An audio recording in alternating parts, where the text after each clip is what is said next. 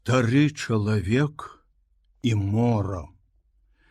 Аповесць Эрнеста Хемінгуэя. Гэта быў стары чалавек, які адзін у лодцы лавіў рыбу у гальфстрыме. Мінула ўжо 84 дні, як ён не выцягнуў аніводнае. Першыя 40 дзён з ім быў хлопчык. Аднак пасля 40 дзён без улову хлопчыкавы бацькі сказалі сыну, што стары чалавек стаўся канчаткова і незваротна няўдачнікам. Это значыць такі, якому ўжо ніколі не пашанцуе. І хлопчык мусіў пайсці ў мора з іншым рыбаком, які злавіў 3 добрыя рыбіны першага ж тыдня. Хлопчыку было балюча бачыць, як стары чалавек штодня прыплываў з пустой лодкай. І ён заўжды спускаўся да мора, каб дапамагчы несці зматаныя шнуры, альбо бусак, гарпун і ветразь, абкручаны вакол мачты. Ветразь быў залатаны. На гэта пайшлі мяхі з-пад мукі. Звінуты. Ветразь выглядаў сцягам вечнай паразы. Стары чалавек быў худы, змардаваны, з глыбокімі маршчынамі на патыліцы. На ягоных шчоках збягалі ўніз карычневыя плямы няшкоднага скурнага захворвання, што ўзнікае ад сонечнага адлюстравання ў трапічным моры. Рукі яго, што цягнулі шнуры з цяжкімі рыбамі, былі прарэзаны глыбокімі шрамамі. Але ніводны з іх не быў свежы. Яны нагадвалі старыя распоквіны у пустыні, якая некалі была морам. Всё ў яго было старое, апроч вачэй, колеру мора, вясёлых і непераможных. «Сантьяга», — сказаў яму хлопчык, калі яны, уцягнуўшы лодку, караскаліся на бераг. «Я мог бы пайсці з табой зноў. Мы зарабілі трохі грошай». Стары чалавек навучыў хлопчыка рыбачыць, і хлопчык любіў яго.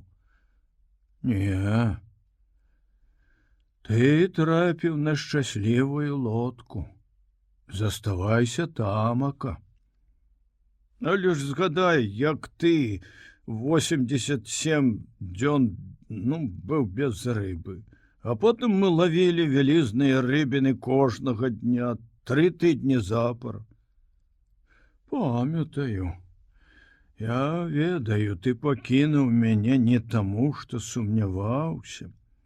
Мой бацька прымусіў мяне пайсці ад цябе. Я ж малы, павінен слухацца яго. Ведаю, гэта зусім нармальна. Ён не надта верыць у тваю ўдачу. Так, але мы не страцілі веры. Ці ж няпраўда? Вядома, я хацеў бы пачаставаць цябе півам на тэрасе, а потым мы ўзялі б ежу дадому. Чаму ж не? Паміж намі, рыбакамі, всё проста. Яны ўселіся на тэрасе, багата хто з рыбакоў пакепліваў са старога чалавека, але ён не злаваўся. А рыбакам сталага веку было сумна бачыць яго, але яны не паказвалі гэтага і ветліва гутарылі пра плыні глыбіні, дзе яны цягнулі за сабой лёскі, пра ўстойлівае добрае надвор'е і пра тое, што яны бачылі.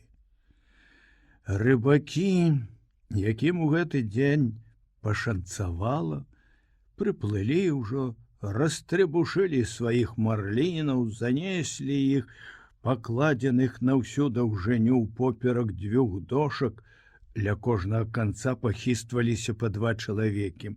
У рыбарню, дзе рыбіны чакалі, пакуль рэфрыжэратары адвязуць іх на рынак у Гавану.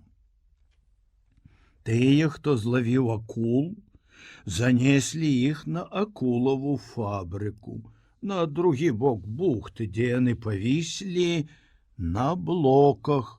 Пасля таго, як з іх дасталі печань, адрэзалі плаўнікі, злупілі шкуры і нарэзалі мяса на доўгія вузкія кавалкі для засолкі.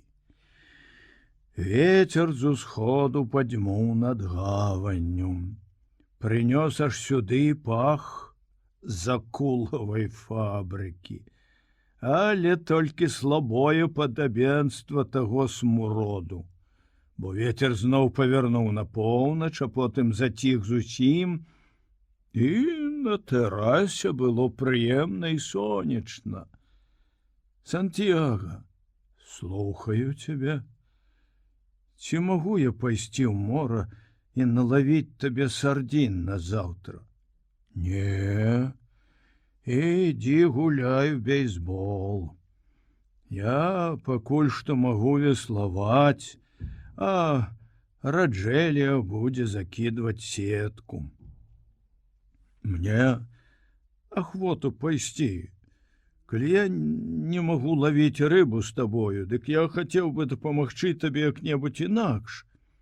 Ты паставіў мне піва? О, ты ўжо мужчына. І колькі гадоў было мне, калі ты ўпершыню ўзяў мяне на лодку? 5. І ты ледзь застаўся жывы, калі я ўцягнуў занадта наравістую рыбу, і тая могла ўшчэнт разбіць лодку. Ці памятаеш ты? Я памятаю, як пляскала і грукала хвастом рыбіна, як трэснула, зламаўшыся лаўка, і стук дубінкі.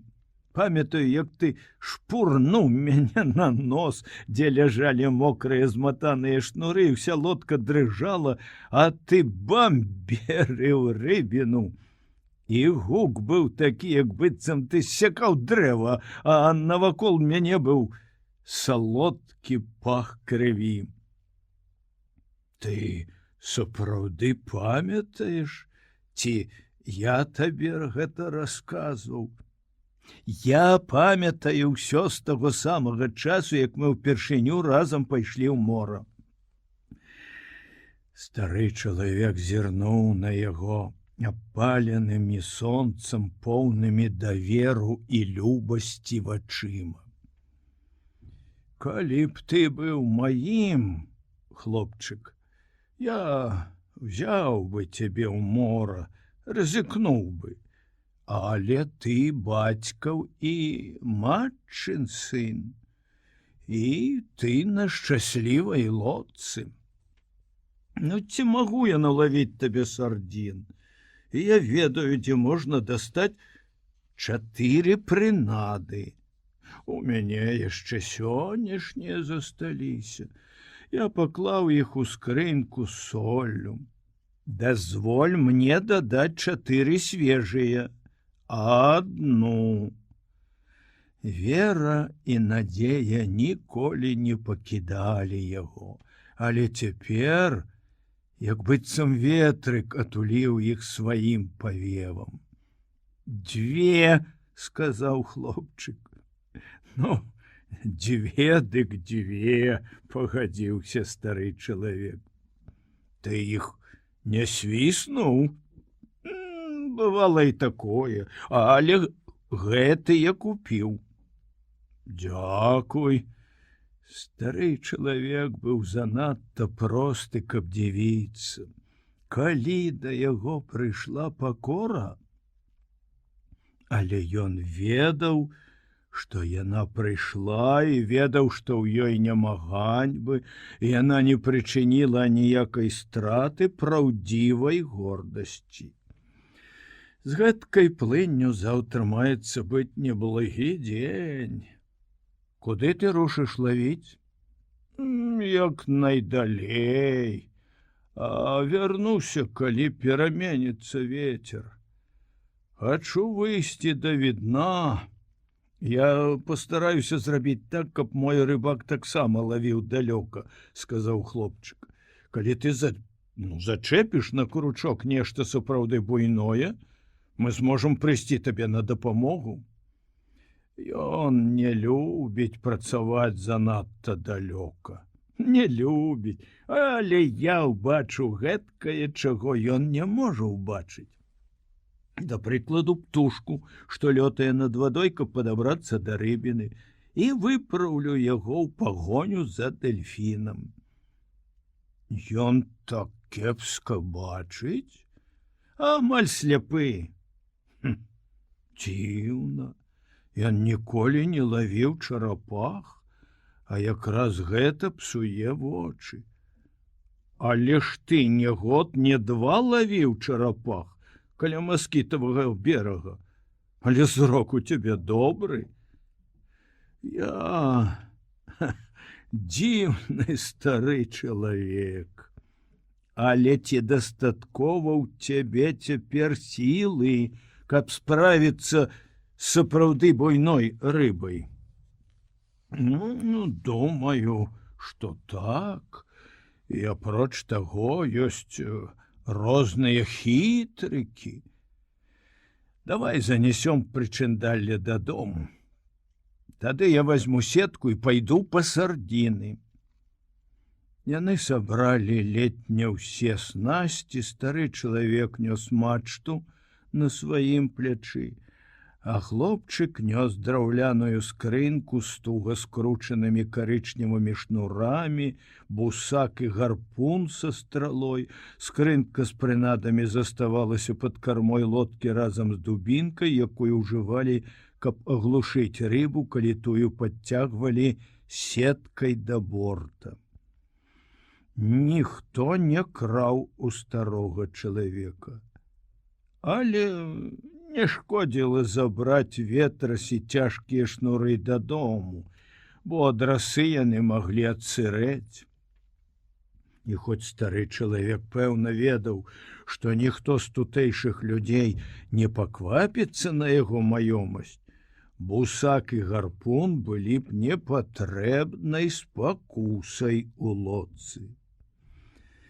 Яны разам узняліся па дарозе да халупы старога чалавека, увайшлі ў яе праз адчыненыя дзверы. Стары чалавек прыставіў мачту разам з абкручаным вакол яе ветразем да сцяны. Хлопчык паклаў скрынку і іншае начынне каля яе. Мачта была ў даўжыню амаль гэткая, як адзін пакой халупы. У халупе, зробленай з моцных прылісткаў каралеўскай пальмы, меліся ложак, стол, адно крэсла і на земляной падлозе месца для гатавання на драўнінным вугалі. На карычневых сценах з разгладжаных лістоў, якія перакрывалі адзін аднаго, вісела каляровая карцінка з найсвяцейшым сэрцам гасподнім, ды яшчэ адна з кабрэнскай маці Божай. Яны засталіся ад ягонай жонкі.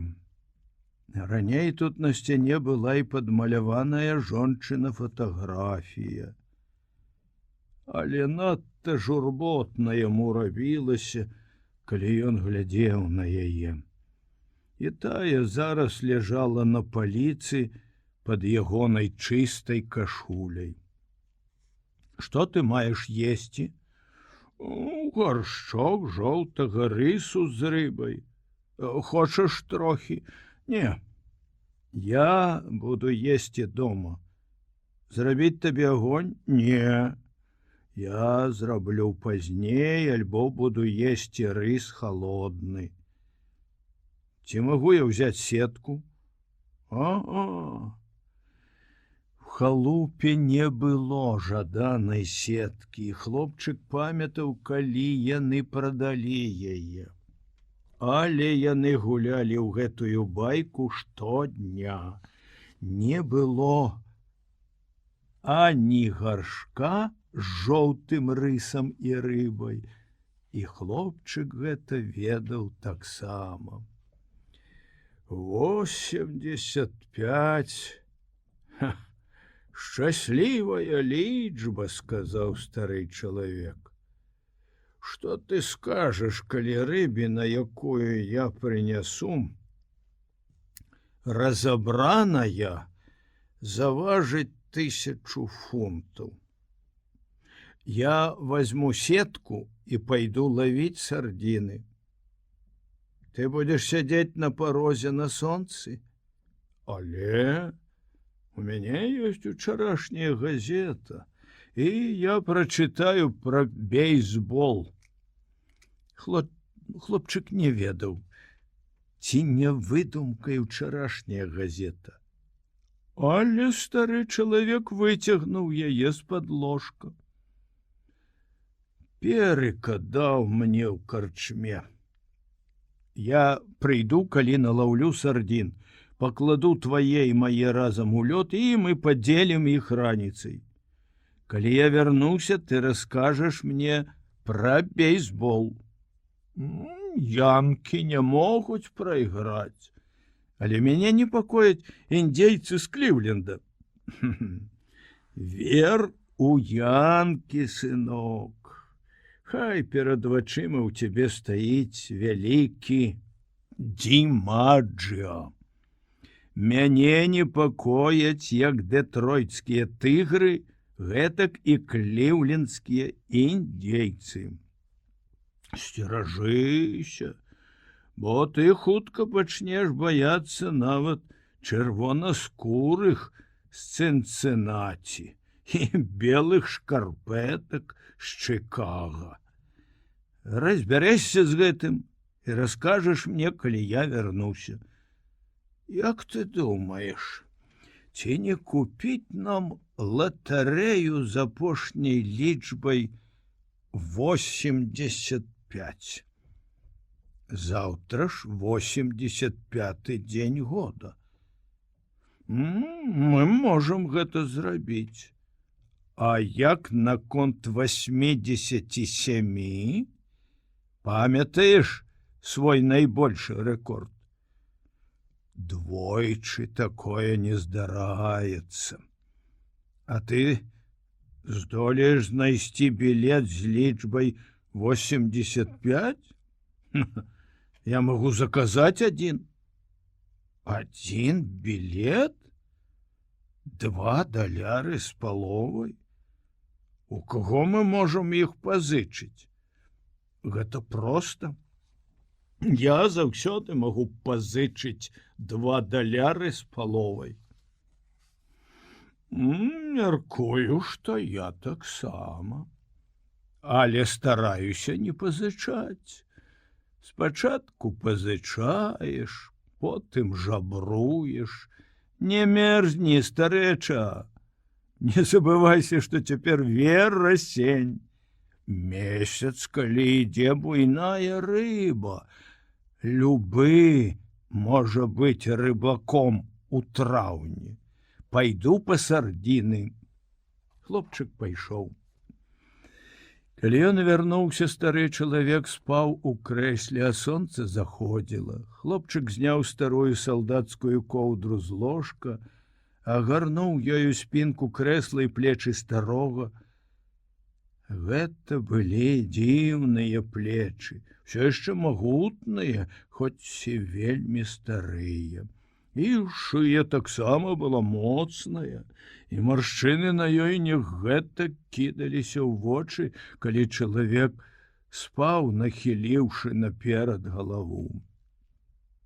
Яго кашуля была латаная, пералатаная гэтулькі разоў, што сталася падобнае на ветразь, і кожная латка выцвела на сонцы па-свойму.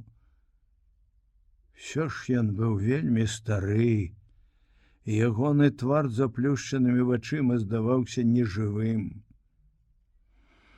Газета ляжала на каленях, цяжар яго рукі трымаў яе, не даючы падхапіць вечароваму ветру. Ён быў босы. Хлопчык пакінуў яго тут, і калі вярнуўся, стары чалавек па-ранейшаму спаў. «Прачніся, старэча!» Хлопчык паклаў руку яму на калена. Стары чалавек расплюшчыў вочы, нейкі момант, як бы вяртаючыся аднекуль здалёку. Нарэшце усміхнуўся. «Што ты прынёс? Вячэру? Будзем зараз вячэраць? Я не надта галодны. Трэба пад'есці, ты не можаш лавіць рыбу, не еўшы».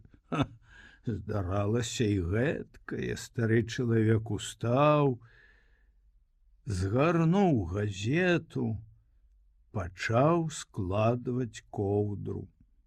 «Накрыйся коўдрай, ты не будзеш лавіць рыбу галодны, пакуль я жыву на свеце». «О, тады жыві доўга і шануйся». «Што мы будзем есці?» «Чорны боб і рыс, печаныя бананы і трохі тушанага мяса». Хлопчык прынёс ежу з тэрасы ў металічнай пасудзіне, што складалася з 2 суткоў. 2 прыборы, нажы, відэльцы і лыжкі ляжалі ў кішэні, кожны загорнуты ў папяровую сурветку. «Хто табе гэта даў?» «Марцін, карчмар». «О, я мушу падзякаваць яму». «Я ўжо падзякаваў яму. Табе няма патрэбы дзякаваць. Я дам яму мяса з ніжняй часткі вялікай рыбіны. Ён дапамагаў нам больш як 1 раз. Думаю, так. Дак я павінен даць яму штосьці болей, як мяса з ніжняй часткі рыбіны. Ён вельмі чула ставіцца да нас. Ён прыслаў піва, табе і мне. Мне больш падабаецца піва ў бляшанках. Ведаю, але гэта ў пляшках. Пляшкі я занясу назад». «Дзякуй табе за клопат. Ці не пара нам есці? Я ж тебе запрашаў. Не хацеў адчыняць суткі, пакуль ты не быў гатовы». «Зараз я гатовы, мне трэба было толькі памыцца».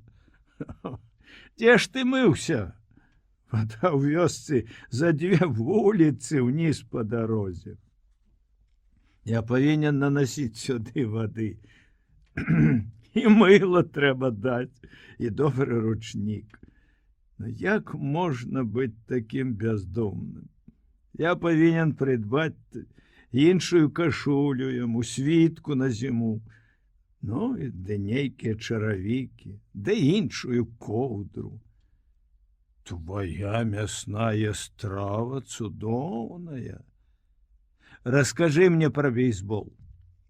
«У амерыканскай лізе перамагаюць янкі, як я і казаў.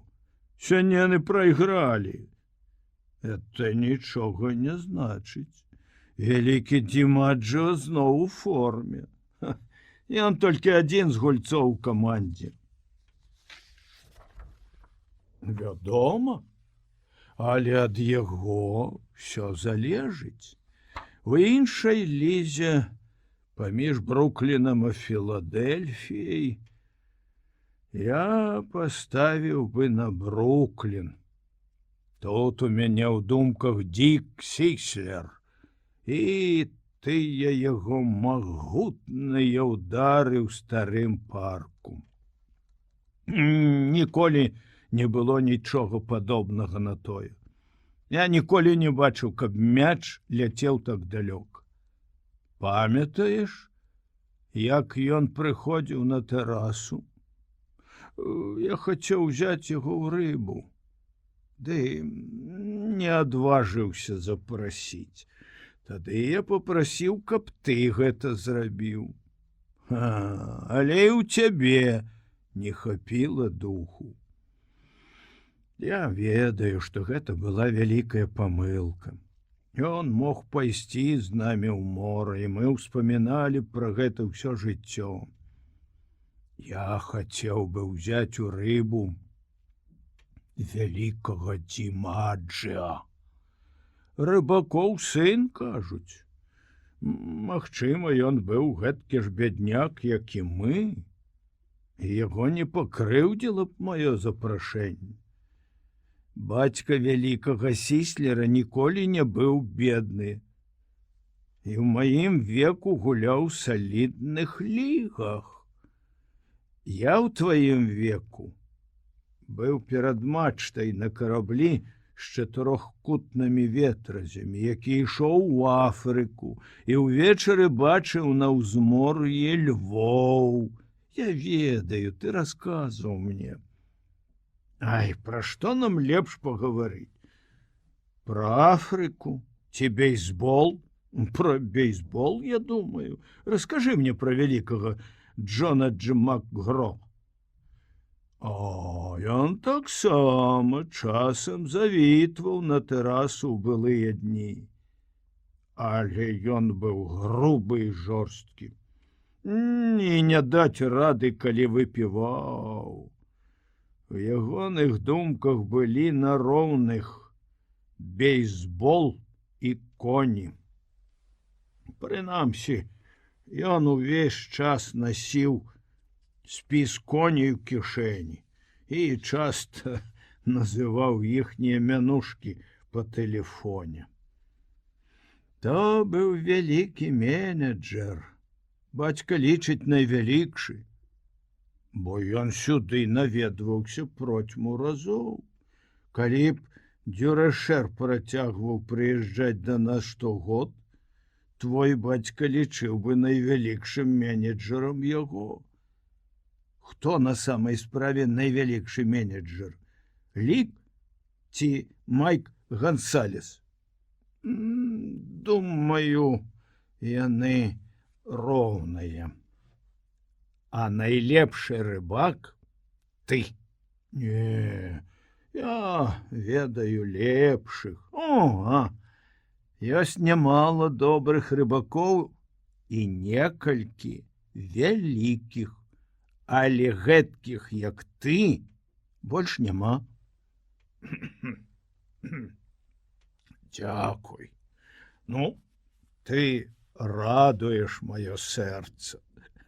Спадзяюся, ў моры не плавае рыбіны, з якой бы мы не справіліся. Нямашака такой рыбіны, калі кажа, што ты гэткі ж дужы, як і раней. Магчыма, я не такі дужы, як мне здаецца, але я ведаю шмат хітрыкаў і не завагаюся. Зараз табе трэба паспаць, каб раніцай чуцца бадзёрым.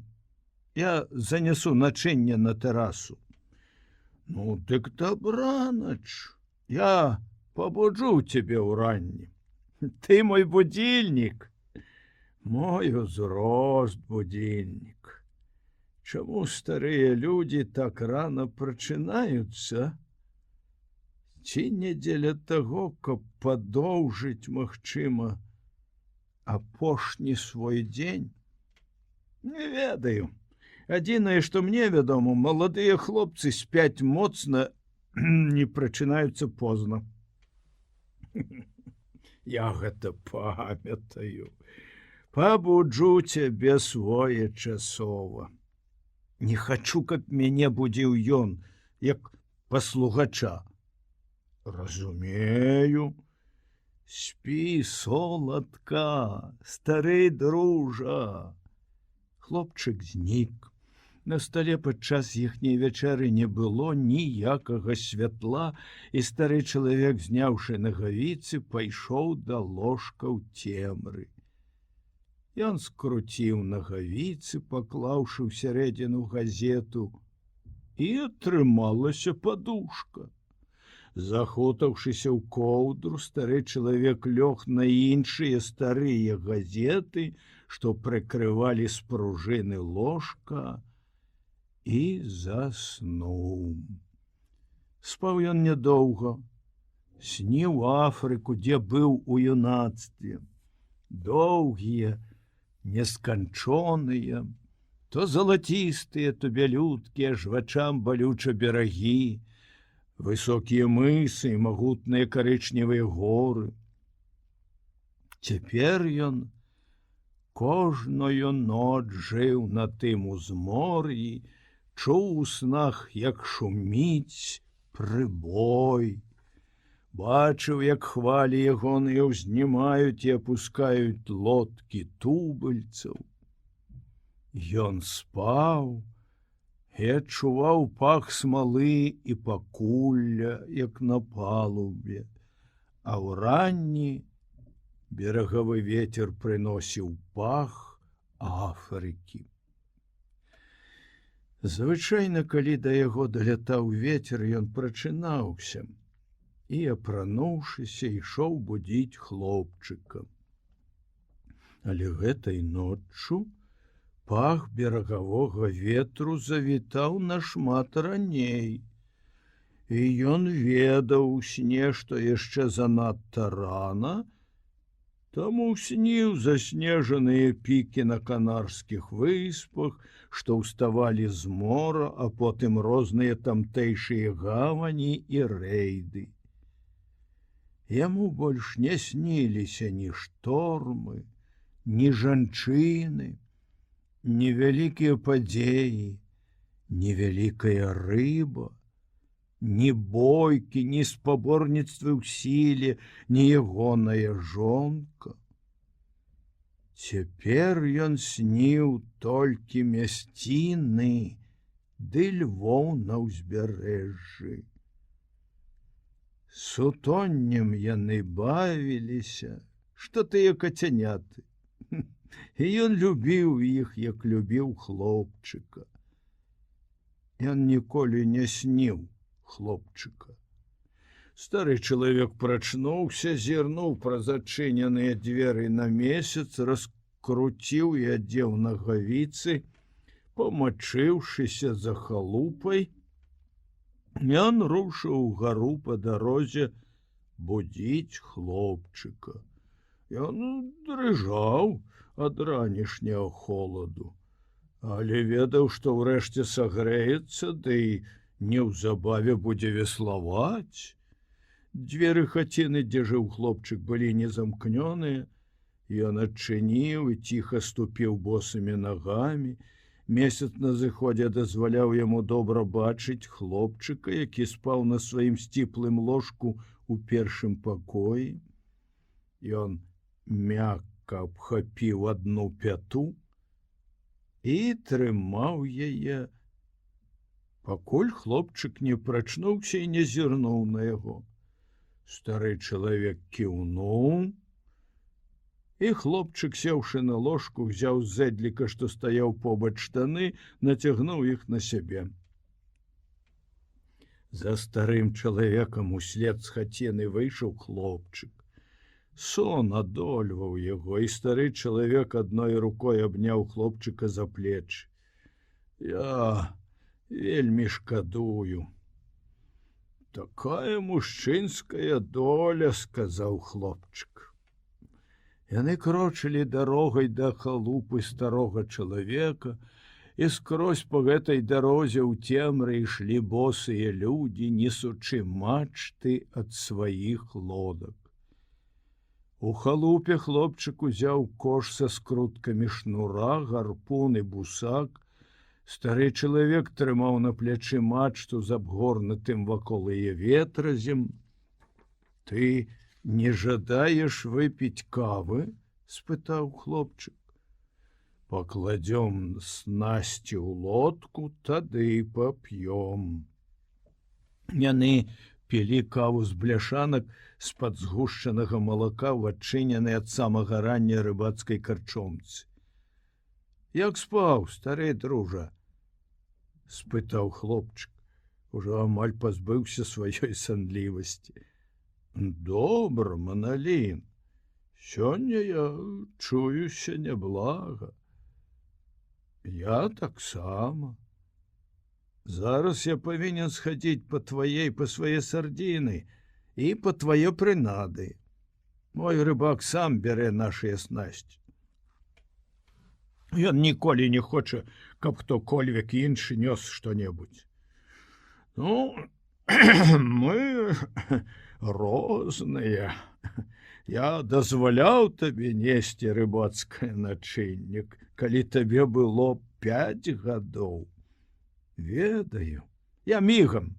Возьми яшчэ одну каву. Тут нам даюць у крэдыт. Ён пайшоў. Босы па каралавых скалах да лядоўні, дзе хавалі прынады. Стары чалавек павольна піў каву. Ён ведаў, што яна яму неабходная. Бо гэта ўсё, што ён мецьме за цэлы дзень. Ужо даўно спажыванне пасілкаў стамляла яго, і ён ніколі не браў з сабою другога сняданку. Бутэлька вады на носе лодкі. Адзінае, у чым ён адчуваў патрэбу на працягу дня. Хлопчык вярнуўся з сардзінамі і 2 прынадамі, загорнутымі ў газету. Яны спусціліся па сцежцы да лодкі, адчуваючы пад падэшвамі пясок з галькай. Прыўзняўшы лодку, яны папхнулі яе, і тая слізганула ў ваду. Поўная карма, стары дружа, поўная карма. Стары чалавек прыладжваў вяровачныя мацаванні вёслаў да ўключын.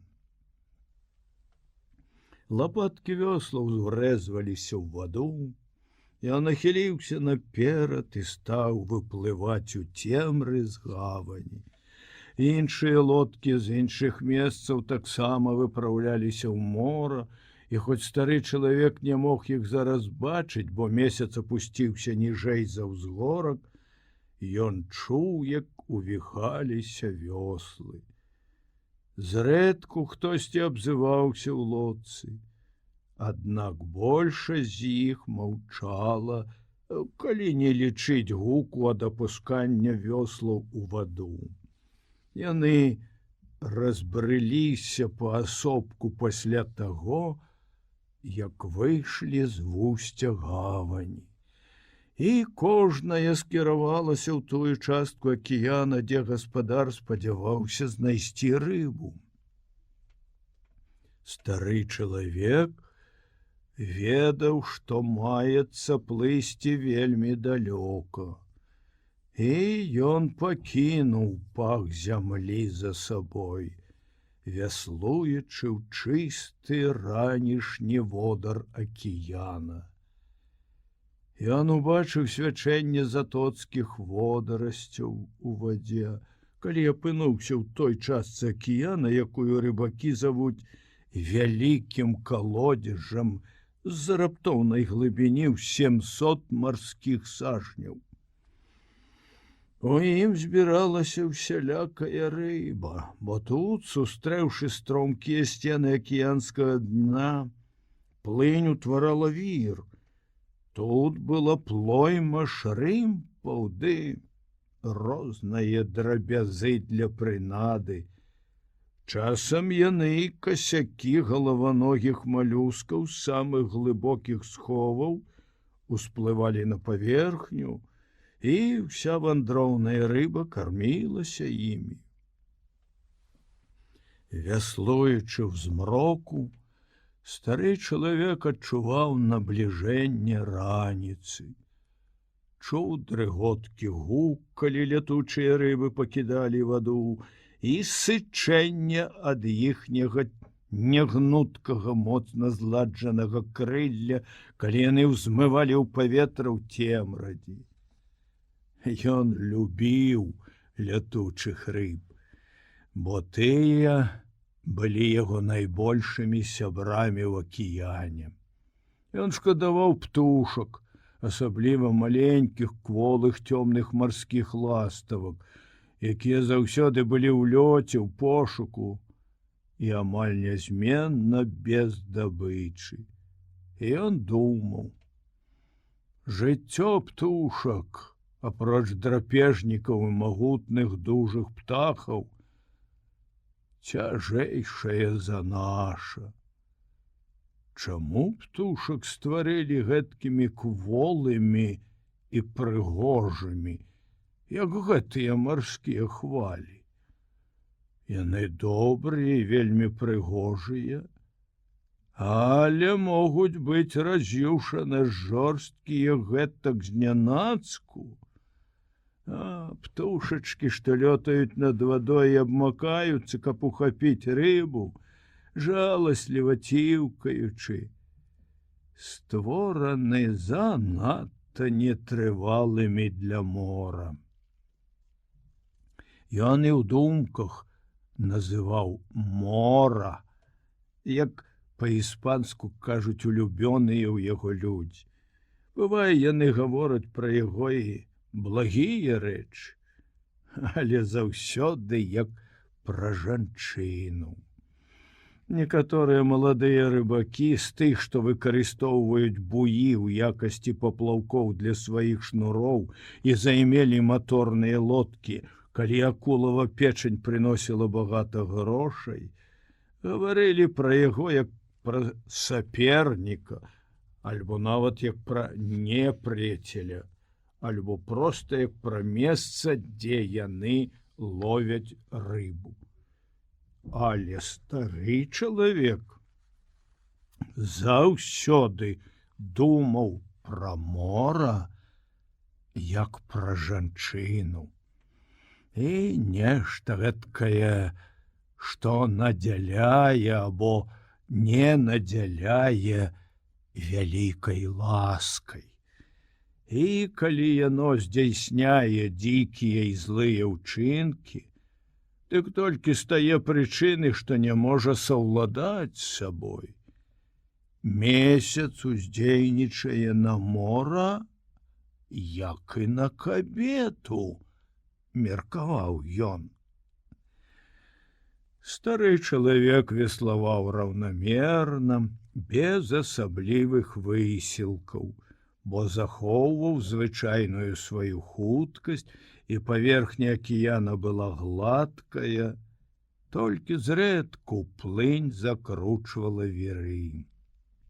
Ён дазваляў плыні рабіць траціну работы і ўбачыў, калі пачало днець, што ён ужо далей, як спадзяваўся быць у гэты час. Я рыбачыў там, дзе глыбока, тыдзень, і не злавіў нічога, думаў ён. Тут ходзяць касякі баніта і альбакораў. Можа, сярод іх ёсць вялікая рыбіна, і сёння мне ўдасца яе здабыць? Яшчэ як след не развіднела, ён ужо закінуў шнуры з прынадамі, плынь несла яго з сабой.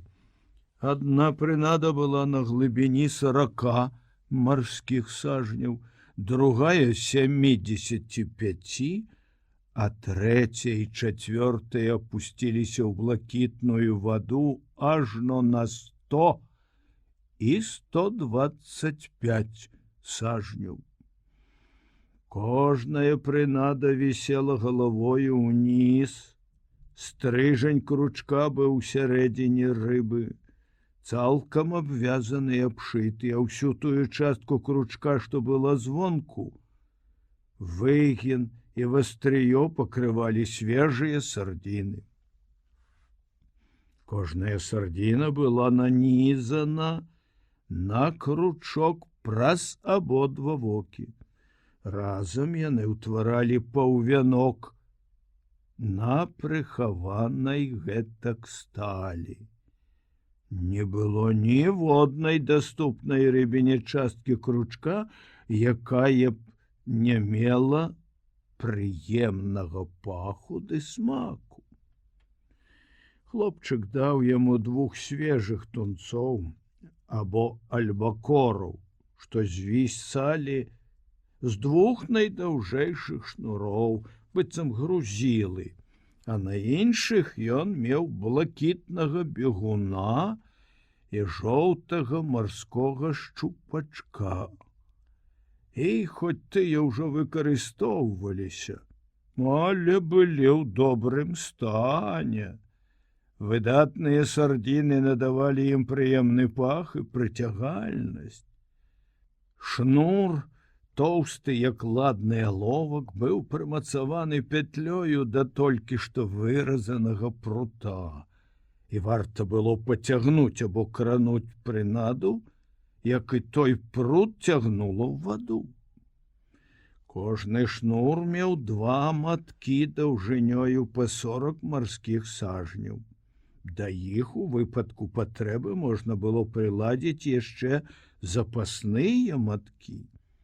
Калі было неабходна, рыба магла павалачы за сабою больш за 300 сажняў шнура.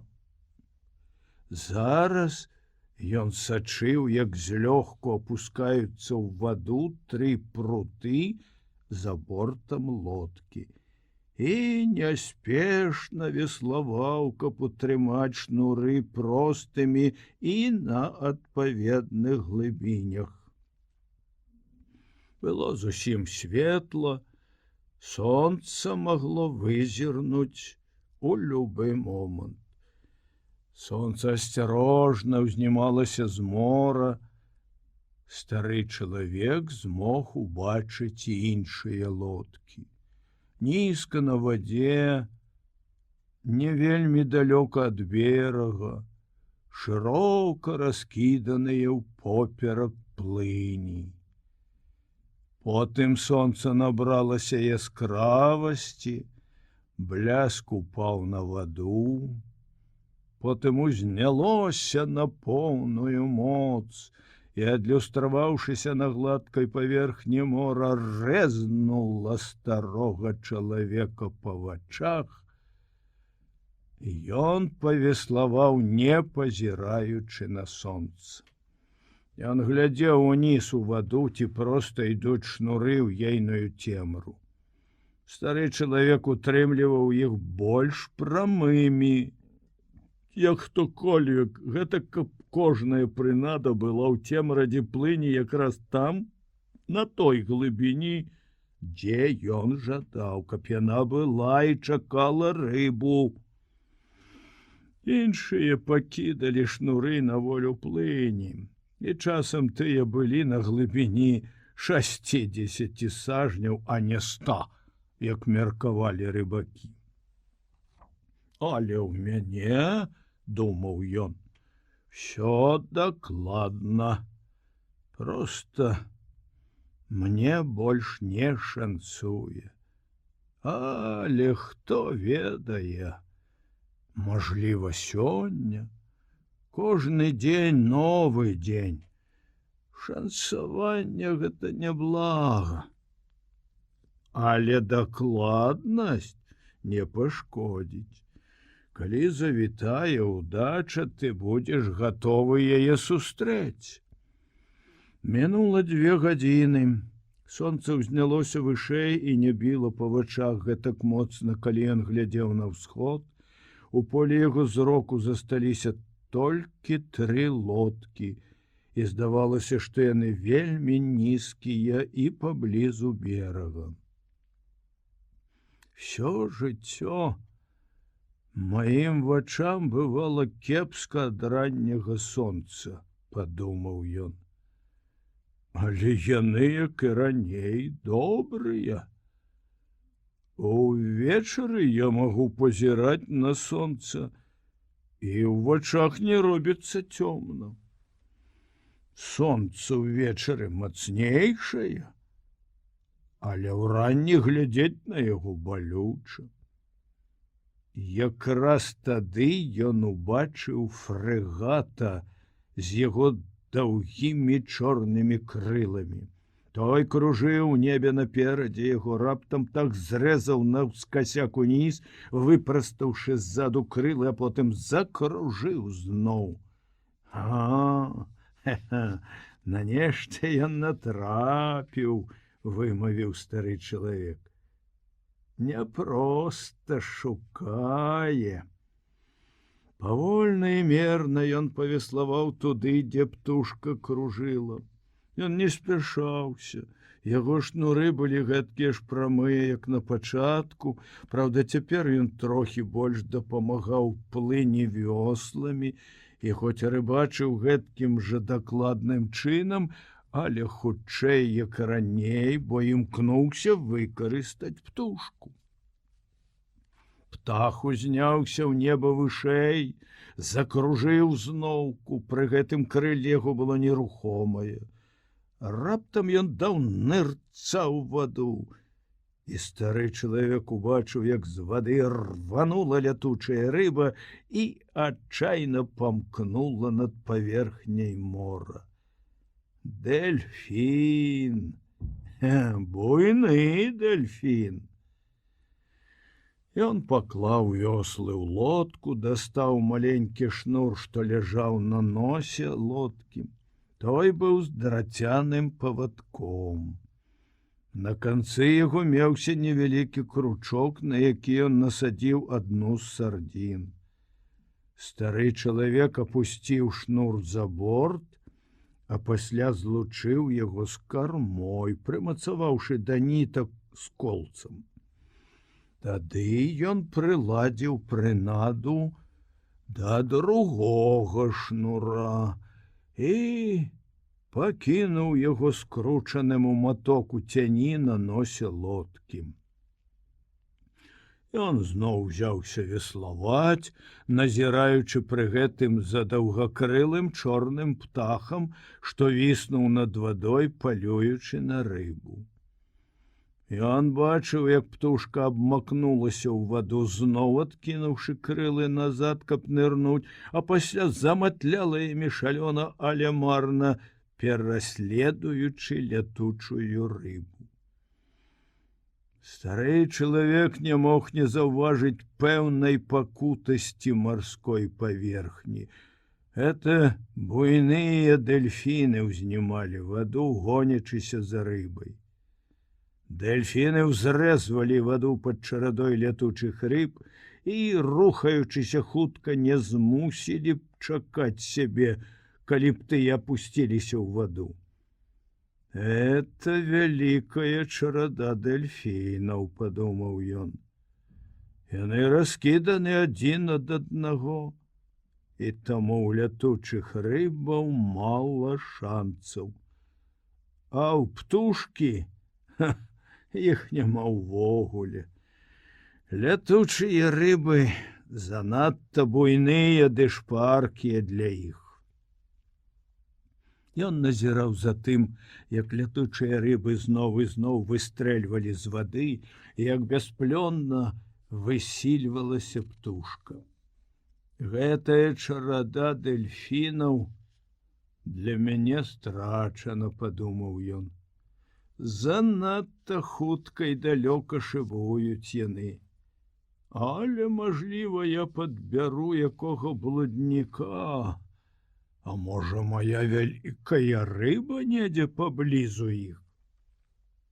Но дзесьці ж павінна быць моя вялікая рыба. Воблакі над зямлёю паўсталі, як горы.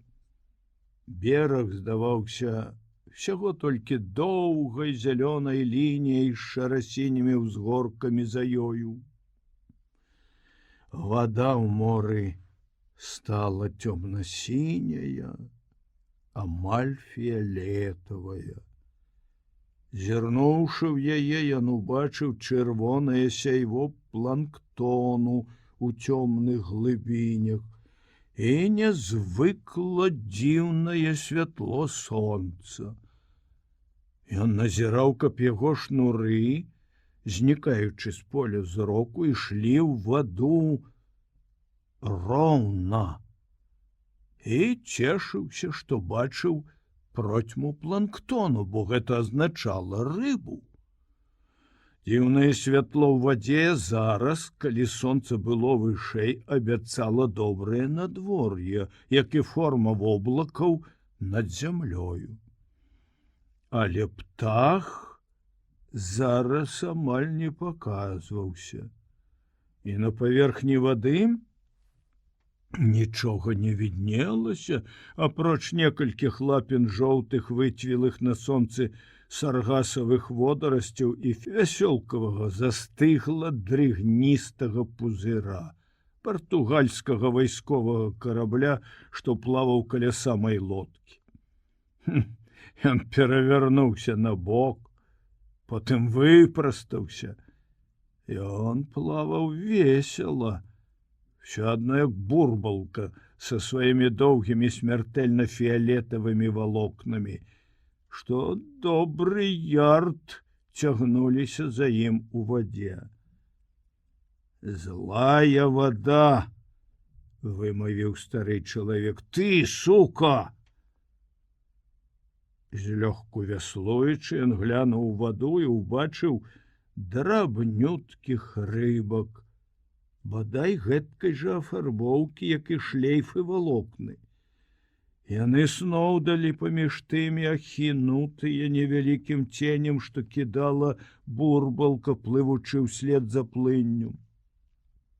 Яны мелі імунітэт да ейнага яду, але ў людзей яго не было, і калі хоць трохі слізкіх фіялетавых валокнаў чаплялася і прыставала да шнура, пакуль стары чалавек важдаўся з рыбінай, на ягоных руках з'явіліся шрамы і раскеліны, все роўна як ён апёкся лісцем ядавітага плюшчу або ядавітага дуба.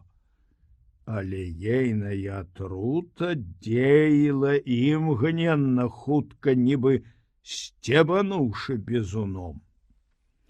Вясёлкавыя бурбалкі былі прыгожыя, але яны самая падманлівая рэч у моры. І стары чалавек любіў глядзець, як вялікія марскія чарапахі спажываюць іх. Угледзеўшы свае ахвяры, чарапахі падбіраліся да іх спераду. Потым заплюшчвалі вочы гэтак, што і яны цалкам хаваліся пад панцыр, ды ўміналі тыя валокны і ўсё астатняе. Стары чалавек ахвотна пазіраў, як чарапахі елі іх. Яшчэ ён любіў хадзіць па ўзбярэжжы пасля шторму і чуць, як тыя з трэскам пукаюцца, калі ён ступае на іх сваімі цвёрдымі грубымі пятамі. Ён любіў зялёных чарапах і ястрабіныя дзюбы, за іх элегантнасць і спрыт. І за тое, што яны былі вельмі каштоўныя, а з лагоднай пагардай ставіўся да вялізных тупых калодагаловых у жоўтых латах, з іхнімі дзівацкімі любошчамі, шчасліва задаволеных, калі яны, заплюшчыўшы вочы, цярэбяць партугальскія караблі. Чарапахі не выклікалі ў яго містычных пачуццяў.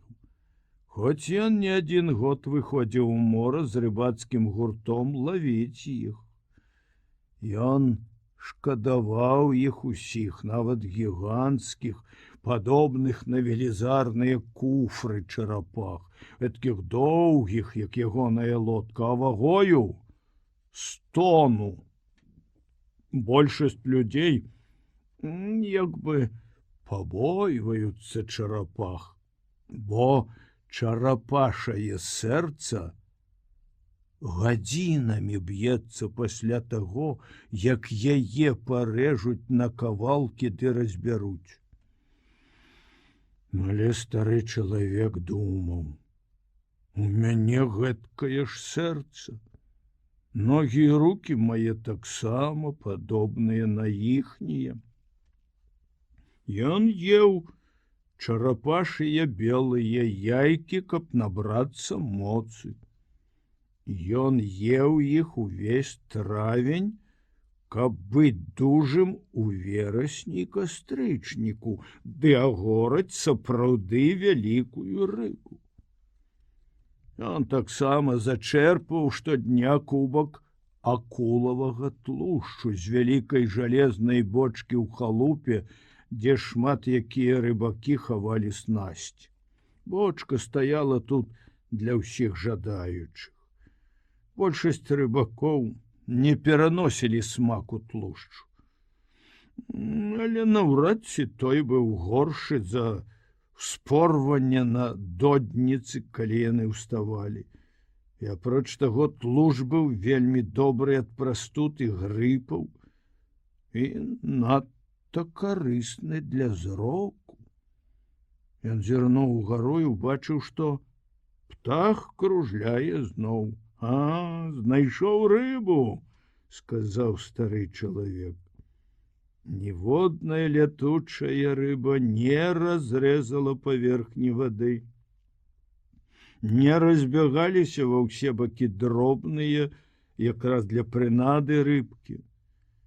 Але пакуль стары чалавек назіраў, невялікі тунец узняўся ў паветра, перавярнуўся і упаў галавой уніз у ваду. Тунец, бліснуўшы срэбрам на сонцы, упаў у мора, але за ім узняўся яшчэ адзін і яшчэ, і яны мільгалі скрозь, узбоўтваючы ваду і доўгімі скачкамі праследуючы дробную рыбу. Яны кружылі над ёю і гналі яе. Калі б яны не шыбалі гэтак хутка, я іх не ўпусціў бы, думаў стары чалавек, назіраючы, як чарада запеньвае ваду, а птушка падае каменем уніз, акунаючыся і хапаючы дробную рыбу, што выплыла ў паніцы на паверхню. Птах добры памочнік, сказаў стары чалавек. Якраз тады шнур, што быў злучаны пятлёю з колцам ніта ў карме, напяўся над яго нагой, якою ён прыціскаў пятлю. Ён выпусціў вёслы, моцна ўзяўшыся за шнур і адчуўшы вагу невялікага тунца, што тузаўся ды торгаўся, стаў выбіраць той у лодку. Рыба торгалася з усё большай зацятасцю, калі ён выцягваў шнур, і стары чалавек мог бачыць у вадзе блакітную спіну тунца і золата бакоў. Перш як ён рыўком падцягнуў яго да борта і шпурнуў лодку. Тунец ляжаў на карме на сонцы тугі, ды нашчадна зграбны, як адлітая куля, вырачыўшы вялікія неразумныя вочы, выбіваючы сябе жыццё хуткімі дрыготкімі ударамі аб лодку акуратнага гожага хваста бліскаўкі. Стукнуўшы яго па галаве палкай, каб не мучыўся, стары чалавек нагою пхнуў тунца, што ўсё яшчэ ўздрыгваў у цень пад карму. Альбакор, з яго будзе цудоўная прынада. Заважыць 10 фунтаў. Стары чалавек не памятаў, калі ўпершыню пачаў думаць у голас, як бы сам насам з сабою. Ён спяваў на адзіноце, а часам напяваў уночы, у самоце несучы вахту на смэках або на чарапашых лодках. Відаць, ён пачаў размаўляць услых адзін, калі хлопчык пайшоў ад яго. Дакладна ён не памятаў. Ловячы рыбу разам, яны перамаўляліся з хлопчыкам звычайна толькі наконт самага неабходнага. Гутары ж яны уночы, альбо калі дрэннае надвор'е затрымлівала іх на беразе. Уважалася за вартасць не размаўляць у моры без патрэбы. І стары чалавек заўжды шанаваў гэты закон. Але зараз ён выказваў свае думкі ў голас шмат разоў, бо не было побач ніводнай жывое душы, каб яны маглі каго раздражняць. Калі б хто пачуў, як я вось так гучна размаўляю, залічыў бы мяне ў вар'яты, вымавіў ён услых. Але ж я не вар'ят, і таму гэта мяне зусім не турбуе. І апрача таго, багацейшыя маюць радыёпрыёмнікі, якія гутараць з імі ў іхніх лодках і расказваюць ім пра бейсбол. Цяпер не час займаць галаву бейсболам, падумаў ён. Цяпер трэба рупіцца пра адну адзіную рэч, тую, дзеля якой я нарадзіўся. Магчыма, акурат паблізу гэтай чарады ёсць вялікая рыбіна. Я падабраў усяго толькі блудніка, што адбіўся ад альбакораў, якія тут кормяцца. Але яны, жывячыся, рухаюцца далёка і хутка. Усё, што паказваецца сёння на паверхні, шыбуе вельмі хутка і на паўночны ўсход. Можа, зараз гэткая пара дня? А магчыма, гэта нейкая прыкмета, звязаная з надвор'ем, якой я не ведаю. Ён не мог цяпер бачыць зеляніны берага, адно толькі вяршыні блакітных узгоркаў, што выглядалі цяпер белымі, як быццам былі пакрыты снегам, ды аблокі, нібы высокія снежныя горы над імі. Мора было вельмі цёмнае. Сонечнае праменне праламлялася ў вадзе, як у прызме. Мірыяды плямак планктону былі раптоўна знішчаны высокім сонцам, і толькі вялізныя глыбокія прызмы в сіняй вадзе бачыў стары чалавек, пільнуючы шнуры, што безаганна роўна ішлі ў ваду глыбінёю ў мілю. Тунцы, рыбакі ўсіх гэтых рыб звалі тунцамі, і толькі тады прыгадвалі іхнія назовы, калі даходзіла да продажу, або калі абменьвалі тых на прынады, зноў сышлі ў глыбіню. Сонца было гарачае. Старому чалавеку моцна грэла ў патыліцу, і той адчуваў, веслуючы, што па спіне ў яго сочыцца пот. Я мог бы проста дазволіць плыні несці мяне, падумаў ён, ды спаць, накінуўшы петлю шнура на палец нагі, каб пабудзіцца. Але сёння мінае 85 дзён. І я павінен рыбачыць кожны дзень як след.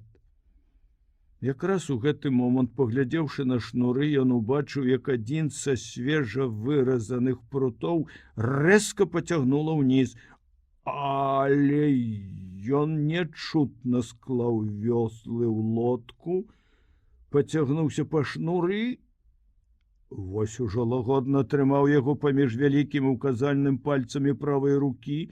Ён не адчуваў ні напругі, ні вагі, трымаў шнур без высілку, потым рыба пацягнула зноў. Цяпер торганне было як бы пробнае, не моцнае і не цяжкое. Ён ведаў дакладна, што гэта. На глыбіні 100 сажняў марлін церабіў сардзіны, што пакрывалі вастрыё і стрыжань кручка там, дзе кручок ручной коўкі вытыркаўся з галавы малога тунца. Стары чалавек, далікатна трымаючы шнур, мякка левай рукой адвязаў яго ад прута. Зараз ён мог дазволіць яму бегчы паміж пальцаў гэтак, што рыба не адчувала ніякай напругі. Так далёка ад берага ён павінен быць вялізны ў гэтым месяцы, падумаў стары чалавек. Еш іх, рыба, еш іх. Ну, прашу цябе, еш іх, якія свяжуткія яны. А ты там унізе на глыбіні 600 футаў у гэтай халоднай вадзе ў цемрадзі. Ну, павярніся яшчэ раз у гэтай цемрадзі. Ну, ды зноў за іх бярыся. Ён адчуў лёгкае асцярожнае тузанне, а пасля мацнейшае. Это калі патрэбны быў пэўны высілак, каб сарваць галаву сардзіны з кручка. Потым не было нічога. Давай, давай, услых, сказаў стары чалавек, павярніся яшчэ раз, толькі панюхай іх. Ну, правда, цудоўныя? Паеш іх напоўніцу зараз, а тады возьмемся за тунца. Цвёрды, холодны, прыемны на смак. Будь мілейшая, рыба, еш іх. Ён чакаў са шнуром паміж вялікім і указальным пальцамі, назіраючы за ім, а таксама адначасна і за іншымі шнурамі, бо рыба магла шуснуць угару або ўніз. Потым паўтарылася тое асцярожнае тузанне. Ён возьме яго, уголас вымавіў стары. Божа, дапаможы яму ўзяць яго. Але ён не ўзяў. Ён знік. Стары чалавек не адчуў больш анічога. Ён не мог пайсці. Ён паварочваецца. Магчыма, ён ужо трапляў на кручок і штосьці памятае пра гэта. Раптам ён адчуў лагодны дотык да шнура і моцна ўсцешыўся. Ён проста паварочваўся, ён возьме яго. Стары чалавек узрадаваўся, адчуўшы мяккае тузанне, а пасля штосьці моцнае і неверагодна цяжкае. Гэта быў цяжар рыбы. І ён усё вызваляў і вызваляў шнур, адмотваючы першы з рэзервовых скруткаў. Той спаўзаў уніз, лёгка слізгаў паміж пальцамі старого чалавека, і ён услед адчуваў, які ў рыбы вялізны цяжар, хоць ледзь прытрымліваў шнур вялікімі указальным пальцамі. Вось дык рыбіна схапіла тунца, кручок якраз збоку ў ейным роце, ты імкнецца з гэтым уцячы. Але марлін павернецца і праглыне тунца, падумаў ён. Ён не вымавіў гэтага, бо ведаў, што калі скажаш пра нешта добрае, яно можа не здарыцца. Ён разумеў, якая гэта вялізная рыбіна, і нібыта бачыў, як яна імкне ў цемры з тунцом упоперак рота. У гэты міг ён адзначыў, што марлін спыніўся, але, як і раней, стары чалавек адчуваў ягоную вагу. Пасля цяжар павялічыўся, і ён папусціў шнур. На нейкі момант ён мацней сціснуў яго вялікімі указальным пальцамі, і цяжар яшчэ пабольшаў, ды пацягнуў шнур уніз. Ён узяў тунца. Цяпер я дам яму як след наесціся. Шнур, выслабаняючыся, слізгаў паміж ягонымі пальцамі, а тым часам ён, працягнуўшы ўніз левую руку, прымацаваў вольны канец двух запасных маткоў да пятлі пары маткоў наступнага шнура. Зараз ён быў гатовы, ён меў у запасе 3 маткі шнура па 40 сажняў даўжынёю, апроч таго, які ён выкарыстоўваў. «З'еш трохі больш», — сказаў ён, — «ну паеш напоўніцу, паеш гэта, каб вастрыёкрышка трапіла табе ў сэрца і забіла цябе. Ну, усплыві добранька на паверхню, каб я ўсадзіў цябе гарпун. А, ты гатовы? Ты дастаткова доўга быў ля стала. Пора!» — вымавіў ён, ды моцна тузануўшы абедзвюма рукамі за шнур, падоўжыў яго на ярд, а тады падсякаў яшчэ і яшчэ раз, тузаючы шнур напераменку кожнай рукой з усёй сілаю рук і цела з ягонай вагою. Нічога не адбылося. Рыба павольна плыла сабе, і стары чалавек ні на цалю не мог яе ўзняць. Ён цягнуў цераз плечы моцны, прызначаны для цяжкой рыбіны шнур, ажно той напяўся гэтак, што пацеркі вады адскоквалі ад яго. Потым шнур стаў паціху, як бы сычэць у вадзе, а ён па-ранейшаму трымаў яго, упіраючыся ў лаўку, не нахіляючыся назад. Лодка пачала паволі ісці ў кірунку паўночнага захаду. Рыба плыла далей, як і дагэтуль. Ён плыў разам з ёю па ціхай вадзе. Іншыя прынады былі па-ранейшаму ў вадзе, але ён не мог нічога зрабіць. «Як шкада, што са мной няма хлопчыка!» — услых сказаў стары чалавек. «Рыба цягне мяне на буксіры, і я ж як той бітэнг, можна было прывязаць шнур да лодкі, але ж марлін мог бы парваць яго. Я з усіх сіл мушу утрымліваць рыбіну і адпускаць шнур, калі гэта неабходна. Дзякуй Богу, што ён вандруе, а не шукае схову на глыбіні. Што я буду рабіць, калі ён усё ж надумае рушыць углыб? Ой, я не ведаю, што я буду рабіць, калі ён дасць нырца ды спусціць дух. Але ж зраблю нешта. Ёсць мноства рэчаў, якія я магу зрабіць. Ён трымаў шнур, што аблягаў плечы, і сачыў за яго нахілам у вадзе і за лодкай. Тая спакойна плыла на паўночны захад. Гэта заб'е яго, думаў стары чалавек. Ён не зможа плысці гэтак заўжды.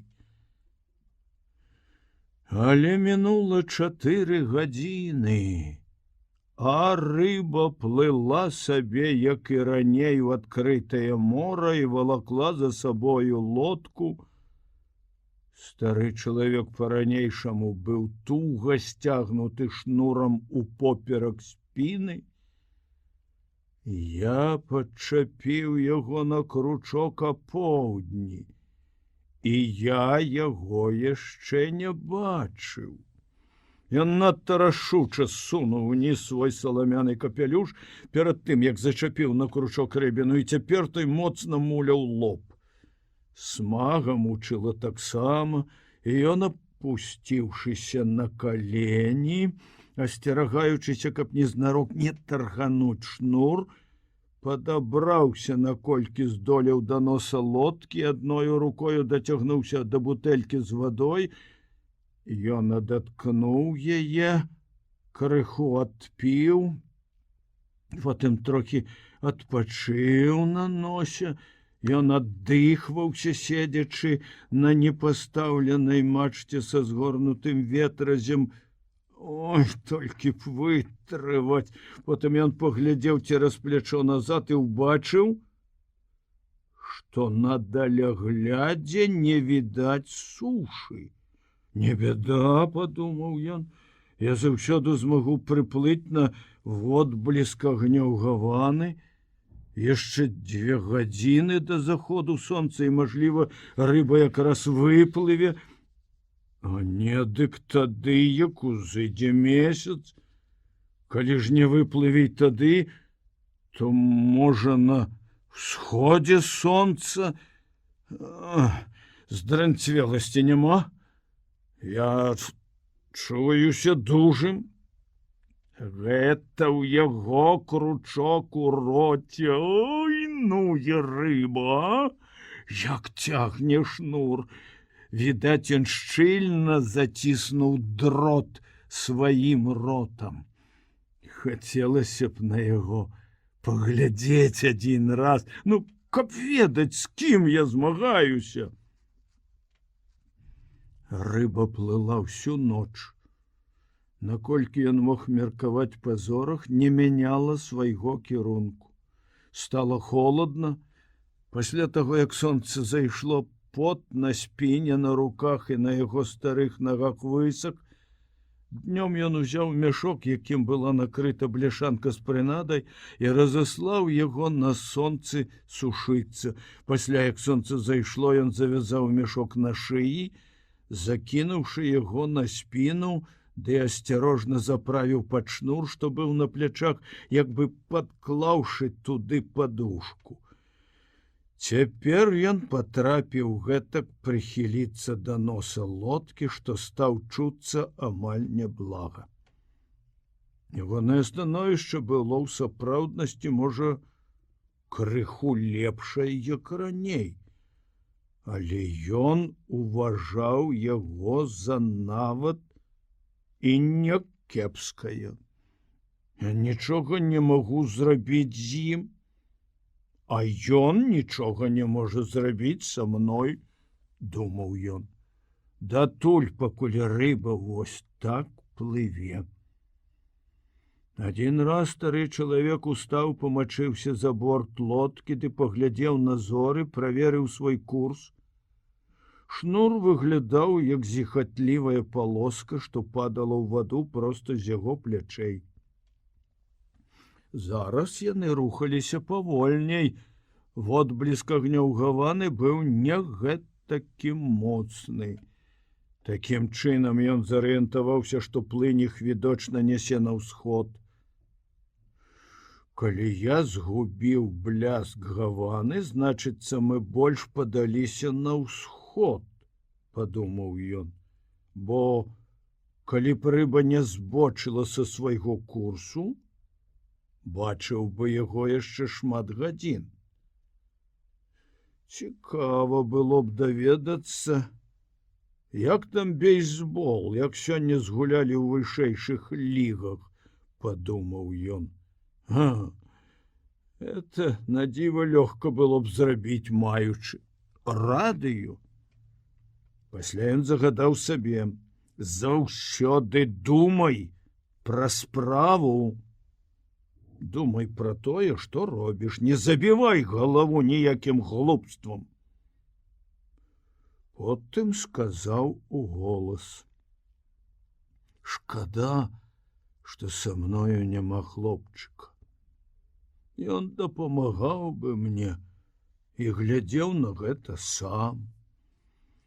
Ніхто не павінен быць адзін у старым веку. Але гэта непазбежна.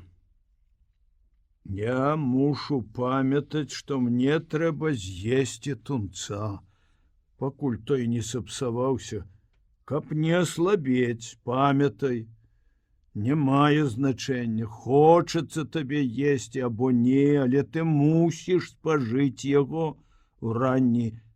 Памятай, сказаў ён сабе ў голас. Уночы дзве марскія свінні падплылі да лодкі. Яму было чутно, як яны круціліся і пыхкалі. Ён мог адрозніць шумнае сапенне самца ад падобнага на ўздыхі пыхання самкі. Это добрыя істоты. Яны гуляюць і жартуюць, займаюцца любошчамі. Яны нашыя браты, як лятучыя рыбы. Потым ён стаў шкадаваць вялікую рыбу, што зачапілася на кручок. Цудоўны дзіўны марлін. І хто ведае, колькі яму гадоў, думаў ён. Ніколі не траплялася мне такая дужая рыбіна, і ніводная не паводзіла сябе гэткім дзіўным чынам. Магчыма, ён занадта мудры, каб скакаць. Ён бы, мог бы знішчыць мяне скокамі, або калі б уцякаў, як шалёны. Але, магчыма, ён трапляў на кручок шмат разоў да гэтага і ведае, што яму трэба змагацца якраз так. Ён не падазрае, што супраць яго ўсяго адзін чалавек, ды і той стары. Але якая вялізная рыбіна, і колькі грошай дадуць за яе на рынку, калі мяса добрае. Ён схапіў прынаду, як хапае самец. Ён цягне шнур, як самец. І ў ягоным змаганні няма ні знаку панікі. Ай, хацеў бы я ведаць, ёсць у яго нейкія планы? Ці ён у такой жа роспачы, што і я? Ён памятаў, як аднойчы зачапіў на кручок аднаго з пары марлінаў. Рыба-самец заўсёды дазваляе самцы жывіцца першай. І самка, ахопленая панікай, ушчала дзікае адчайнае змаганне, якое хутка знясіліла яе. І ўвесь час самец заставаўся з ёю, перасякаючы ў лёце шнур і кружачы з ёю на паверхні. Марлін быў гэтак блізка, што стары чалавек непакоіўся, каб той не перарэзаў шнур хвастом, вострым, як каса, і амаль гэткага памеру і формы.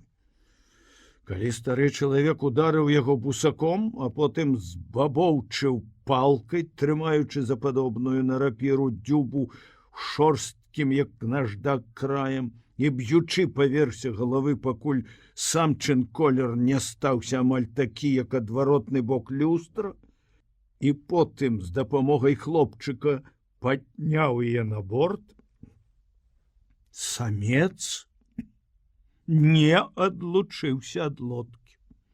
Пасля, у той час, як стары чалавек разблытваў шнуры і рыхтаваў гарпун, самец высока скочыў у паветра побач з лодкай, каб убачыць сваю сяброўку.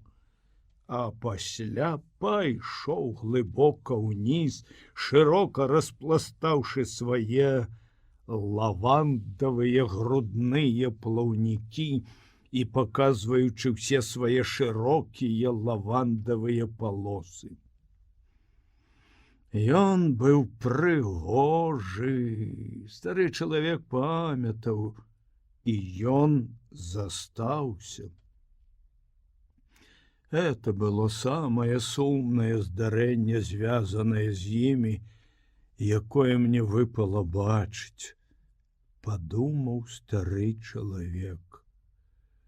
Хлопчык таксама быў засмучаны. І мы папрасілі ў яе прабачэння, ды і хуценька разабралі. Шкада, што тут няма хлопчыка, сказаў ён уголас, прыхіліўшыся да закругленых дошак носа лодкі, і адчуў напругу шнура на плячах, моц вялізнай рыбіны, што кіравала той пуцявінай, якую выбрала. Аднаго разу, дзякуючы маёй падступнасці, яму было неабходна зрабіць выбар, падумаў стары чалавек. Яму належала б заставацца ў глыбокіх цёмных водах, недаступным для ўсіх пастак, сілкоў, падманаў. А што да мяне, то я мусіў дабрацца сюды і адшукаць яго, і ў гэтым пераўзысці ўсіх людзей на зямлі. Цяпер мы злучаныя разам, былі такія ўжо ад паўдня, і я ніхто не здольны дапамагчы ніводнаму з нас. Мажліва, не варта было мне ісці ў рыбакі, падумаў ён. Але дзеля гэтага я нарадзіўся. Я абавязкова павінен з'есці тунца, калі развіднее. Незадоўга да світанку штосьці схапіла адну з прынад, што былі ззаду за ім. Ён пачуў, як трэснуў зламаўшыся прут, і шнур пачаў выслізваць цераз планшыр лодкі. У цемрадзе ён выслабаніў нож з похвы і, прымаючы ўсю напругу на левае плячо, нахіліўся назад ды перарэзаў шнур на планшыры. Тады ён перацяў шнур, што быў найбліжэй да яго, і ў цемры звязаў вольныя канцы запасных маткоў.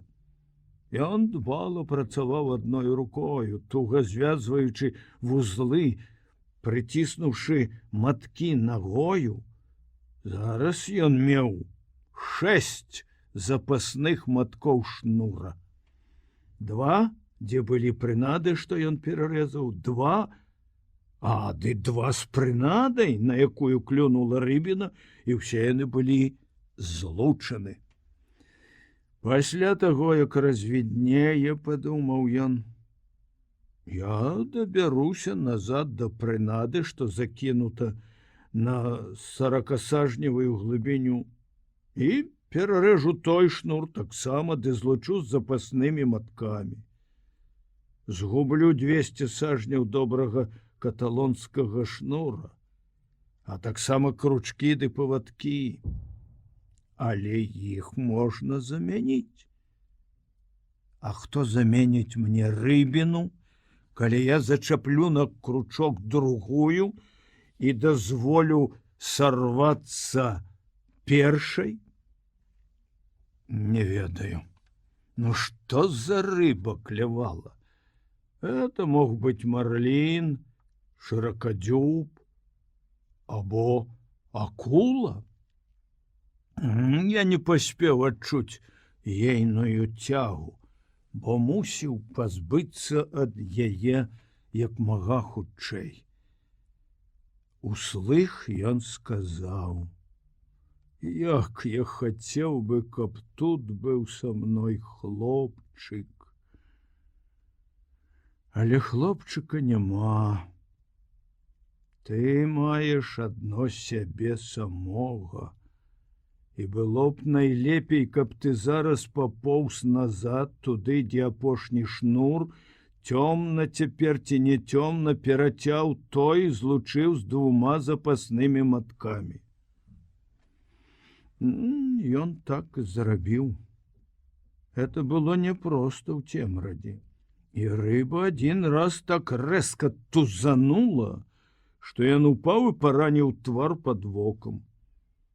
Струменчык крыві падцёк быў па шчацэ, але згаснуў, засох, не дайшоў да падбародка, і стары чалавек дабраўся назад на нос лодкі і адпачыў там, прысланіўшыся да борта.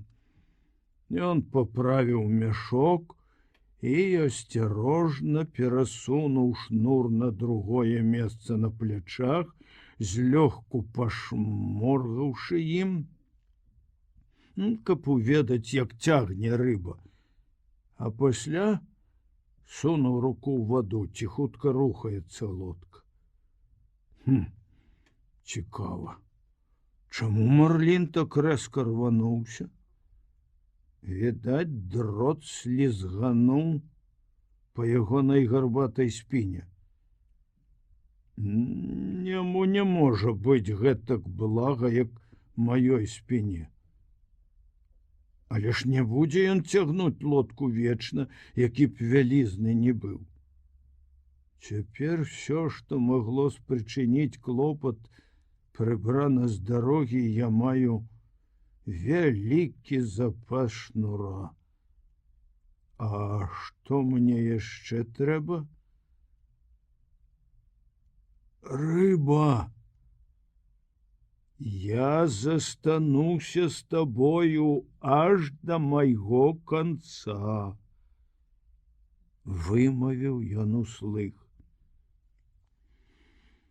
І марлін застанецца са мною, падумаў ён, чакаючы, калі ж развіднее. Было холодна цяпер перад світаннем, і стары чалавек шчыльней прыціснуўся да борта, каб неяк сагрэцца. Я здольны трываць не менш часу за яго, падумаў ён. І калі крыху заднелася, ён убачыў, як туга напяты шнур ідзе ў ваду. Лодка плыла сабе далей, а першы краёчак сонца упаў на правае плячо старога чалавека. Ён кіруе на поўнач. Плынь добра занесла нас на ўсход. Хацеў бы я, каб ён павярнуў ды плыў разам з плынню. Гэта паказала б, што ён стаміўся. Калі ж сонца ўзялося вышэй, стары чалавек без сумневу бачыў, што марлін не быў стамлёны. Ён угледзеў толькі адзін добры знак. Нахіл шнура сведчыў, што марлін плыў на меншай глыбіні. Это не азначало, пэўна, што ён вынырне, пакажацца з вады. Але мог. Божа, хай бы ён паказаўся, сказаў стары чалавек. У мяне даволі шнура, каб управіцца з ім. Мажліва, калі я трошки пацягну шнур, яму будзе балюча. Ён вынырне.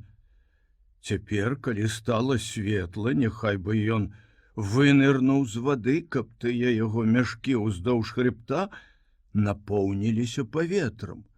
бо тады ён не зможа падацца ў глыб мора, канаць.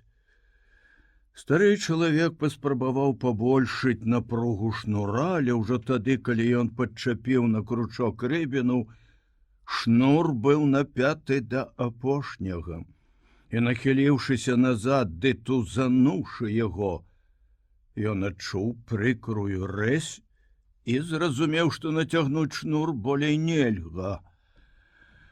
«Я ўвогуле не павінен торгаць», — падумаў ён. З кожным торганнем кручок пашырае рану, і Марлін, раптам тузануўшыся, папросту сарвецца з кручка. А ўвогуле я чуюся лепей зараз на Сонейку, тым болей, што на гэты раз не мушу глядзець на яго. На шнуры віселі жоўтыя водарасці, але стары чалавек ведаў, што гэта толькі затарможвае рух лодкі, і быў сцешаны. Это былі затокскія водарасці, якія так свяціліся ўночы. «Рыба, я люблю цябе і вельмі шаную, але я дакончу цябе раней, як скончыцца гэты дзень». «Хочацца спадзявацца», — падумаў ён. З поўначы невялікая птушка падляцела да лодкі. Гэта была пяюка, і ляцела яна нізка над вадой. Стары чалавек заўважыў, што тая вельмі знясіленая. Птушка села на карму і адпачывала там.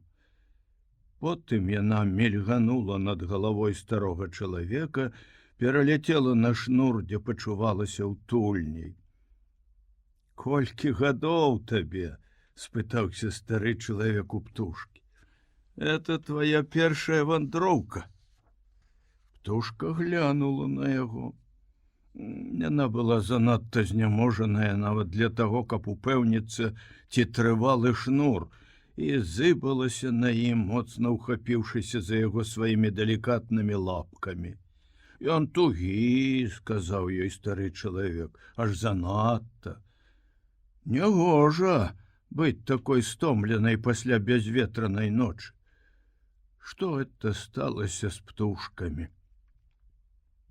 «Ястрабы», — падумаў ён, — «тыя кіруюць у адкрытае мора наперарэз вам».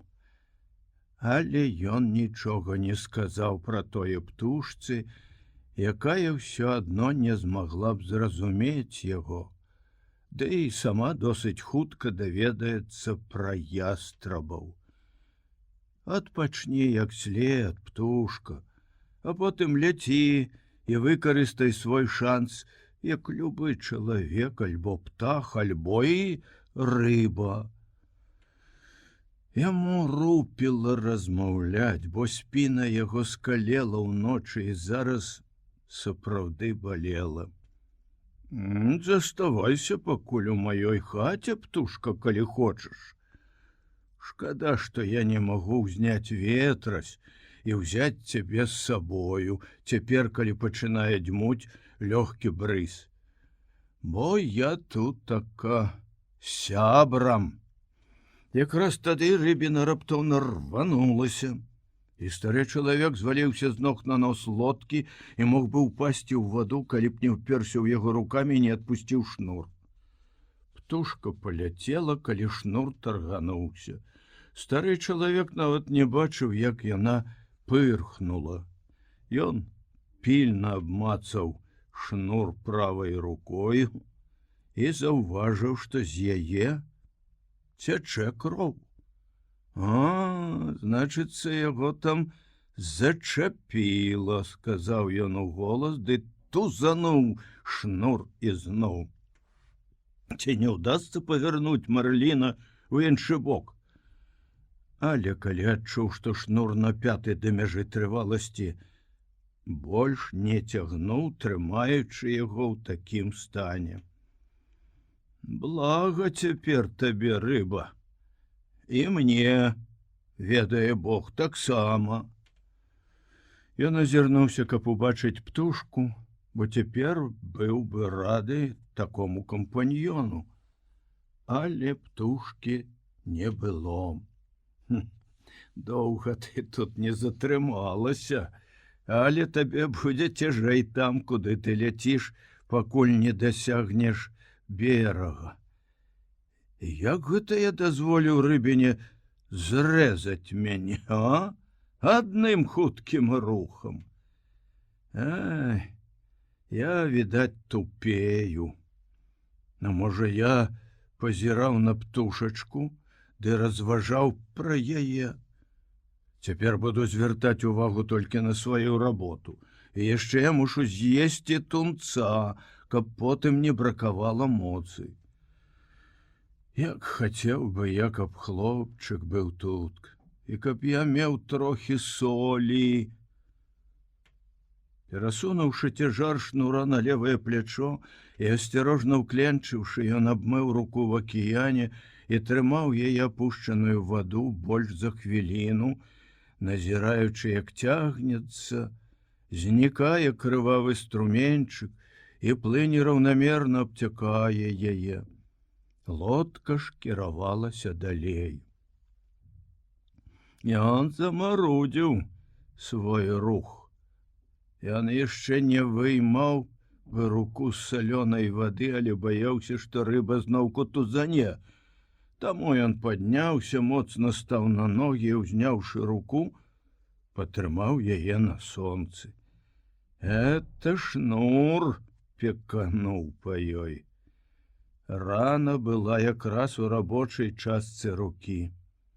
Ён ведаў, рукі яшчэ спатрэбяцца, і яму зусім не хацелася быць параненым да пачатку змагання. А цяпер, сказаў ён, калі яго рука высохла, я павінен з'есці невялічкага тунца. Я могу дацягнуцца да яго бусаком і паесці тут, у камфорце. Ён стаў на калені, намацаў бусаком тунца пад кармою, прыцягнуў да сябе, стараючыся не зачапіць скруткі шнуроў. Трымаючы шнур левым плячом, абапіраючыся левай жа рукою аб дошкі борта, ён зняў тунца з кручка бусака, а бусак паклаў на ранейшае месца.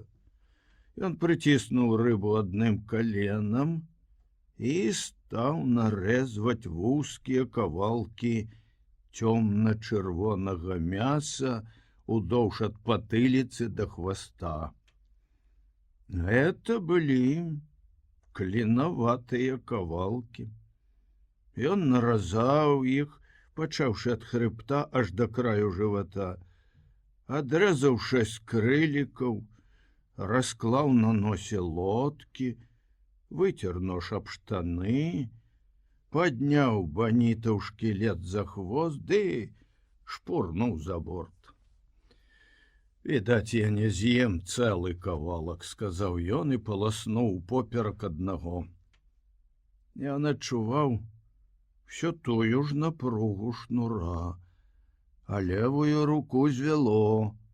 Она здранцвела, сціскала цяжкі шнур, і стары чалавек з прыкрасцю глянуў на яе.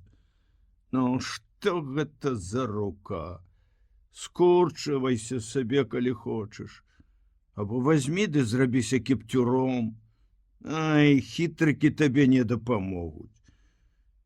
Давай падсілкоўвайся, падумаў ён, гледзячы ў цёмную ваду на закінуты шнур. З'еш гэта зараз і ўмацуеш сваю руку. Не рука тут вінаватая, ты шмат гадзін быў з рыбінай. І, магчыма, будзеш з ёю вечна. А зараз еш баніта. Ён падняў кавалак, паклаў у рот і стаў павольна жаваць. Смак быў даволі прыемны. Жуй як след, падумаў ён, каб выціснуць усенькі сок. Вядома, было б няблага мець зараз крыху лайма, або лімон, або соль. Як чуешся, рука?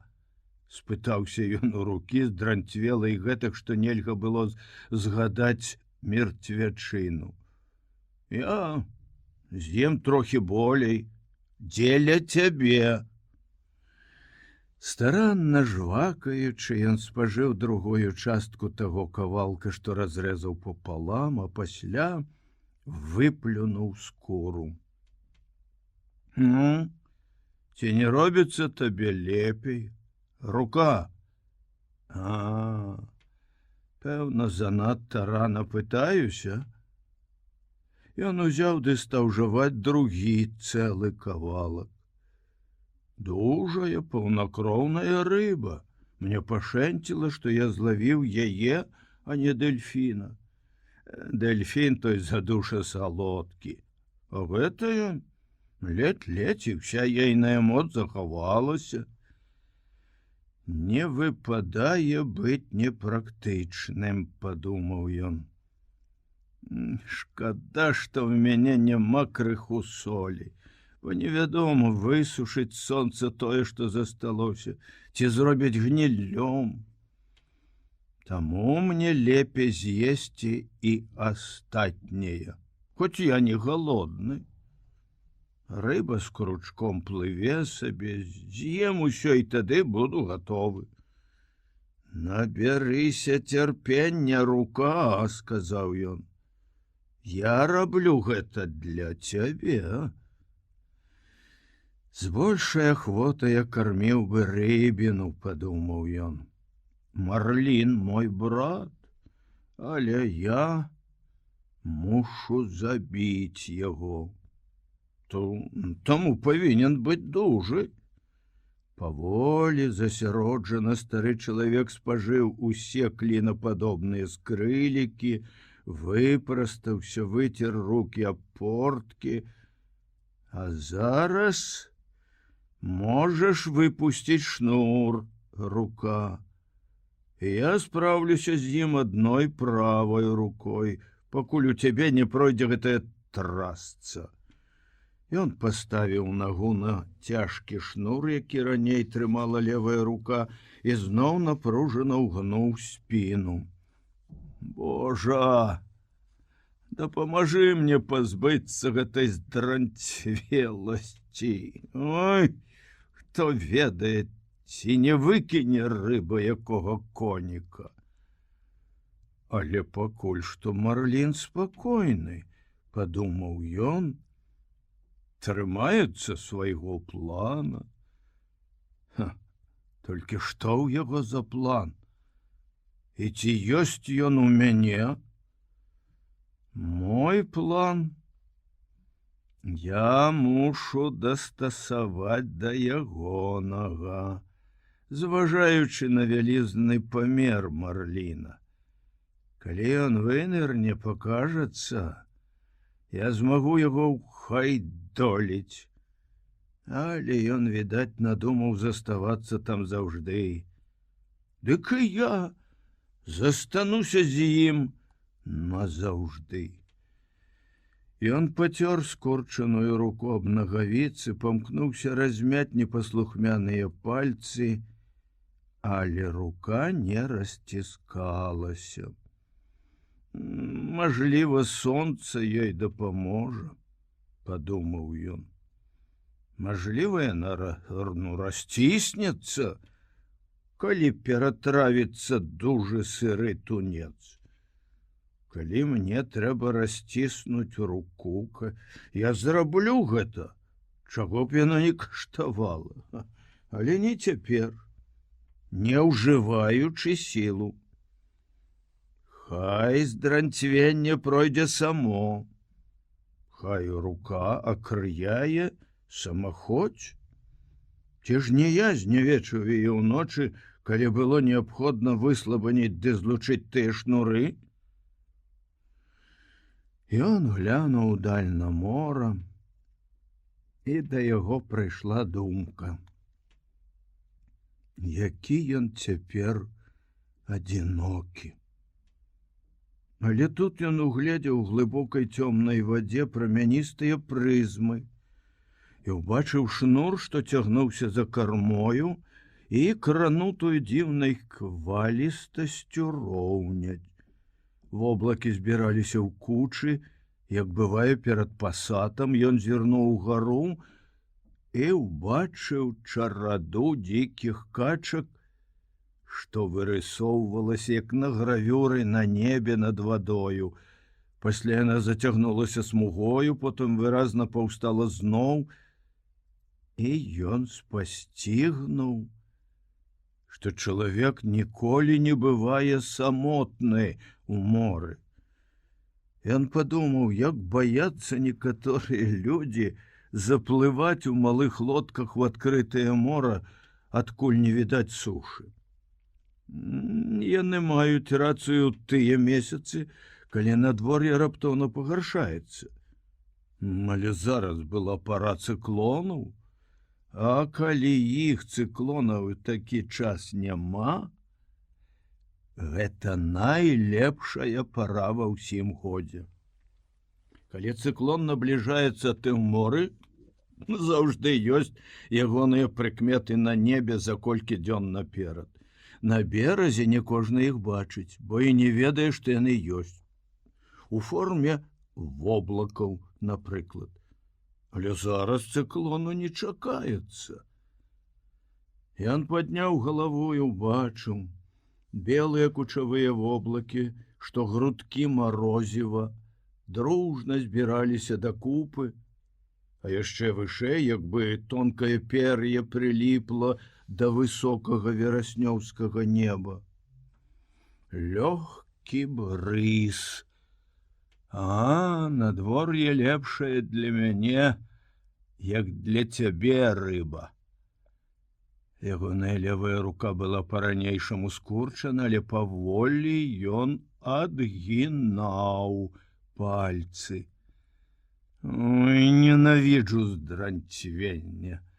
Твоё ўласнае цела табе здраджвае. Сорам, калі ў цябе на людзях панос ад сапсаванай рыбы ці мяса, або ты ванітуеш ад іх. Але здранцвенне, ён думаў пра яго, асабліва прыніжае чалавека тады, калі ён адзін.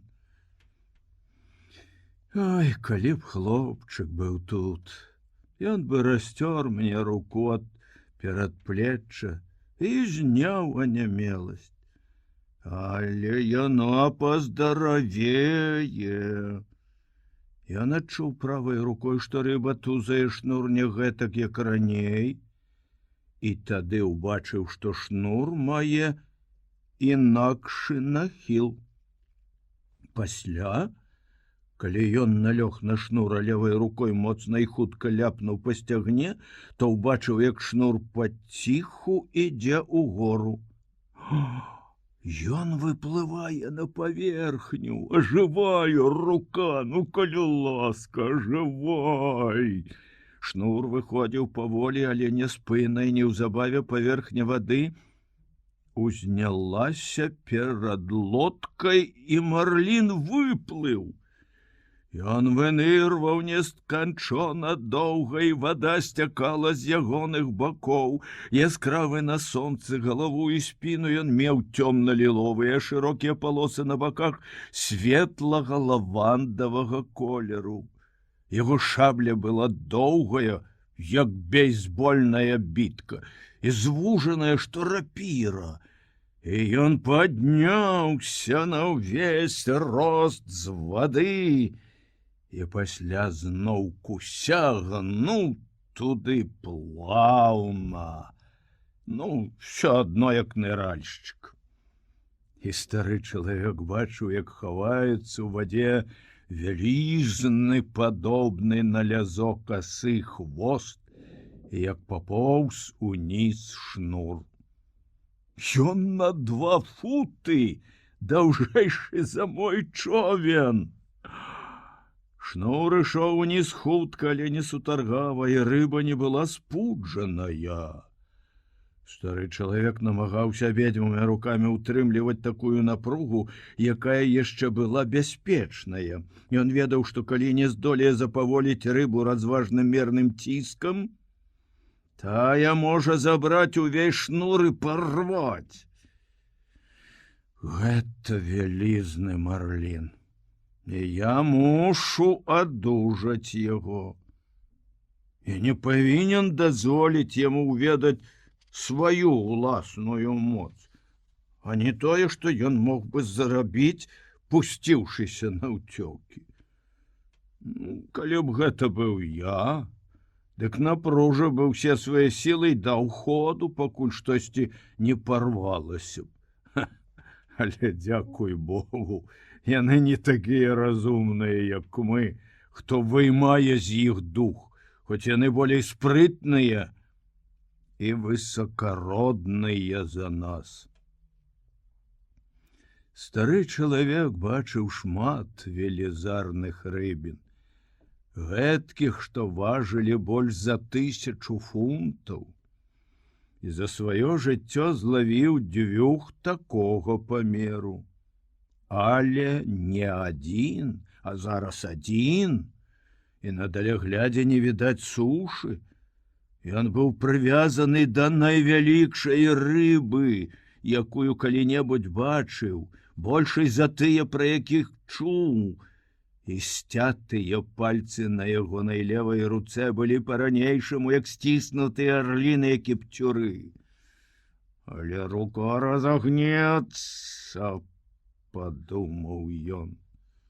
Ну так, яна разагнецца, каб дапамагчы правай руцэ.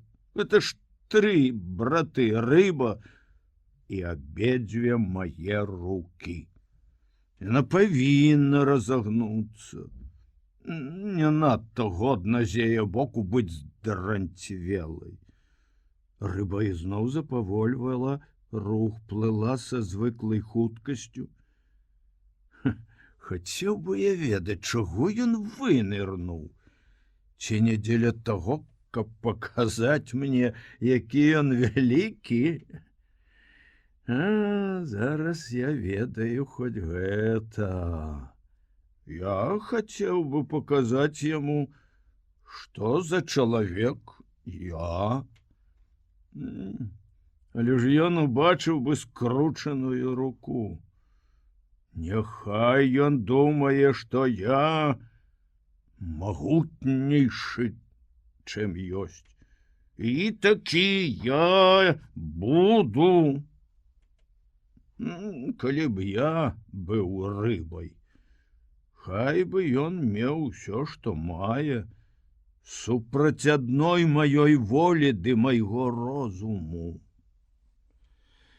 Ён зручна ўладкаваўся, адчуваючы трываласць борта, і, здавалася, без вялікіх высілкаў пераносіў цяжкасці, і рыба звыкла плыла сабе.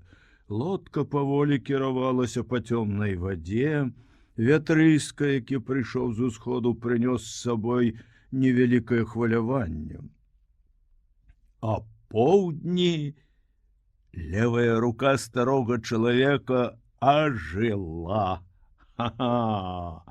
Благая навіна для цябе, рыба, сказаў ён і пасунуў шнур на мяшку, што акрываў ягоныя плечы.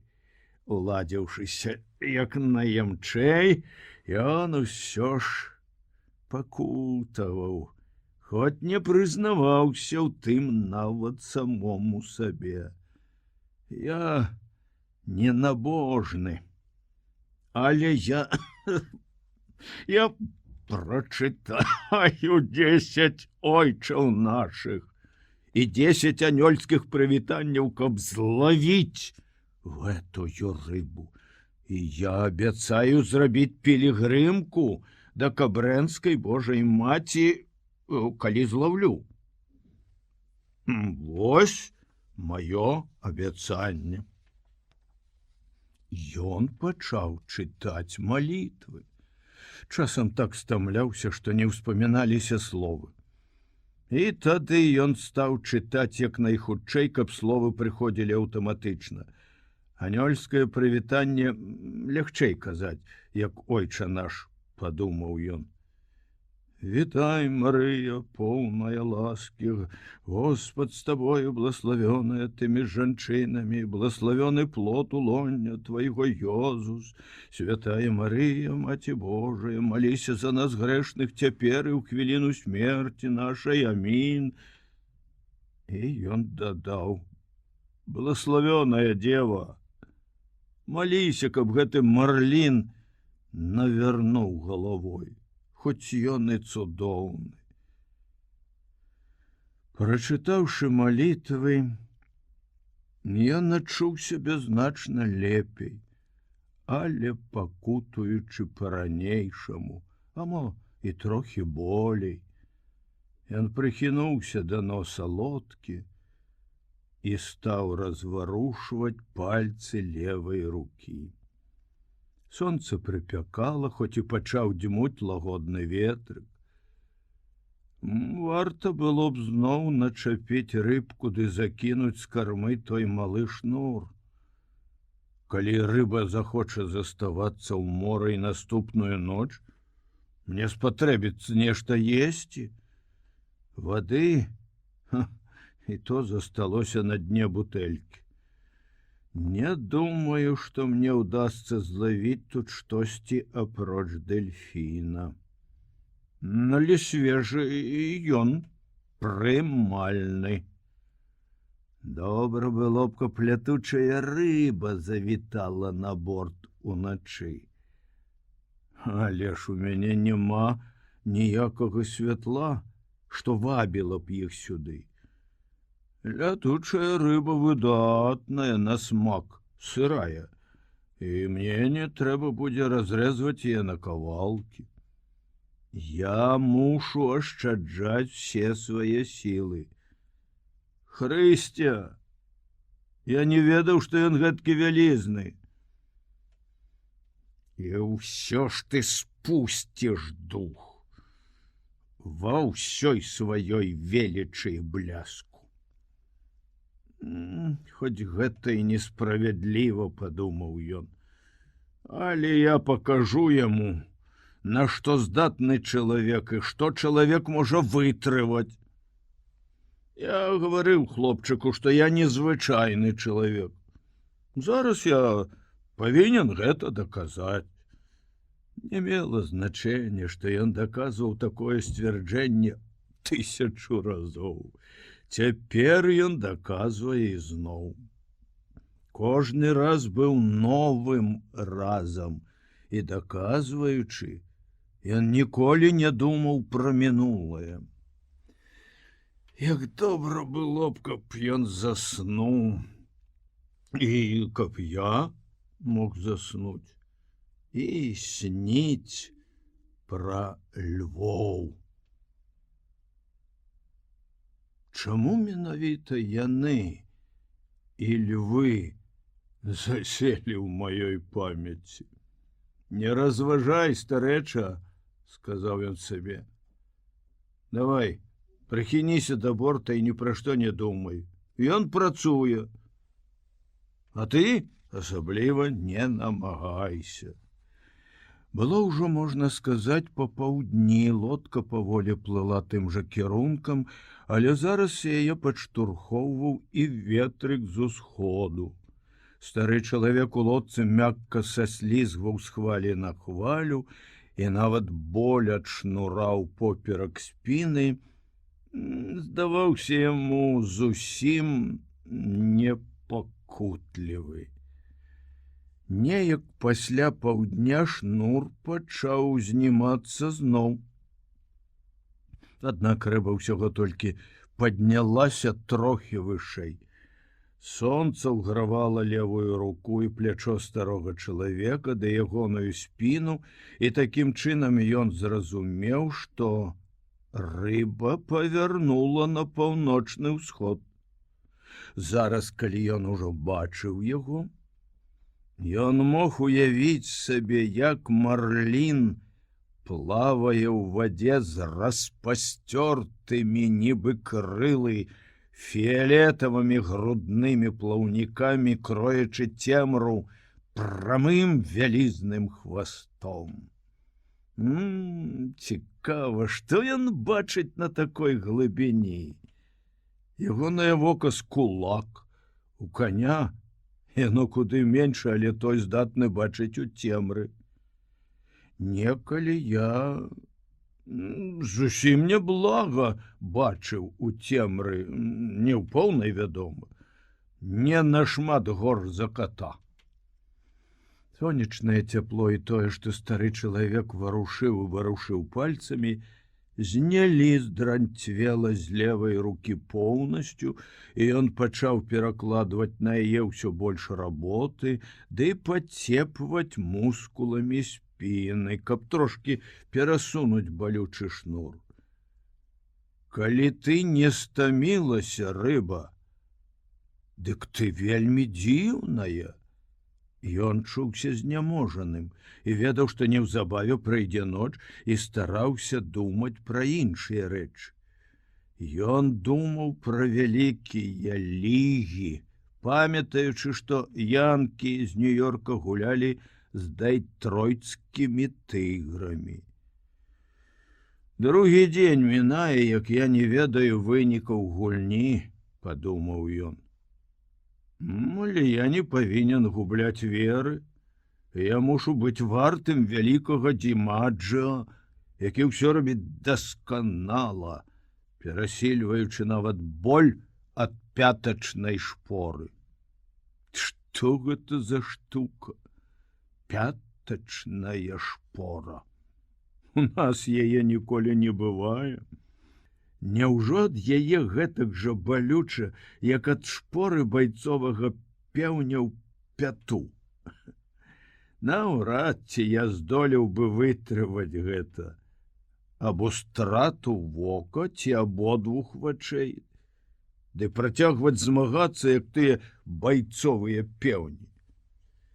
Чалавек не роўня найлепшым птахам і звярам.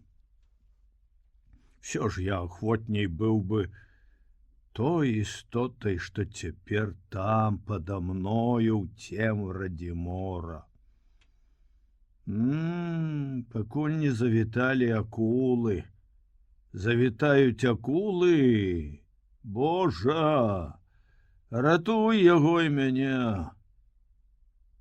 Як табе здаецца, ці вартаваў бы гэтую рыбіну вялікі Димаджо так доўга, як вартаваць муя? Я перакананы, што ён быў бы тут яшчэ лепшы за мяне, бо малады, дужы. Ягоны бацька таксама быў рыбак.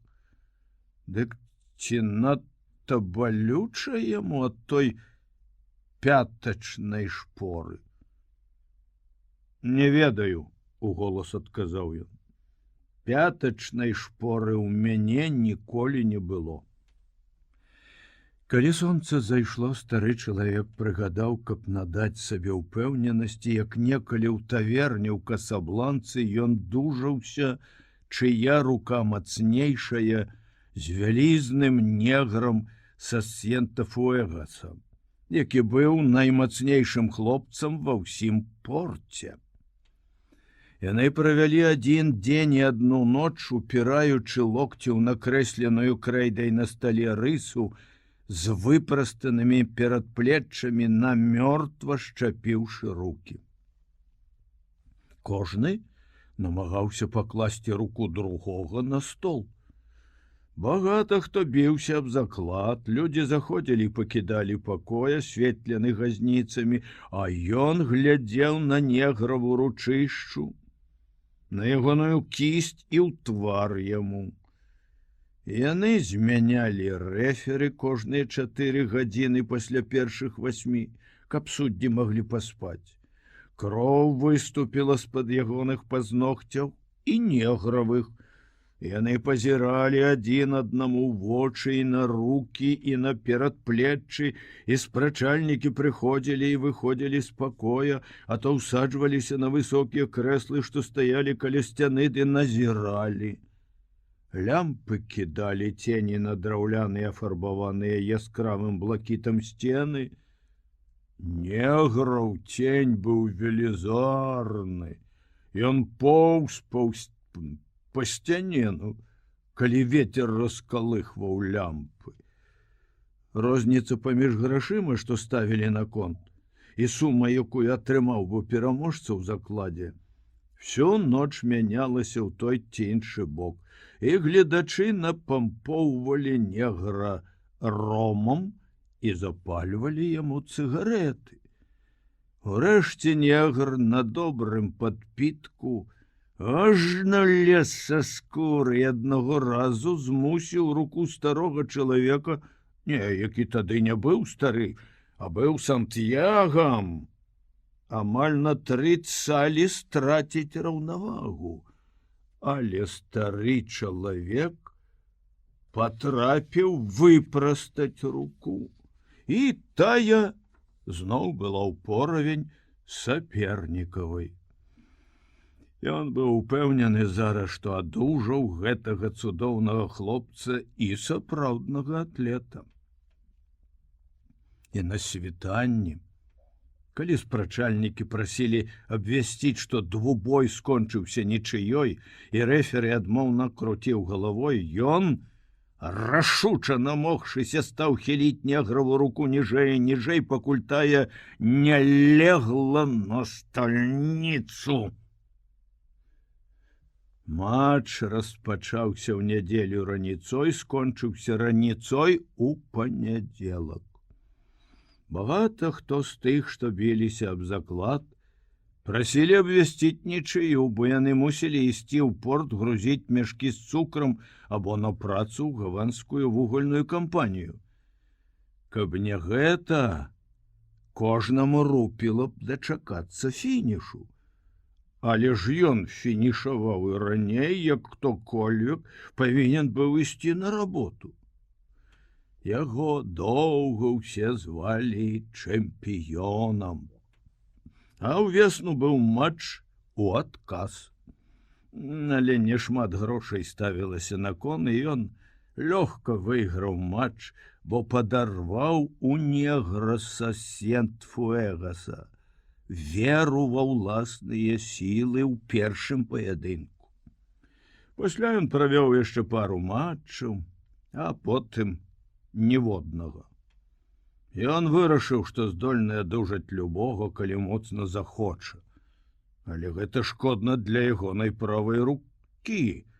Ён жа павінен ёю лавіць рыбу. Ён правёў колькі пробных матчаў, дужаючыся левай.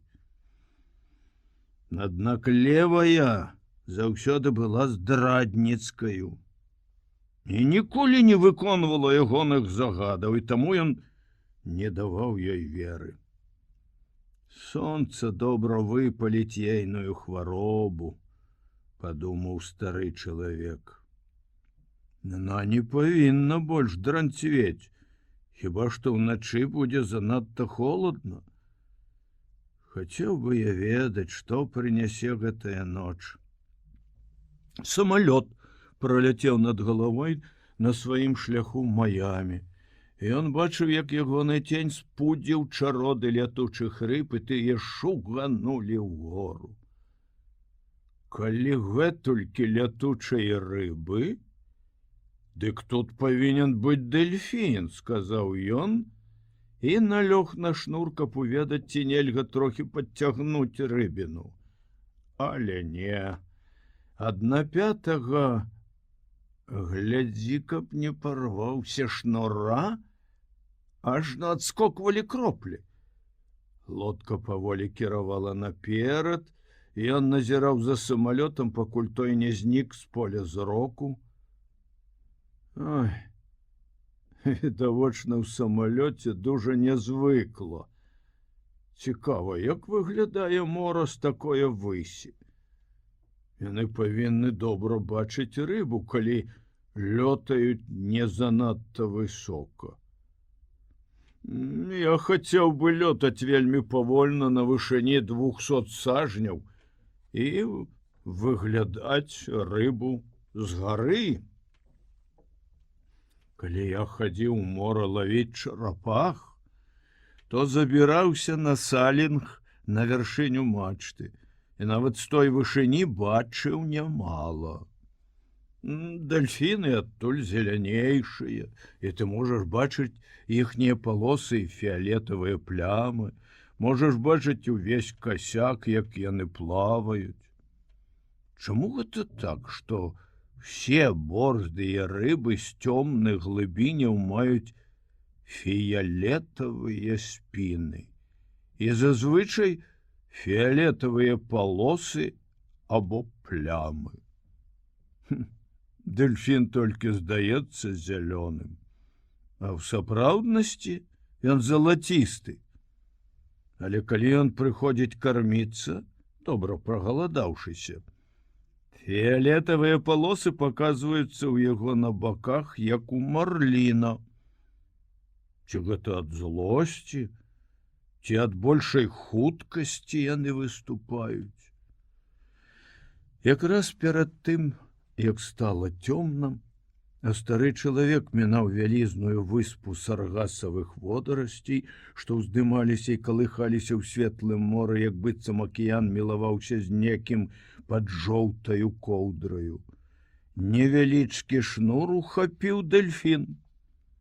Ён убачыў яго, калі той скочыў у паветра, сапраўды залаты ў апошнім праменні сонца, выгінаючыся і шалёна матляючы плаўнікамі ў паветры.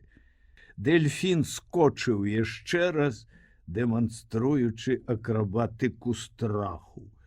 І стары чалавек прабраўся назад на карму і, скурчыўшыся, трымаючы вялікі шнур ўсёй правай рукою, цягнуў дельфіна леваю, наступаючы на штораз даўжэйшы шнур голаю леваю нагою. Калі рыба была ля самай кармы, вар'юючы, кідаючыся з боку ў бок, стары чалавек перагнуўся цераз карму, цягнуў яе зіхотка залатую з фіялетавымі плямамі ў лодку. Ейныя сківіцы сутаргава працавалі, яна кусала і кусала кручок, малоцячы дно чоўна доўгім пляскатым целам, хвастом, галавою, пакуль ён не агрэў яе па зіхатлівай залатой галаве.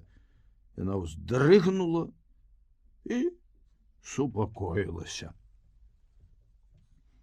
Стары чалавек зняў з кручка рыбу, насадзіў на яго другую сардзіну і закінуў шнур. Пасля ён паволі стаў прабірацца назад на нос, памыў левую руку і выцер яе аб нагавіцы.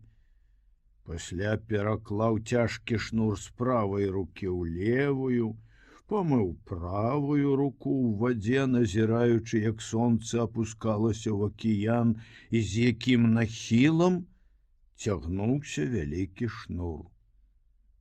Ён плыве, як плыў. Але, паназіраўшы, як вада абцякае руку, заўважыў. Рух лодкі стаў куды больш павольным. Я звяжу два вяслы разам упоперак кармы, і гэта замарудзіць вандроўку ўночы. І яму і мне пора адпачыць. Разумней будзе растрыбушыць дельфіна трошкі пазней, каб зберагчы кроў у мясе, падумаў ён. Зараблю гэта пазней, і тады ж звяжу вёслы для тармажэння. Няхай марлін цешыцца спакоем. Не варта яго асабліва турбаваць на захадзе. Заход сонца — цяжкая часіна для рыб.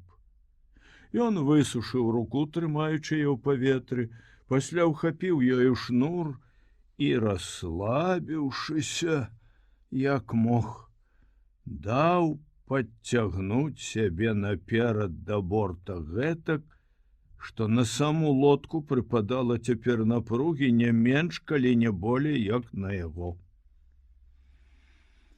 Я вучуся, як спраўляцца з такім клопатам, падумаў ён.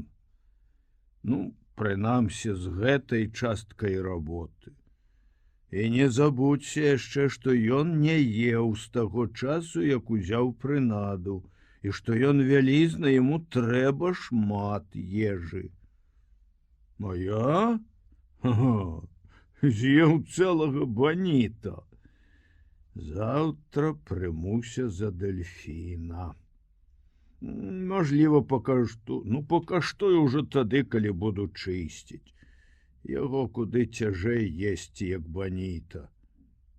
Але ж лёгкага нічога няма. Як пачуваешся, рыба? Я добра пачуваюся. Моя левая рука паздаравела. І я маю запас ежы на ноч і на дзень.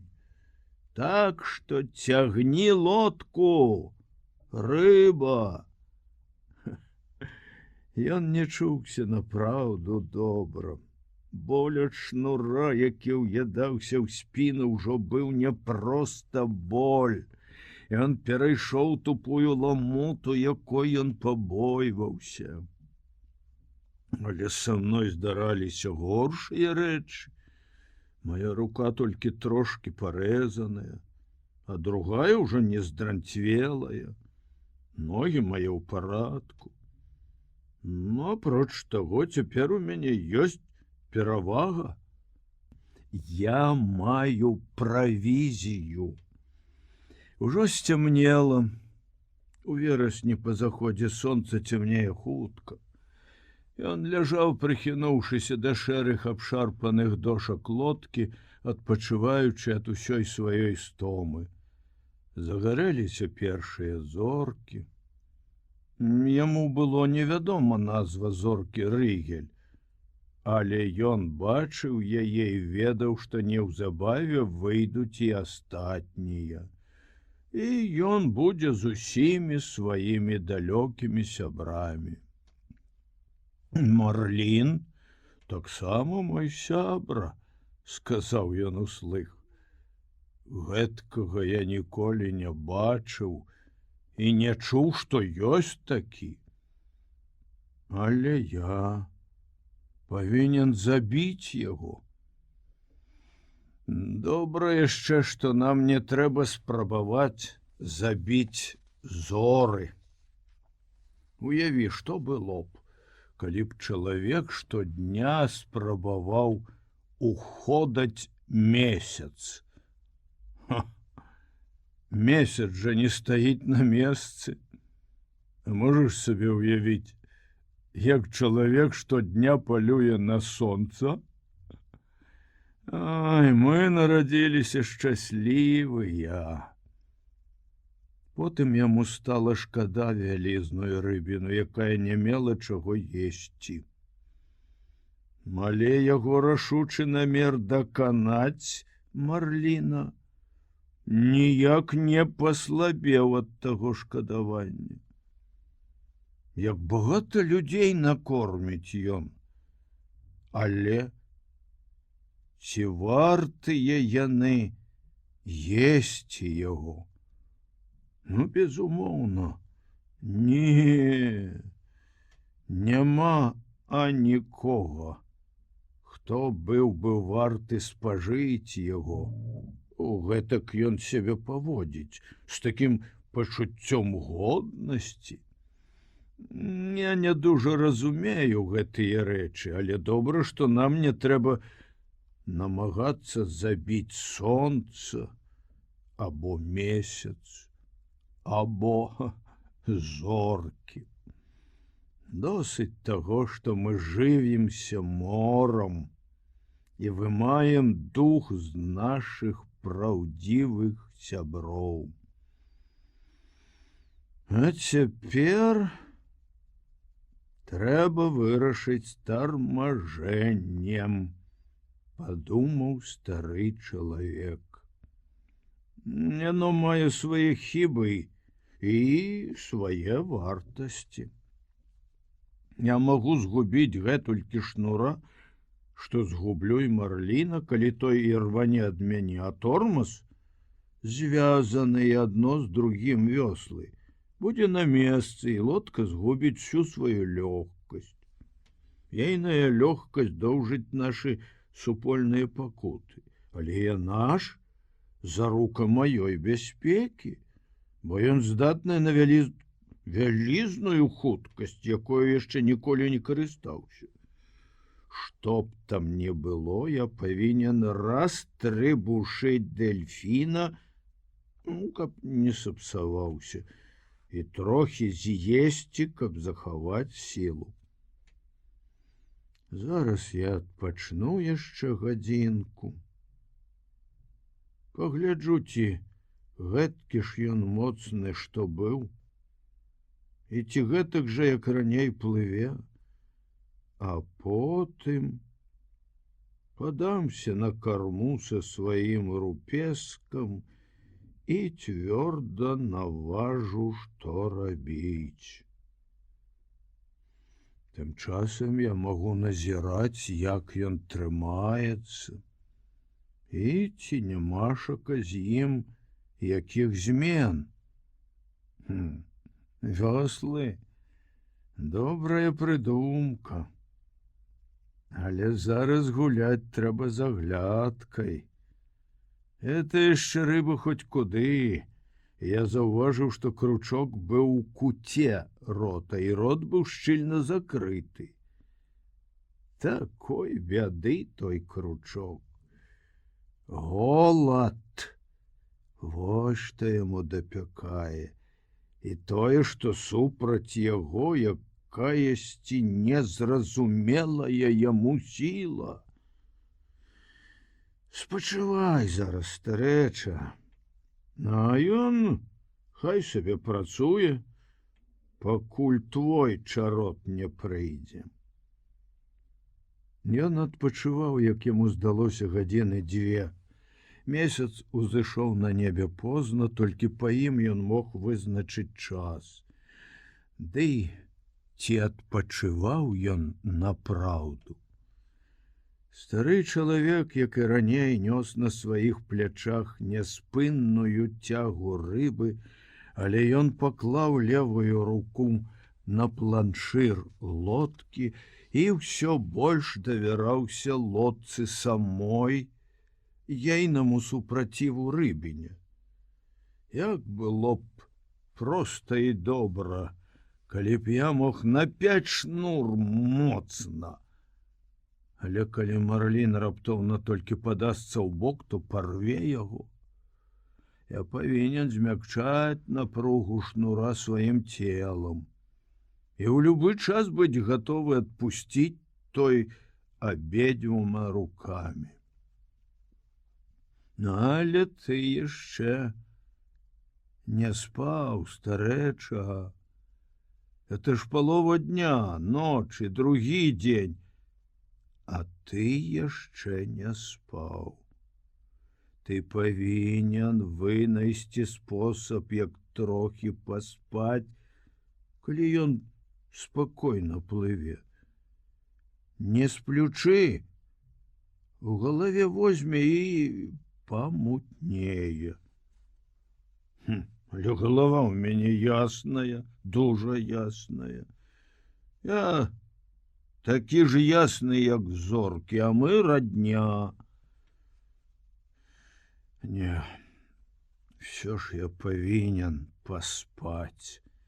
Зоркі спяць, месяц, сонца спіць, і нават акіян спіць часам. У пэўныя дні, калі плынь замірае, калі ягоная паверхня гладзюсенькая. Але не забудься пра сон.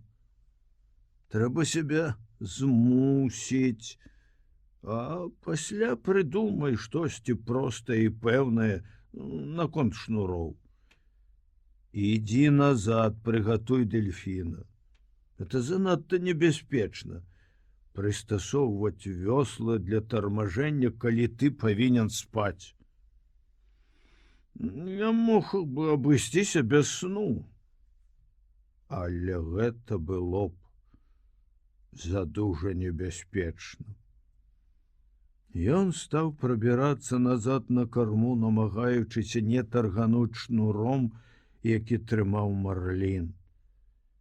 Мажліва, яго самога зморвае сон. Але я не хачу, каб ён адпачываў. Ён павінен цягнуць, пакуль не зойдзецца. Зноў апынуўшыся на карме, стары чалавек павярнуўся гэтак, што адна яго левая рука вытрымлівала цяпер тое, што раней плечы, правай рукой дастаў нож з похвы. Зоры зараз свяцілі зырка. Ён выразна бачыў дэльфіна і ўсадзіў лязо нажа ў ягоную галаву, пасля выцягнуў дэльфіна з-пад кармы. Прыціснуўшы адной нагой рыбу, не марудзячы, ён разрэзаў яе ад задняга праходу аж да кончыка ніжняй сківіцы, потым адклаў нож і трыбушыў рыбу правай рукой, да чыста выбіраючы вантробы і вырываючы шчэлепы. Ён адчуў, што трымае ў руках цяжкі і слізкі страўнік і расцяў яго.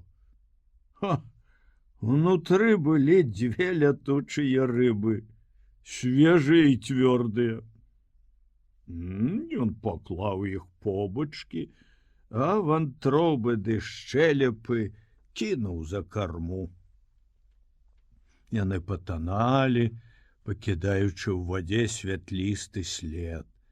Рыба была холодная, струплявата шарабелая ў зорным святле, і стары чалавек аблупіў адзін бок, прытрымліваючы правай нагой яе галаву. Пасля перавярнуў рыбу, зняў скуру з другога боку, ды адрэзаў мяса з абодвух, ад галавы ажно да хваста. Кінуў шкілет за борт і паглядзеў, ці хоць трохі не закруціцца вада. Але ўбачыў толькі святло, запаленае яго павольным апусканнем. Тады ён павярнуўся і ўладкаваў дзвюх лятучых рыб у сярэдзіне двух рыбных філе. А пасля, паклаўшы нож назад у похву, памалу дабіраўся назад на нос. Яго спіна была сагнутая ад цяжару шнура ўпоперак яе, а ў правай руцэ ён нёс рыбу. Там, на носе, ён расклаў на дне лодкі два рыбных філе і побач лятучых рыб. Тады перасунуў шнур на плячах на новае месца і зноўку трымаў левай рукой, упіраючыся ў планшыр. Пасля перагнуўся цераз борт, памыў лятучую рыбу ў вадзе, назіраючы, з якой хуткасцю вада абцякае руку. Ягоная рука свяцілася, ён жа чысціў рыбу. Струмень быў не гэткі моцны, і калі ён выціраў рабро далоні аб дошку, часцінкі фосфару павольна плылі да кармы. Ён стомлены або адпачывае. А зараз я мушу спажыць пасілак з гэтага дэльфіна, перадыхнуць і трошкі паспаць. Пад зорамі ўсё больш і больш халоднай ночы стары чалавек з'еў палавінку рыбнага філе і лятучую рыбу. Папярэдне ён растрыбушыў яе, адрэзаў ёй галаву. Якая выдатная ежа, вараны або смажаны дэльфін, сказаў ён. І які агідны ён, сыры. Ой, я ніколі болей не выйду ў лодцы, не ўзяўшы лаймаў або солі. Калі б у мяне былі мазгі, я ўвесь дзень плюхаў бы ваду на нос чаўна, і высыхаючы яна ператварылася ў соль.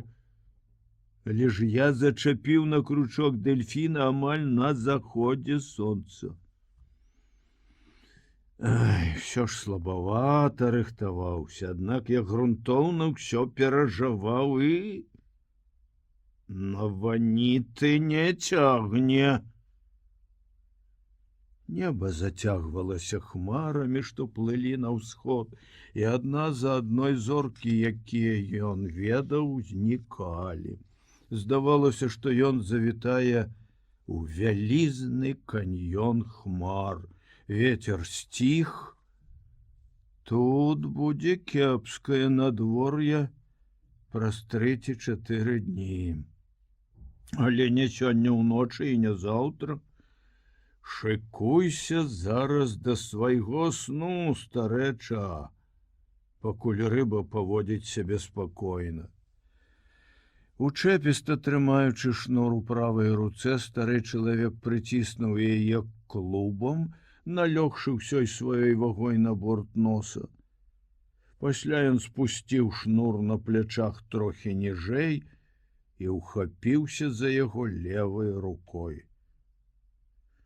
Моя правая рука можа трымаць яго датуль, пакуль ён прыціснуты. Калі шнур аслабне ў сне, левая абудзіць мяне, як той пачне выпаўзаць. Цяжкавата будзе правай руцэ. Але ён звычны да пакаранняў.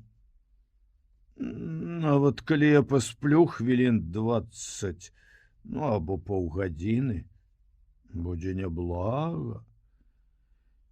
Так ён ляжаў, заціскаючы сабою ўсім целам сваім шнур, перакладаючы ўсю сваю вагу на правую руку і урэшце заснуў. Стары чалавек сніў не львоў, а вялізны касяк марскіх свіней, што расцягнуўся на 8 ці 10 міляў, і гэта было ў час іхняга спароўвання.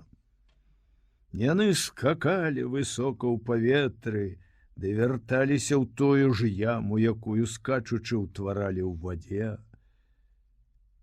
Потым яму снілася, што ён у вёсцы на сваім ложку і што дзьме паўночнік, яму дужа сцюдзёна, левая рука здранцвела, бо галава ягоная спачывае на ёй замест падушкі. Пасля гэтага прысніўся яму доўгі жоўты бераг. Ён бачыў, як шарай гадзінай першы леў ступіў на бераг, а пасля прыйшлі другія львы.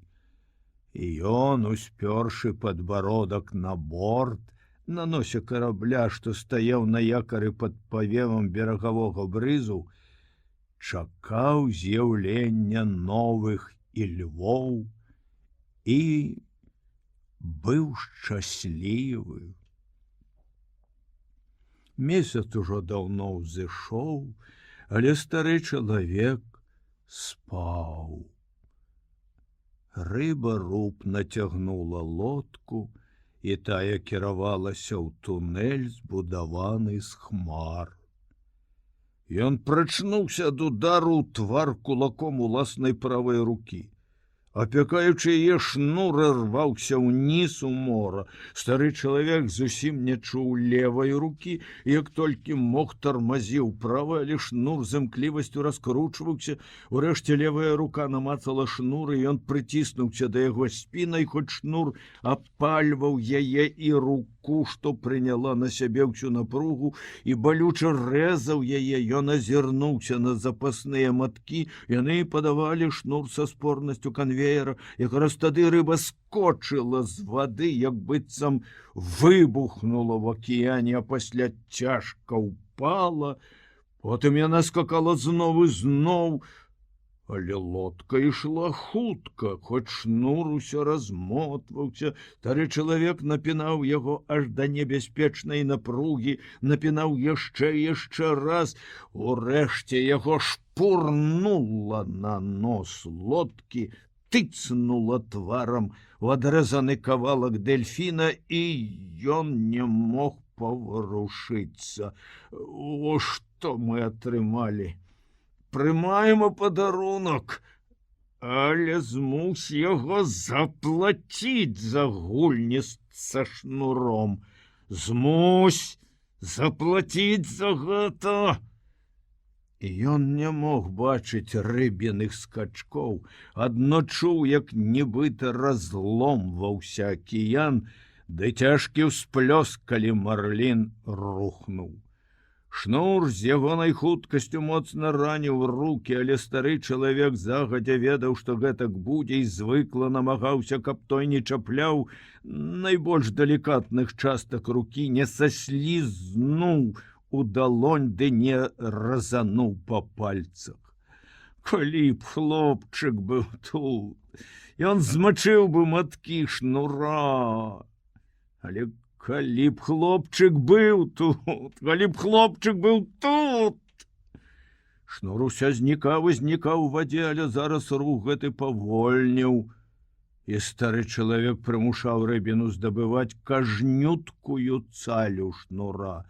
Вось ён узняў галаву на дне лодкі, пакінуўшы там кавалак рыбы, расплюшчаны ягонай шчакой. Пасля ён укленчыў, паволі ўстаў на ногі. Ён адпускаў шнур, але з кожным разам усё больш непаспешліва. Ён адсунуўся назад, туды, дзе намацваў нагою маткі шнура, якіх не мог бачыць у цемры. Тут яшчэ было процьма шнура, і на марлінаву долю выпадала валачыць увесь прыпас у вадзе. Так, і апрача таго марлін скочыў больш за тузін разоў, напоўніў мяшкі ўздоўж свайго хрыбта паветрам, і цяпер не можа падацца паміраць глыбока на дно, адкуль я не здолеў бы яго выцягнуць. Неўзабаве ён пачне кружляць. Вось тады я павінен як след націснуць на яго. Цікава, што яго так раптоўна спудзіла? О, можліва, голад напоўніў адчаем, або штосьці напалохала ўначы. Можа, ён раптам адчуў страх? Але ж гэткая спакойная дужая рыбіна і такая, здавалася, бесстрашная і ўпэўненая? Дзіўна. Лепей сам будь бесстрашны і ўпэўнены ў сабе, старэча. Ты трымаеш яго ізноў. Ты не можаш ані трохі падцягнуць шнур. Але неўзабаве ён павінен закружляць. Трымаючы шнур левай рукой і плячыма, стары чалавек нахіліўся і чарпануў вады правай рукой, каб змыць рэшткі рыбінага мяса са свайго твару. Ён непакоіўся, каб яно не пацягнула яго на ваніты. Абмыўшы твар, стары чалавек памыў правую руку ў вадзе за бортам і не выцягваў яе пэўны час салёнай вады, назіраючы за з'яўленнем першага святла, за якім усход сонца. Ён кіруецца амаль на ўсход. Значыцца, ён замарыўся і даверыўся плыні. Неўзабаве ён абавязкова закружляе. Тады і распачнецца праўдзівая нашая праца. Палічыўшы ўрэшце, што яго правая рука была ў вадзе дастаткова доўга, стары чалавек выцягнуў яе і агледзеў. Нічога страшнага, няхай баліць. Боль для мужчыны рэч звычная. Ён асцярожна ўзяўся за шнур, каб той не трапіў на ніводны свежы парэз, і пасунуўся так, каб мог апусціць левую руку ў мора з другога боку чоўна.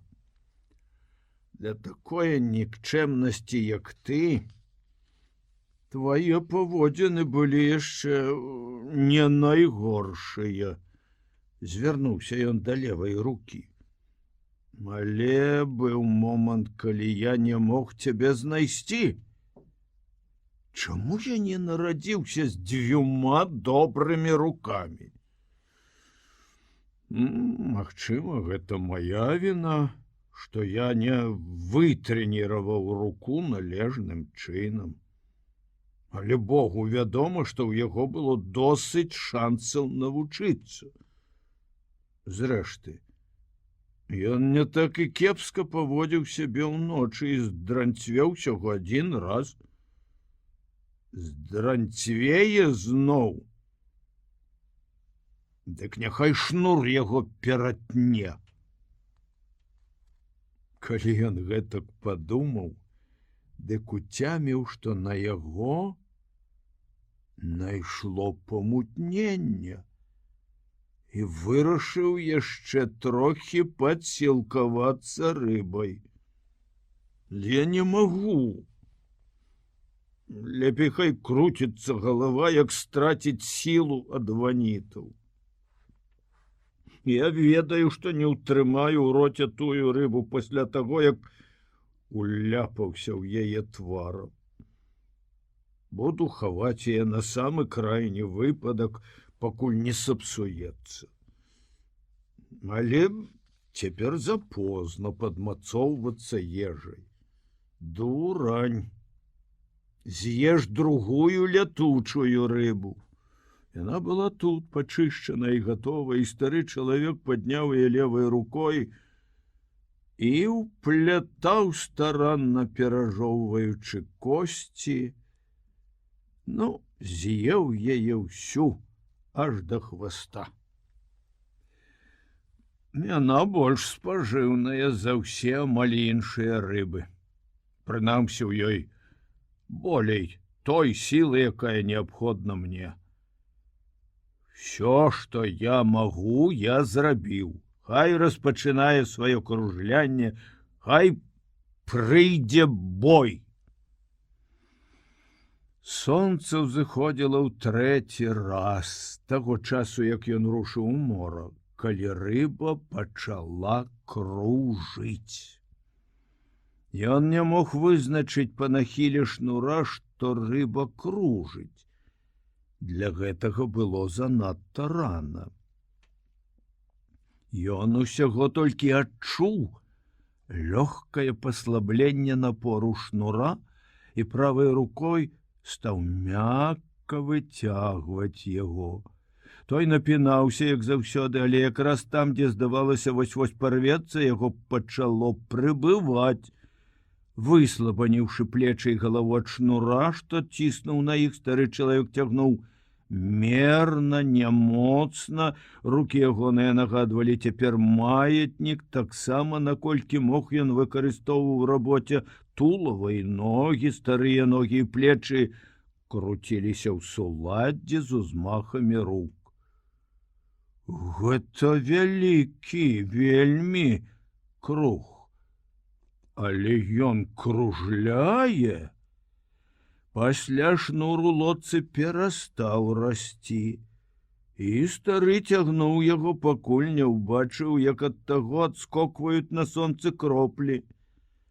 Пасля марлін пацягнуў шнур далей у мора, і стары чалавек, укленчыўшы, адпусціў яго з неахвотай назад у цёмную ваду. На пачатку ён бярэ шырока, а я павінен напінаць шнур як мага мацней. Напруга будзе штораз скарачаць ягоны круг. Магчыма, праз гадзіну я убачу яго. Я павінен яго адужаць, а тады павінен дакончыць. Але рыба павольна кружыла, як і раней, праз 2 гадзіны. Стары чалавек узмакрэў ад поту, валіўся з ног ад стомы, аднак кругі зараз нашмат пакарацелі, і па нахіле шнура ён вызначыў, што рыба, апісваючы іх, падымалася вышэй і вышэй. Гадзіну стары чалавек бачыў перад вачыма чорныя плямы. Салёны пот заліваў вочы, парэзы пад вокам і на лбе. Чорныя плямы яго не палохалі. Гэта было нармальна, калі ўлічыць напругу, з якой ён цягнуў шнур. Двойчы, аднак, ён адчуваў млосць і заварот галавы. Вось гэта яго непакоіла. Я не магу зганьбіць сябе і аддаць канцы, пазмагаўшыся з гэткім марлінам. Цяпер, калі я прымусіў яго хадзіць такімі прыгожымі кругамі, Божа, дай вытрымаць. Я прачытаю 100 ойчаў нашых, 100 анёльскіх прывітанняў, але я не магу чытаць іх цяпер. Уважай іх за прачытаныя, прачытаю пазней. Якраз тады нешта стукнула ў вадзе па шнуры, які ён трымаў абедзвюма рукамі, і рванула шнур рэзка, моцна. Ён адчуў гэта. Ён б'е па драцяным павадку сваёй пікай. Это варта было чакаць. Ён павінен быў так рабіць. Праўда, цяпер ён можа ўзяць ды скочыць, вынырнуць. Мне больш было б даспадобы, калі б ён кружляў сабе. Скачкі былі б неабходныя, каб ён нахапаў паветра. Але пасля гэтага кожны скачок можа разрываць рану ад кручка. І каб ён не выкінуў кручок наогул. Не скачы, рыба, не скачы.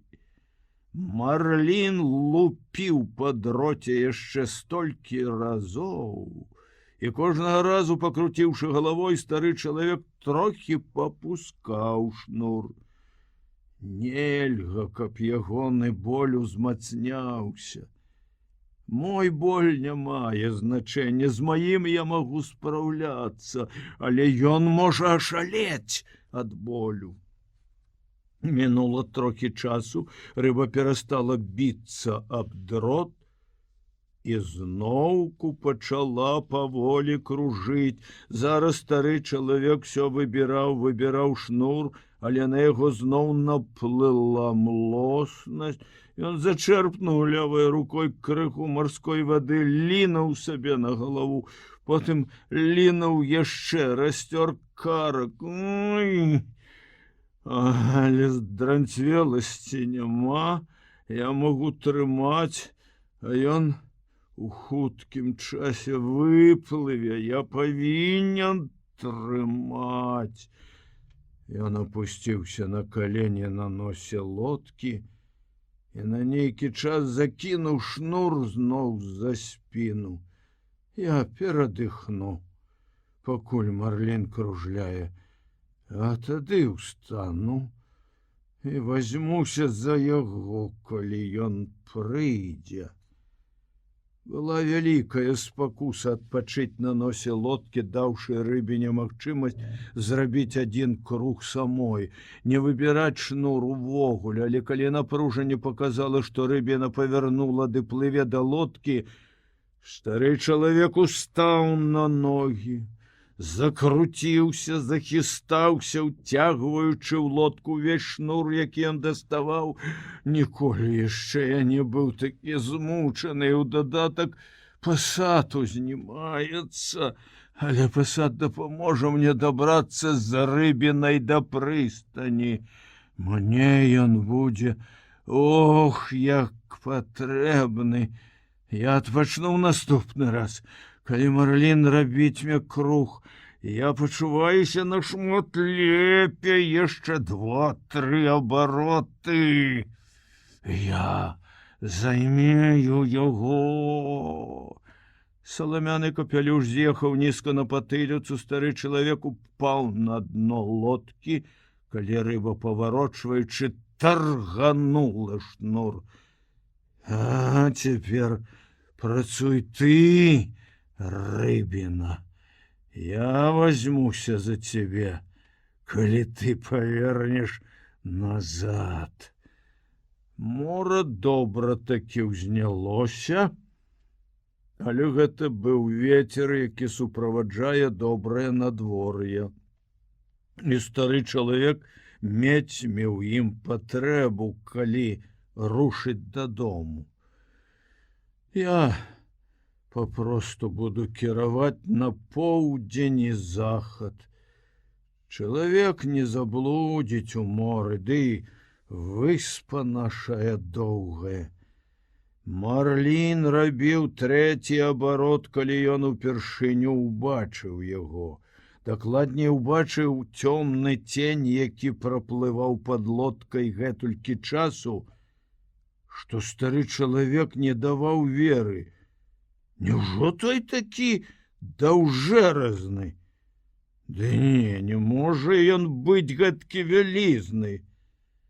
Але ён быў гэткі вялізны і напрыканцы свайго круга выплыў на паверхню всяго за 30 ярдаў ад лодкі, і чалавек угледзеў ягоны хвост, што вытыркаўся з вады, вышэйшы за вялікае лязо касы лавандавага колеру, надта бледнага над цёмна-сіняй вадой. Той падаўся назад, і калі Марлін плыў яшчэ зусім блізка ля паверхні, стары чалавек мог бачыць агромністае тулава, спярэшчаныя фіялетавымі палосамі.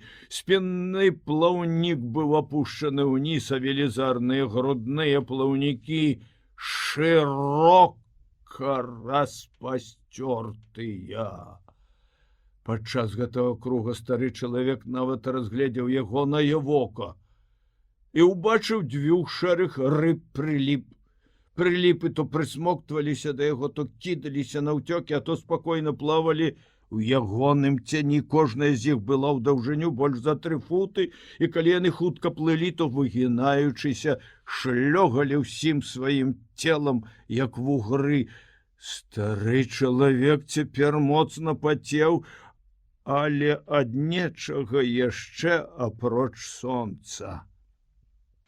З кожным спакойным ціхамірным абаротам, што рабіла рыба, шнур у лодцы доўжыўся, і стары чалавек быў упэўнены, што пасля 2 наступных абаротаў ён займее мажлівасць уторкнуць у Марліна гарпун.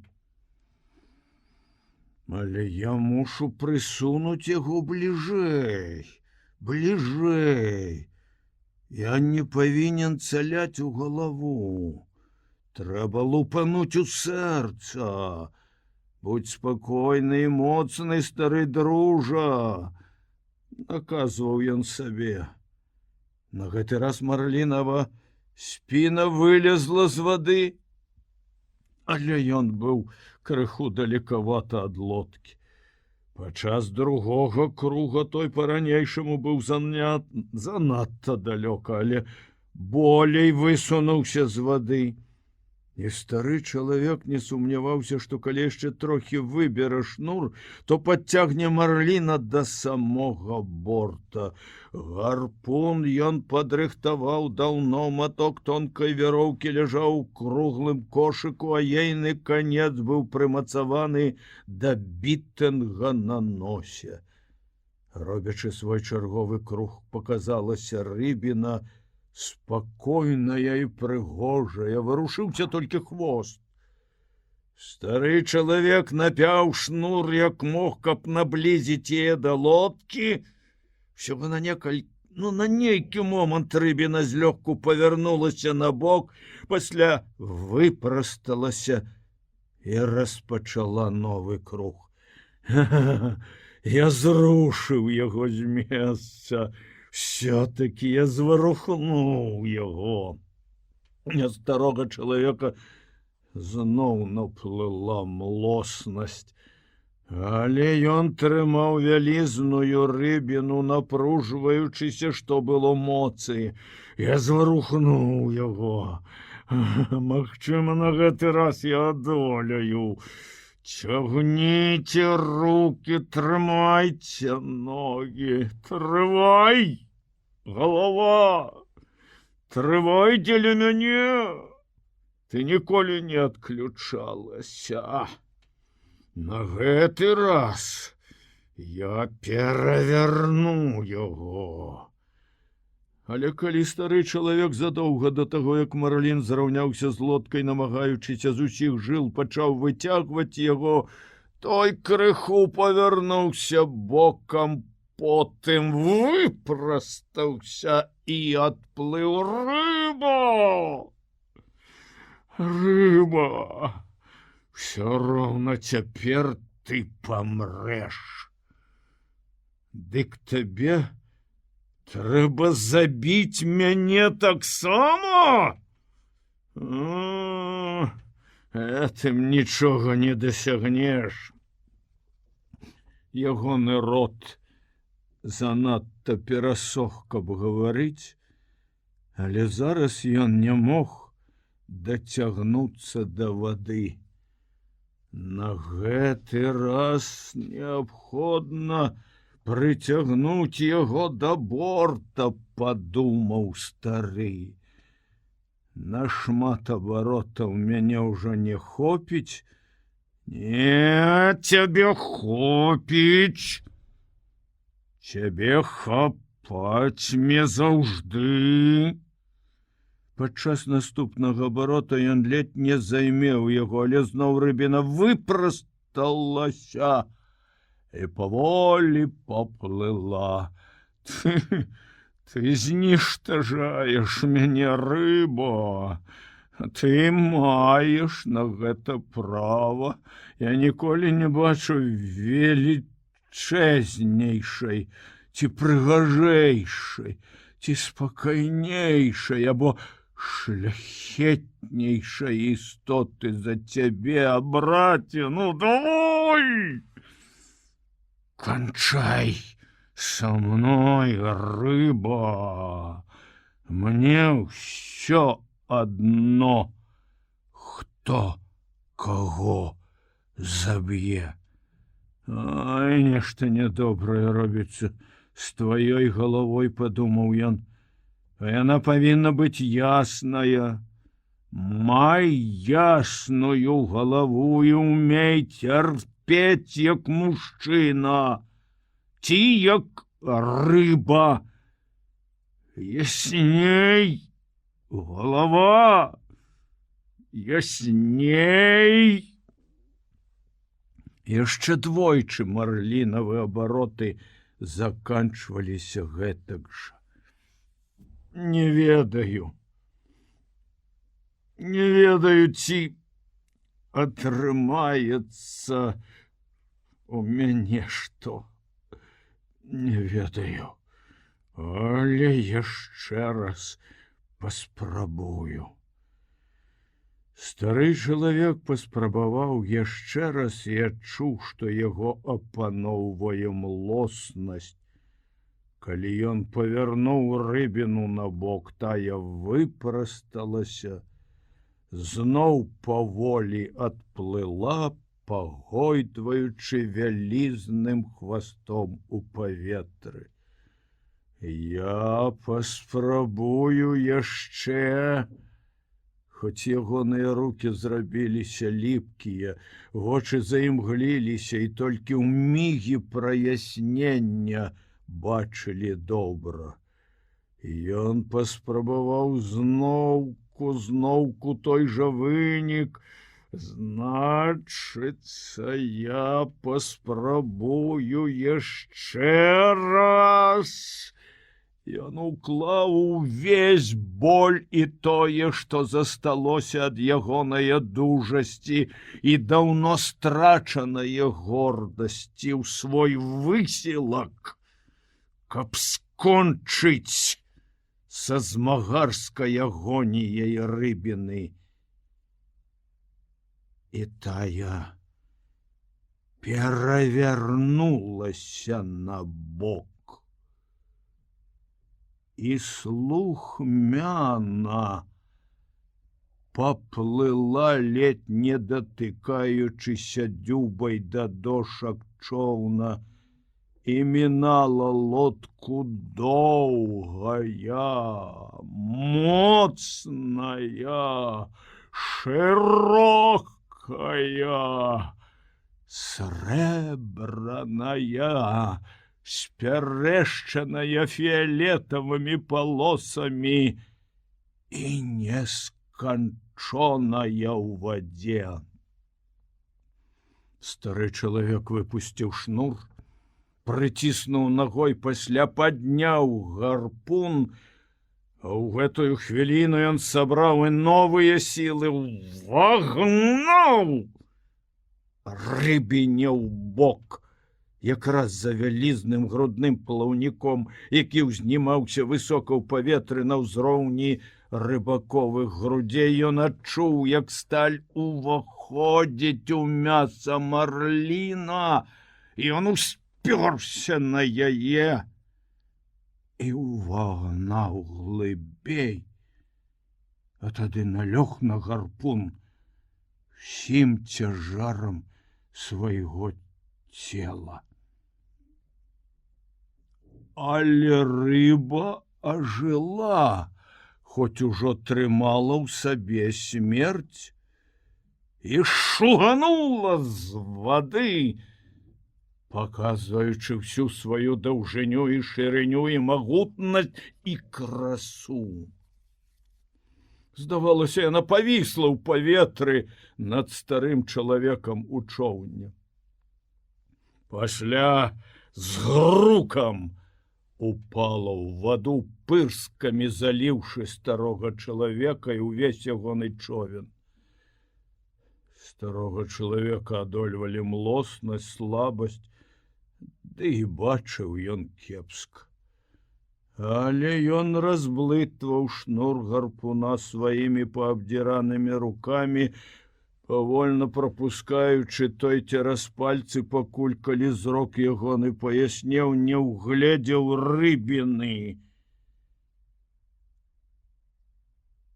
што пагойдвалася на спіне срэбраным жыватом угору. Страла гарпуна тырчала наўскос з пляча рыбіны, мора чырванела ад крыві, што цякла з сэрца марліна.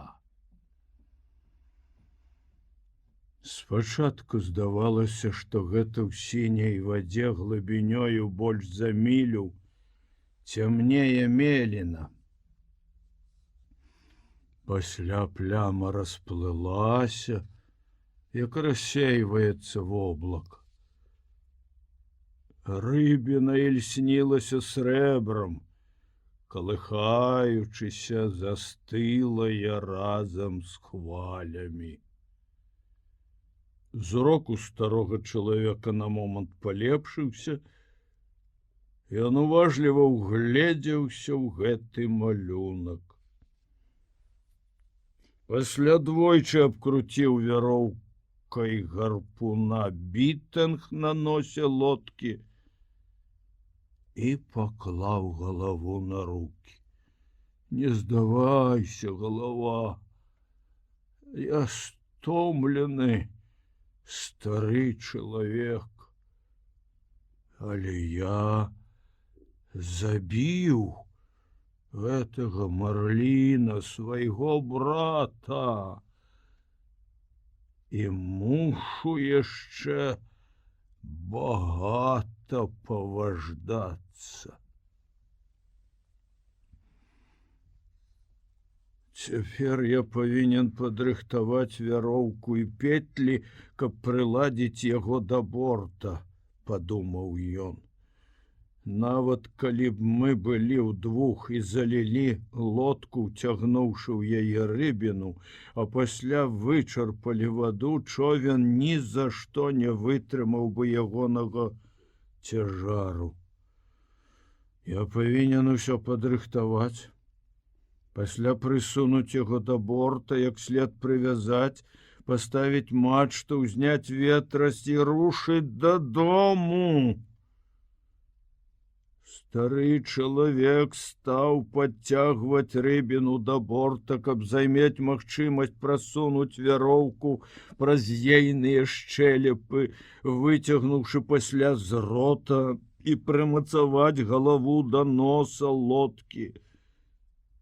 Я хачу бачыць яго, падумаў ён, і кранацца, і адчуваць яго, адчуваць каля сябе. Мне здаецца, я пачуў ягонае сэрца, калі штурхаў стралу гарпуна другі раз. Падцягні яго зараз, ды прыдумай, ды схапі пятлёю хвост, а другою тулава, каб як след прывязаць яго да чоўна. Закасвай рукавы, старэча. Цяпер па змаганні на цябе чакае процьма рабскае працы. Ён зірнуў угору на неба, тады ў ваду на рыбіну, пасля уважна паглядзеў на сонца.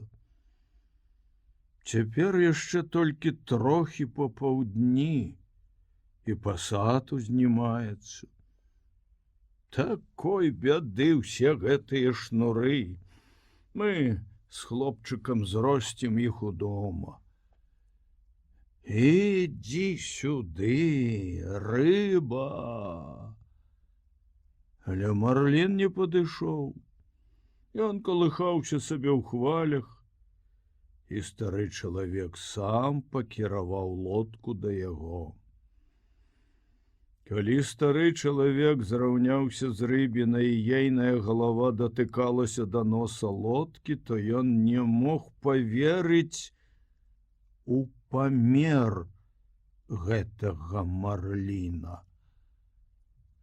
Але ён адвязаў вяроўку гарпуна ад бітынга, прасунуў яе праз шчэлепы, дастаў са сківіц, абхапіў ёю меч, потым прасунуў вяроўку яшчэ раз праз шчэлепы з другога боку, яшчэ раз схапіў ёю глюгу і, зрабіўшы вузел на двайной вяроўцы, прымацаваў яе да бітынга на носе.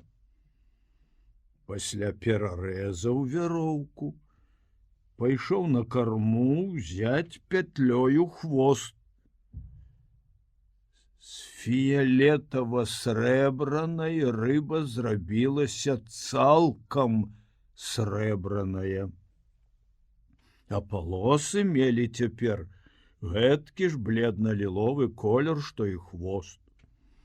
Палосы былі шырэйшыя за чалавечую руку з растапыранымі пальцамі, а рыбіна вока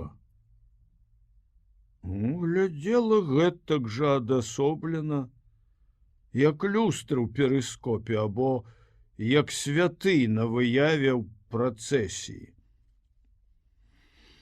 Гэта быў адзіны спосаб, якім можна было зрабіць. Ён чуўся лепей, выпіўшы вады, і ведаў, што не страціць прытомнасці, і галава была ясная. У такім выглядзе Марлін заважыў бы больш за 1500 фунтаў. А магчыма, і нашмат болей. Калі разабраць і прадаць 2/3 гэтага па 30 центаў фунт, а? Каб падлічыць, мне патрэбны аловак. Галава моя не на гэтулькі ясная. Але, думаю, вялікі Димаджо сёння мною ганарыўся б. Я ніколі не меў пятачных шпораў, але мае рукі і спіна направду баляць. Цікава, што за яна пятачная шпора?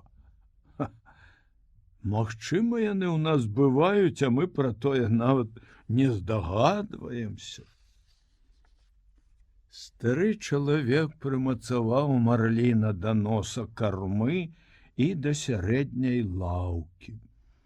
Той быў такі вялікі, як быццам гэта прывязалі да борта яшчэ адзін нашмат большы човен. Ён адрэзаў кавалак шнура ды падвязаў ніжнюю сківіцу рыбіны ў дах глюгі, каб рот не разяўляўся. І яны плылі як найбольш плаўна. Тады ён паставіў мачту і з палкай, якая служыла гафелем, і заснашчаным гікам пад латанным ветразем, што напоўніўся ветрам, пакіраваў, паўлежачы на карме сваю лодку на паўднёвы захад. Яму не патрэбны быў компас, каб вызначыць, дзе паўднёвы захад. Стары чалавек павінен быў толькі адчуваць пасад, куды той дзьме і як ветрась яго забірае. Варта было б закінуць маленькі шнур з блешняй на ім. Можа, удалося б злавіць ды з'есці і змачыць губы. Але ён не змог знайсці блешні, а ягоныя сардзіны пагнілі. Тады ён падчапіў бусаком плывучы жмут жоўтых затоцкіх водарасцей і трасянуў імі. Малыя шрымсы, што былі там, пападалі на дошкі чоўна. Больш за тузін шрымсаў скакала і перабірала ножкамі, як пясчаныя блохі. Стары чалавек адшчыкваў іхнія галовы вялікімі указальнымі пальцамі і еў, перажоўваючы шкарлупкі і хвосцікі. Шрымсы былі малюпасенькія, але спажыўныя, ды і смак яны мелі прыемны. У старога чалавека яшчэ засталіся 2 глыткі вады ў бутэльцы, і палову глытка ён выпіў пасля таго, як з'еў шрымсы. Човен плыў няблага, уважаючы на ўсе непазбежныя нязручнасці, і стары чалавек кіраваў, трымаючы руку на румпелі. Ён мог бачыць рыбіну і павінен быў адназірнуць на свае рукі і адчуць, што спіна яго абапёртая б карму, каб упэўніцца, што гэта сапраўды адбылося. Ну, што гэта не сон. Адзін час напрыканцы, калі стары чалавек чуўся страшэнна блага, ён вагаўся, ці не сон гэта. Тады, калі ён убачыў, як рыба выходзіць з вады і нерухома вісіць у паветры, перш як упасці, стары чалавек быў упэўнены, што стаўся сведкам якойсьці незвычайнай дзіўнай праявы і не мог даць ёй веры. Тады ў яго было кепска са зрокам, але цяпер бачыў ён, як заўсёды, добра. Цяпер ён ведаў, што гэта не сон, як не сон ягоныя рукі і спіна. Рукі лечацца хутка. Ранкі пакрывавілі колькі трэба, а салёная вада іх загоіць. Цёмная вада праўдзівага затона найвялікшы з усіх лекараў. Адзіны мой клопат, каб галава была ясная. Рукі зрабілі сваю справу, і мы плывём добра. З ягоным завязаным ротам і простым, як свечка, хвастом мы плывём, як браты. Пасля ў галаве яго трохі памутнела, ён падумаў: ці гэта я вязу рыбіну, ці рыбіна вязе мяне? Калі б я валачыў марліна за сабой, пытанняў не было б, як і тады, калі б рыбіна была ў чоўне, пазбыўшыся ўсяе свае годнасці. Але яны плылі разам бок у бок. І стары чалавек вырашыў: хай гэта ён вязе мяне, калі яму прыемна так думаць. Я ўдалейшы за яго толькі пра штукарства, а ён не зычыў мне ліха. Яны плылі паспяхова, і стары чалавек мачыў рукі ў салёнай вадзе ды стараўся захоўваць галаву яснай. Па небе вандравалі высокія кучавыя воблакі, а над тымі ладна было перыстых, і стары чалавек ведаў, што вецер будзе дзьмуць цэлую ноч. Ён увесь час паглядваў на рыбіну, каб пераканацца, што гэта яму не сніцца. Мінула гадзіна, пакуль першая акула сягнула на яе. Акула не была выпадковасцю. Яна выплыла з нетраў вод, калі цёмнае воблака крыві ўтварылася і рассеялася ў глыбозным змілю моры. Выплыла борзда і без якой-кольвек асцярогі разламала паверхню блакітнай вады і апынулася пад праменнем сонца.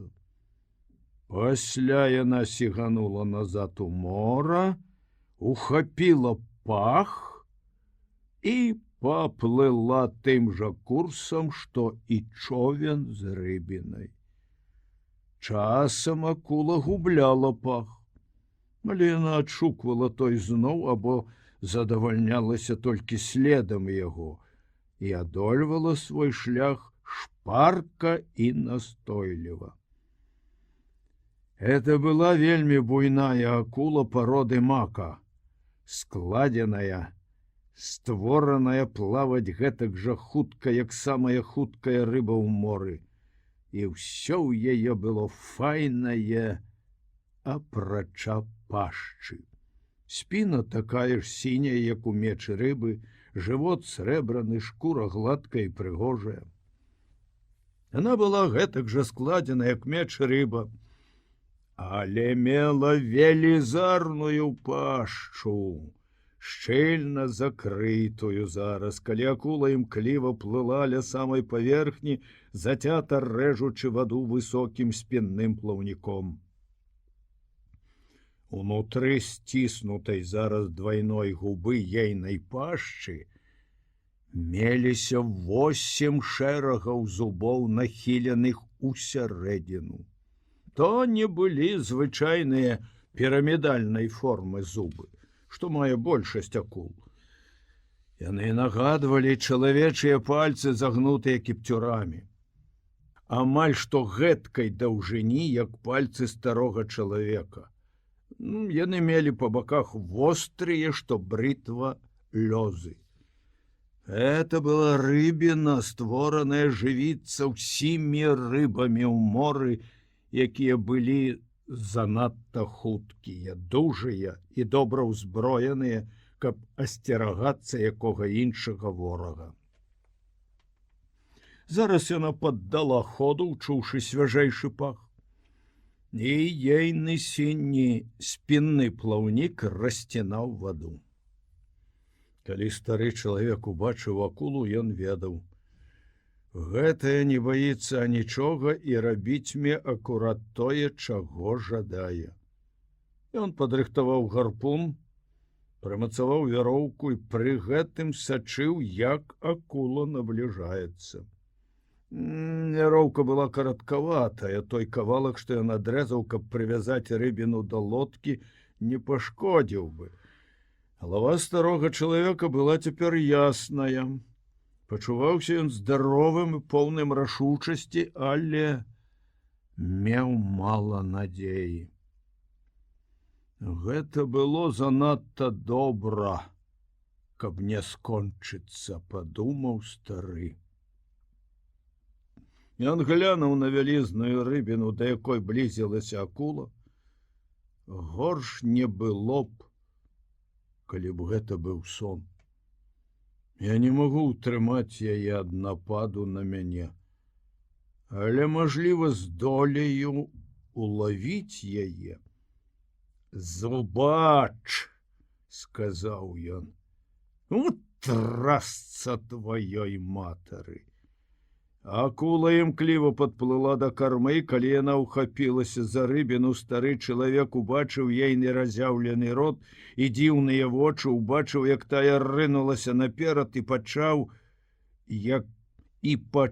як ейныя зубы са шчоўканнем секанулі мяса якраз ля хваста.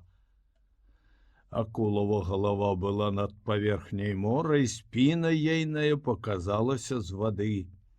Стары чалавек мог чуць, як акула з трэскам ірвала скуру і мяса марліна, і ён убіў ёй гарпун у галаву ў месцы, дзе лінія паміж вачыма перасякаецца з лініяй, што пачынаецца ад носа. Але такіх ліній у яе не мелася.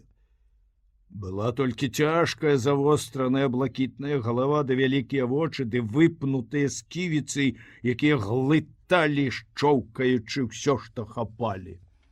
Але тут быў мозг, і стары чалавек ударыў па ім.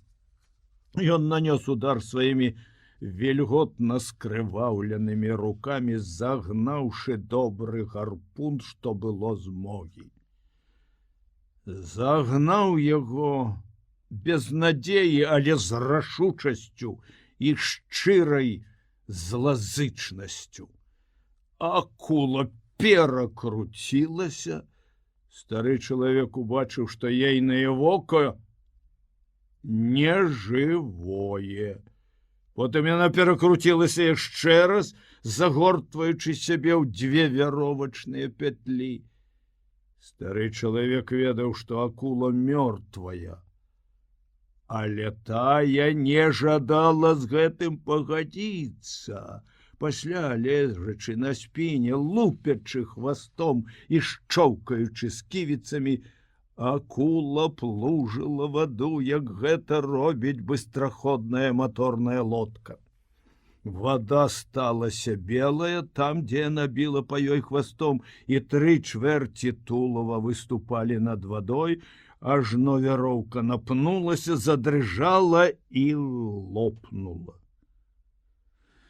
Кароткі прамежак часу акула спакойна ляжала на паверхні, а стары чалавек глядзеў на яе. Пасля яна вельмі паволі стала апускацца ўніз. Яна забрала фунтаў 40. І яшчэ яна ўзяла мой гарпун і ўсю вяроўку. І цяпер моя рыба крывавіць зноў. Так што трэба чакаць другіх акул. Ён не меў ахвоты больш глядзець на рыбіну пасля таго, як яе знявечыла акула. Калі тая ўхапілася за марліна, яму здалося, што напалі на яго. Але я забіў акулу, што кінулася на маю рыбіну.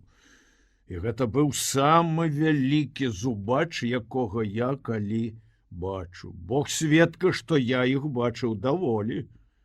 Это было занадта добра, каб не скончыцца. Я хацеў бы зараз, каб гэта быў сон, каб я ніколі не злавіў сваю рыбіну ды ляжаў сабе адзін у ложку на газетах. Але чалавек не створаны для паразы. Чалавек можа быць знішчаны, але не пераможаны. І ўсё ж я шкадую, што забіў рыбіну. Благі час надыходзіць, а я не маю нават гарпуна. Зубач жорсткі, спрытны, дужы і разумны. Аднак я быў разумнейшы за яго. Можа і не. Магчыма, я быў проста лепей узброены. А і не затлумлівай галаву думкамі, старэча. Плыві гэтым жа курсам, і хай усё будзе такое, якое будзе. Але я мушу думаць, бо гэта адзінае, што я сабе пакінуў. Ды яшчэ бейсбол. Цікава, што сказаў бы вялікі Димаджа пра тое, як я гваздануў акулу па мазгах, а? Не такі ўжо гэта быў волатаўскі ўчынак. Любы мужчына змог бы такое зрабіць. Як ты лічыш? Ці рукі мае былі гэткай жа вялікай перашкодай, як пятачныя шпоры? Ай, не магу ведаць. З маёй пятой ніколі нічого не здаралася благога. Хіба што аднаго разу яе ўджаліў скат джала. Калі я наступіў на яго падчас плавання, спаралізаваў мне нагу ўнізе, прымусіў папакутаваць. Думай пра што-небудзь весялейшае, старэча. Зараз ты кожную хвіліну ўсё бліжэй дадому, цяпер табе лягчэй плысці, бо ты страціў 40 фунтаў. Ён добра ведаў, што хутчэй за ўсё адбудзецца, калі ён апынецца ў сярэдзіне плыні. Але не было жаданага выйсця. Адну рэч зрабіць можна. Прывязаць нож да дзяржання весла. Ён так і зрабіў, трымаючы руку на румпелі, наступіўшы на шкот ногой. Ну вось. Вядома, я стары, але я не бяззбройны. Дзьмуў свежы ветер, ён плыў удала. Стары назіраў толькі за пярэдняй часткай рыбіны, і трохі надзеі да яго вярнулася. Неразумна не спадзявацца, апроч таго, я перакананы, што гэта грэх. Не разважай пра грахі, папракнуў ён сябе. Зараз даволі турбацыі без грахоў. Ды я ў іх і не разбіраюся. Не разбіраюся і не ўпэўнены, што веру ў гэта. Магчыма, б грэх быў забіваць рыбіну. Мяркую так. Хоць зрабіў я гэта, каб выжыць самому і накарміць багата людзей. Але што тады не грэх? А не думай пра грэх. Запозна, і ёсць людзі, якім плоцяць за тое. Няхай яны маракуюць. Ты нарадзіўся мараком, як рыба нарадзілася рыбай. Сан-Педро быў рыбак, бацька вялікага Димаджио. Але стары чалавек любіў думаць пра ўсё, што падсоўвала яму жыццё. І паколькі тут не было чаго чытаць, і ён не меў радыёпрыёмніка, стары чалавек думаў ды разважаў пра грэх. Ты забіў Марліна не толькі дзеля таго, каб жыць і прадаць яго як харч. Забіць яго штурхала цябе і твоя гордасць, і тое, што ты рыбак. Ты любіў яго, калі той быў жывы, і любіў яго пасля. Калі ты яго любіш, то гэта не грэх забіць яго. А мо яшчэ большы? Мы занадта шмат думаеш, сказаў ён услых. Але ты з ахвотай уходаў акулу. Таксама корміцца жывой рыбай, як і ты.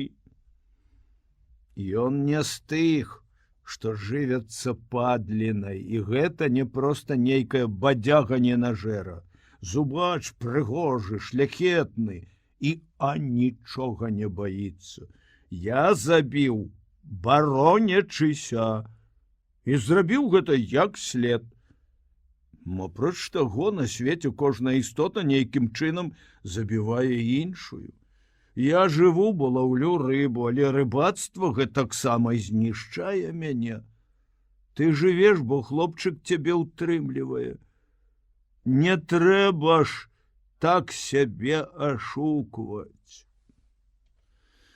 Стары перагнуўся цераз борт і з лёгкасцю адарваў ад рыбіны, там, дзе хапанула акула, кавалак мяса. Пажаваўшы, ён адзначыў ягоную высокую якасць і добры смак. Цвёрдая, сакавітая, не жылаватая і не чырвоная ў дадатак. Такое мяса найдаражэйшае на рынку. Але мясны пах разыходзіўся ў вадзе, і не было як даць рады. Стары чалавек разумеў, што надыходзіць надта кепскі час. Вецер дзьмуў устойліва роўна, толькі трохі адступіў на паўночны ўсход, і стары ведаў, гэта азначала, што вецер не аслабне. Стары чалавек паглядзеў наперад, але не змог убачыць жаданых ветразяў, ані корпуса карабля, ані дыму судна.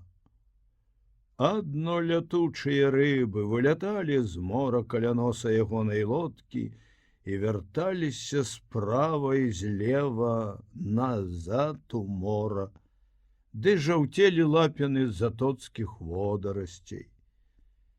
Ён не бачыў нават птушкі. Стары плыў 2 гадзіны, спачываючы на карме, часам жаваў кавалачак мяса марліна, імкнучыся адпачыць ды захаваць моц, калі заўважыў першую з 2 акул. «Ау!» — сказаў ён уголас. «Акулы!» Зараз ён угледзеў другі плаўнік, што ўзнімаўся за першым, і пазнаў тупаносы акулы. Але іхнія карычневыя трохкутныя плаўнікі ды імклівыя рухі хвастом. Яны чулі пах, і ўзбуджаныя, шалелыя ад голаду і прагнасці, то гублялі яго, то зноў знаходзілі, але набліжаліся няўхільна. Стары чалавек трывала замацаваў шкот, заклініў стырно, пасля ўзняў вясло з прывязаным да яго нажом. Ён падымаў вясло, дужа асцярожна трымаючы яго, бо рукам было балюча. Ён сашчапіў і расчапіў на ім руки, каб трохі размяць іх. Потым моцна сашчапіў іх, каб яны змірыліся з болем і не здрыгануліся. Ды назіраў, як падыходзяць акулы. Ён мог бачыць іхнія шырокія, трохі сплюшчаныя тупаносыя галовы, шырокія грудныя плаўнікі з белымі кончыкамі. Гэта былі агідныя акулы, смярдзючыя ахвотніцы да падлы, забойцы, здатныя, калі галодныя, кусануць вясло або і стырно лодкі. Это былі акулы, што перакусваюць лапы і плаўнікі чарапахам, калі тыя спяць на паверхні, а галодныя нападаюць у вадзе на чалавека, нават калі ён ані чуць не пахне рыбінай крывёй ці рыбінай сліззю. Падыходзьце бліжэй. Яны падышлі. Але не гэтак, як падыходзіла акула Мака. Адна павярнулася і знікла з поля зроку, нырнуўшы пад човен, і стары чалавек адчуў, як той дрыжыць, калі акула пачала тузаць і шкуматаць рыбіну. Другая сачыла за старым чалавекам жоўтымі шчылінамі вачэй, а пасля шпарка падплыла, шчэрыўшы паўкруг пашчы, каб хапануць там, дзе ад рыбіны ўжо быў адкушаны кавалак. Была выразна відаць лінія, што бегла ад макаўкі галавы на спіну, лінія, дзе злучаліся галаўны мозг і спінны, і стары ўсадзіў нож на весле ў гэтае злучэнне. Выцягнуў, загнаў той зноў жоўтыя кашэчыя вочы акулы.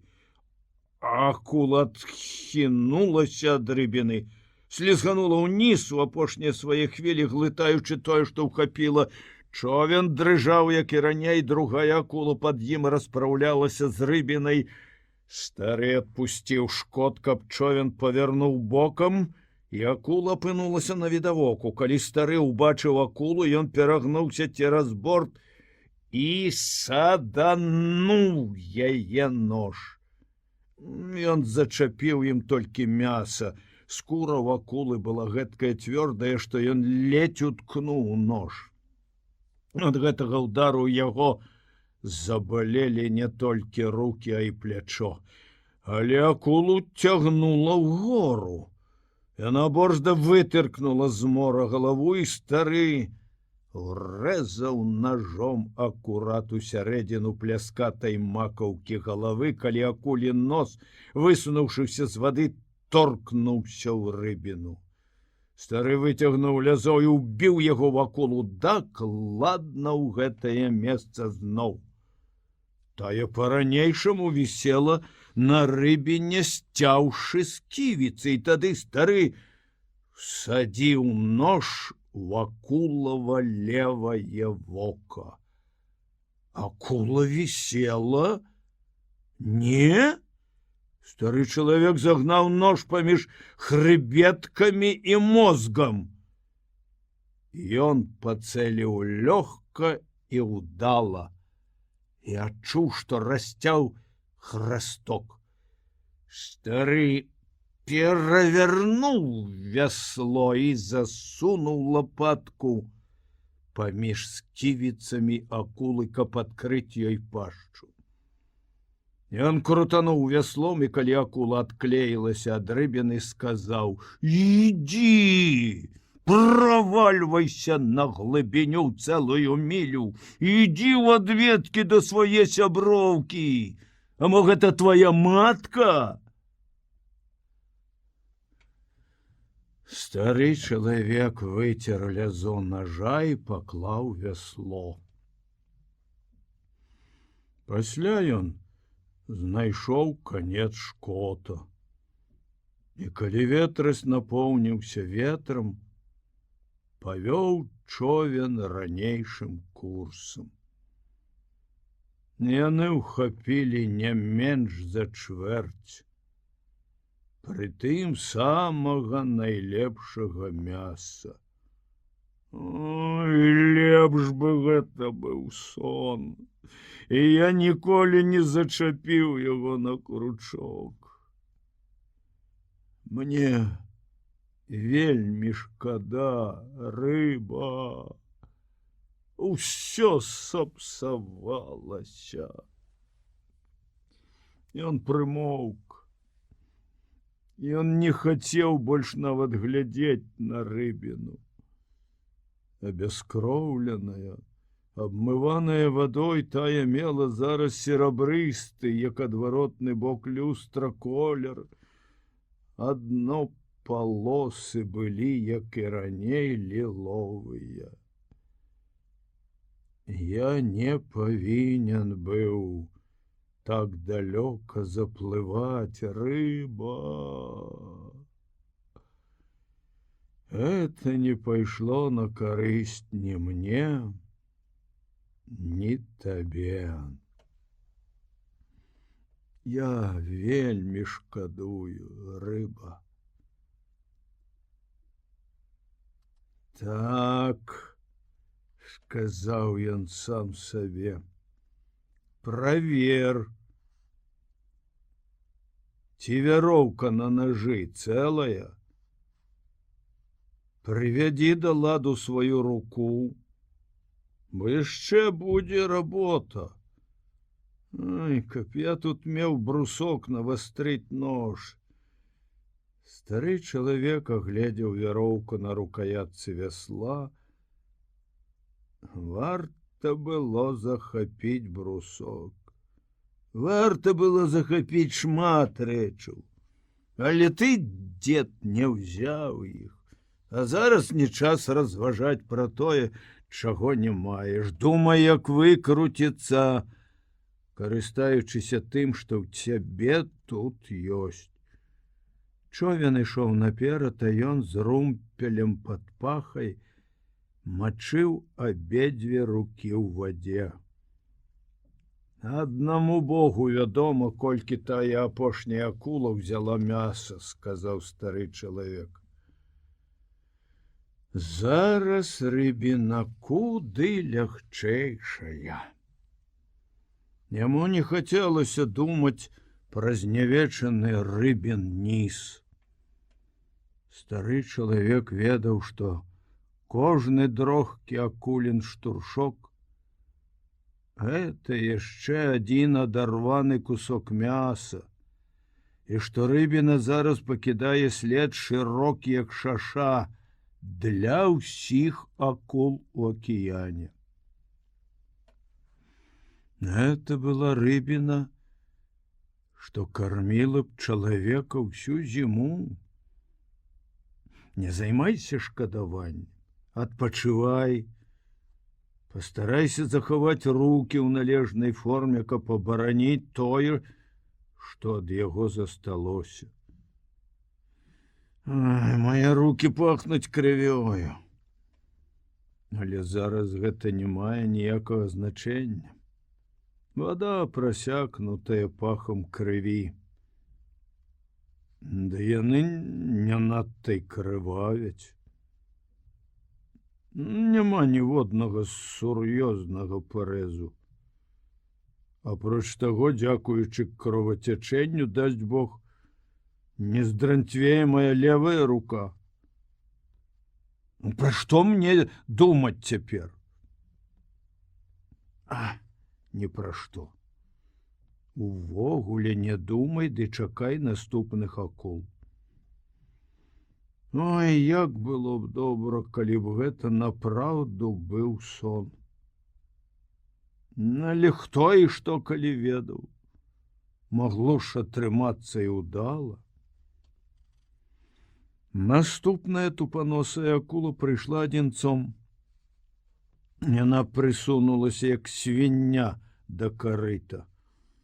Калі б, вядома, свіння мела рот гэткай шырыні, што можна было ўсунуць туды галаву. Стары чалавек дазволіў ёй хапянуць за рыбіну і тут жа вагнаў ёй у мазгі прымацаваны да вясла нож. Але акула рванулася назад, перавальваючыся на спіну, і лязо ножа трэснула. Стары чалавек уладкаваўся стырнаваць. Я нават не назіраў за тым, як вялізная акула паволі танула. На пачатку я можна было бачыць у натуральную велічыню, пасля акула сталася невялікай, урэшце маленькая. Это заўжды дужа займала яго, але не цяпер. У мяне ж ёсць бусак, але якая ад яго карысць? Яшчэ ў мяне ёсць 2 вяслы і румпель, і кароткая дубінка. Вось акулы мяне і адужалі. Занадта я стары, каб іх батожыць да смерці. Але буду імкнуцца рабіць гэта, пакуль мець-мю вёслы, дубінку і румпель. Ён зноў сунуў рукі ў гаючую ваду. Бралася на вечар, зараз ён бачыў толькі мора ды неба, ветер быў мацнейшы, і тут ён стаў спадзявацца, што неўзабаве ўгледзіць сушу. Ты стаміўся, старэча, вся твая істота стамілася. Акулы атакавалі яго толькі перад самым світанкам. Стары чалавек убачыў карычневыя плаўнікі ўдоўж таго шырокага следу ў вадзе, які ўтварала рыбіна. Акулы, учуўшы рыбін пах, напралом бок у бок шыбавалі да чоўна. Ён заклініў стырно, замацаваў шкот, пацягнуўся па дубінку, што ляжала пад кармой. То быў адпілаваны ад зламанага вясла кавалак дзяржання даўжынёй футаў за 2,5. Ён мог яго ўжыць толькі адной рукою, бо вясло мела адмысловую ручку, за якую ён і ўхапіўся, ды стаў размінаць пальцы правай рукі, здымаць з іх здранцвеласць, назіраючы, як набліжаюцца акулы. Няхай першая добра возьмецца за рыбіну, а тады я гваздану ёй па кончыку носа або па кумпалу па самай макаўцы. 2 акулы падплылі разам і, убачыўшы, як на бліжэйшае 2 акулы падплылі разам і, убачыўшы, як найбліжэйшая да яго разявіла пашчу і ўсадзіла зубы ў срэбраны бок рыбіны, ён высока падняў дубінку і трахнуў, што было моцы, па макаўцы ейнай шырокай галавы. Стары адчуў усё роўна, як гумавую трываласць скуры, калі палка апусцілася на акулаву галаву. Яшчэ адчуў цвёрдасць косці і заехаў зноў, на гэты раз па кончыку носа. Акула адліпла ад рыбіны і слізганула ўніз. Другая акула ўжо завітвала сюды, а потым знікла, але зараз з'явілася зноўку, шырока разявіўшы пашчу. Стары мог бачыць белыя шматкі рыбінага мяса, што вывальваліся з ейнае пашчы. Накінуўшыся на рыбіну, акула сцяла з ківіцы. Ён размахнуўся, стукнуў палкай, але трапіў толькі па галаве. Акула, зірнуўшы на яго, і рванула кавалак мяса. Стары замахнуўся зноў, калі акула слізганула ў бок праглынуць тое, што ўхапіла, і адчуў трывалую цвёрдую гуму. Ну, падыдзі сюды, давай, падыходзь зноў. Акула памкнула да марліна, і стары гваздануў па ёй калі тая ўжо закрыла пашчу. Ён лупануў з усяе сілы, падняўшы дубінку як найвышэй. На гэты раз ён адчуў косць каля асновы мозгу і зноўку стукнуў па ёй. Акула ж, млява адарваўшы ад рыбіны кавалак мяса, слізганула ўніз. Стары чалавек пільнаваў, калі акула выплыве, але ніводная не паказвалася. Пасля ён угледзеў, як адна з іх кружыць ля паверхні. Плаўніка другой не было відаць. Я і не спадзяваўся забіць іх. У свой час я здатны быў зрабіць гэта.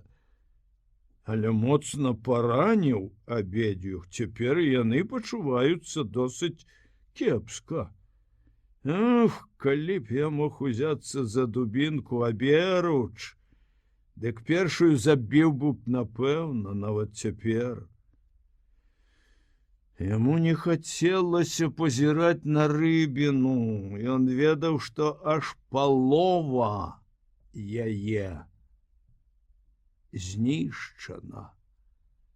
Сонца зайшло, пакуль ён змагаўся з акуламі. Хутка будзе цёмна. І тады я павінен убачыць сполахі гаваны. Калі я заплыў надта далёка на ўсход, то ўгледжу агні аднаго з новых пляжаў. Наўрад ці я зараз заплыў занадта далёка. Спадзяюся, ніхто там асабліва не хвалюецца. Ну, вядома, апроч хлопчыка. Але ведаю, ён упэўнены, што я вярнуўся. Шмат якія дарослыя рыбакі будуць непакоіцца. І многія іншыя таксама. Я жыву ў добрым горадзе. Ён быў не ў стане больш гутарыць з рыбінай. Занадта жудасна была тая абгрызена. Але ў галаву яму прыйшла думка, і ён сказаў: на палову рыбіна або рыбіна. Як цябе звалі раней? Я шкадую, што забраўся гэтак далёка. Я не збярог цябе і зруйнаваны сам. Але за свой век мы забілі багата акул, ты і я, і мноства знявечылі. Колькі табе давялося ўходаць, старэча рыбіна? Нездарма ж ты маеш гэтую піку на сваёй галаве. Яму падабалася думаць пра Марліна, як той расправіўся б з акулай, калі б вольна плаваў у моры. Мне варта было адсячы ад яго дзюбу, каб ёю біцца з акуламі. Але ж не было ні сякеркі, ні ножа. Калі б я што-небудзь меў ды патрапіў прымацаваць дзюбу да рукаяткі вясла, якая гэта была б зброя! Тады б мы пазмагаліся разам. А што ты будзеш рабіць, калі яны прыплывуць уначы? Што ты можаш рабіць? Змагацца з імі, пакуль не сканаю. Але ў тым змроку, калі не было ні сполыску, ні агнёў, адно вецер, што напінаў ветраць, безупынна і нязменна, яму раптам здалося, што ён памёр. Ён склаў рукі разам, прыціснуў далонь да далоні. Яны не былі мёртвыя. і ён мог адчуць боль жыцця, папросту сціскаючы і расціскаючы свае далоні. Ён прыхіліўся спінай да кармы і упэўніўся, ён не мёртвы. Ягоныя плечы сказалі яму пра гэта. Я маю прачытаць усе тыя малітвы, што паабяцаў, калі злаўлю рыбіну. Але я занадта знясілены чытаць іх цяпер. Лепей возьму мяшок ды акрыю плечы. Ён ляжаў на карме і стырнаваў, і ўсё глядзеў на неба. Калі ж на ім з'явіцца водбліск агнёў? У мяне засталася толькі яго палова. Быцьмо мне пашанцуе, я прывязу пярэднюю частку рыбіны. Павінна ж мне хоць трохі пашанцаваць. Не. Ты зглуміў свой шанс, заплыўшы занадта далёка. Глупства. Не драмі, ды стырнуй сабе. Яшчэ, можа, уга, як пашчасціць. Хацеў бы я купіць трохі гэтага шчасця, калі б дзе-небудзь прадавалі. Але за што я купіў бы яго? Ці змог бы я яго купіць за згублены гарпун і зламаны нож, ды за пару недалужаных пабдзіраных рук? Магло стацца, што ты купіў бы яго. Ты намагаўся зрабіць гэта 84 дні ў моры, і табе ледь не прадалі яго. Не затлумлівай галаву лухтой. Шчасце завітвае ў розных абліччах. І хто пазнае яго? Хто пазнае яго, а? І ўсё ж я набыў бы трошкі шчасця у любым ягоным кшталце, заплаціўшы колькі трэба. Жадаў бы я убачыць сполыск ад агнёў. Увогуле, я жадаю надта многа чаго, але зараз менавіта гэтага. Ён пастараўся ўсесці так, каб было найзручней стырнаваць. І, адчуўшы боль, уведаў, што ён не мёртвы. Стары чалавек убачыў адбіты в акіяне водбліск агнёў горада, тады, калі было, пэўна, гадзін 10 вечара. На пачатку ледзьве прыкметна, як святло, што бывае на небе перад узыходам месяца. Водбліск стаўся пасля выразна бачны на паверхні акіяна, па якім вятрыска гнаў хвалі. Ён стырнаваў на гэтае зарыва і меркаваў, што неўзабаве будзе край плыні. Всё скончана. Яны зноў нападуць на мяне. Але што проці іх можа зрабіць чалавек у цемры і без зброі? Скалелы, ён адчуваў сябе хворым, а ягоныя раны і найбольш натруджаныя часткі цела нылі на холадзе. Всё ж я спадзяюся, што не давядзецца змагацца зноў. Як я хачу спадзявацца на гэта. Але апоўначы ён змагаўся, хоць на гэты раз ведаў змаганне бескарыснае.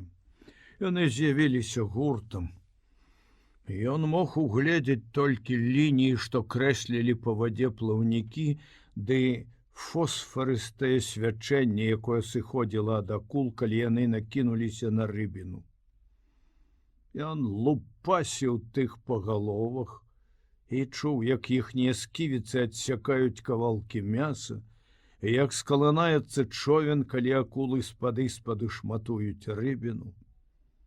Стары чалавек адчайна лупасіў па тым, што ён толькі адчуваў і чуў, але не бачыў, і раптам тое штосьці схапіла дубінку, і больш яе не было. Вырваўшы румпель са стырна, ён біў ім, трымаючы той аберуч, перыў акул зноў і зноў. Але яны падабраліся ўжо да носа лодкі. Налятаючы на рыбіну то паасобку, то гурмой, і рвучы кавалкі мяса, і стары чалавек бачыў, як тыя кавалкі блішчалі ўнізе ў вадзе, калі акулы заварочваліся, каб рвануць сваю ахвяру яшчэ раз. Нарэшце адна падплыла і ўсадзіла зубы ў галаву рыбіны, і стары чалавек падумаў, што ўсё скончана змаганне. Ён гваздануў румпелем туды, дзе акуліны зубы завязлі ў цвёрдай галаве марліна, не могучы тую пашкуматаць. Стары стукнуў раз, два і тры разы. Ён пачуў, як трэснуў румпель, і тады памкнуў наперад з расшчэпленым дзяржаннем.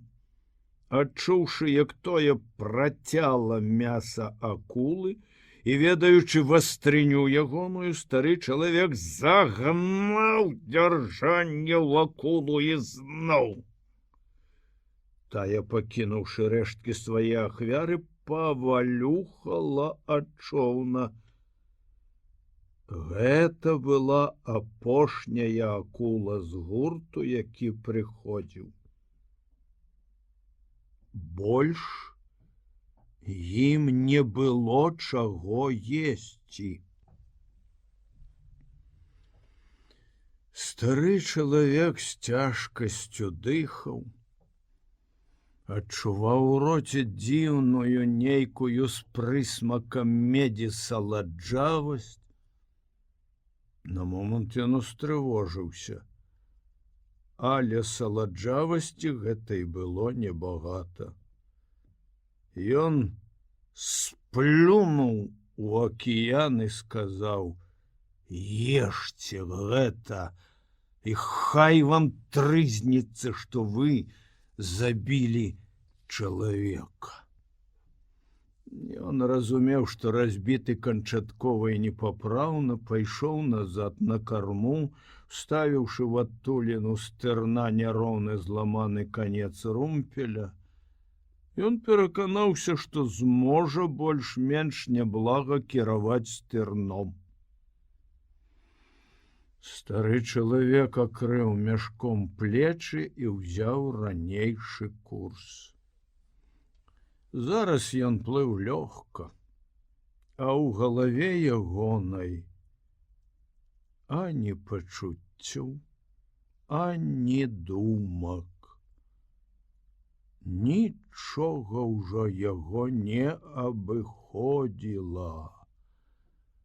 І ён вёў свой човен дадому, да прыстані, пільна і ўмела, як толькі мог.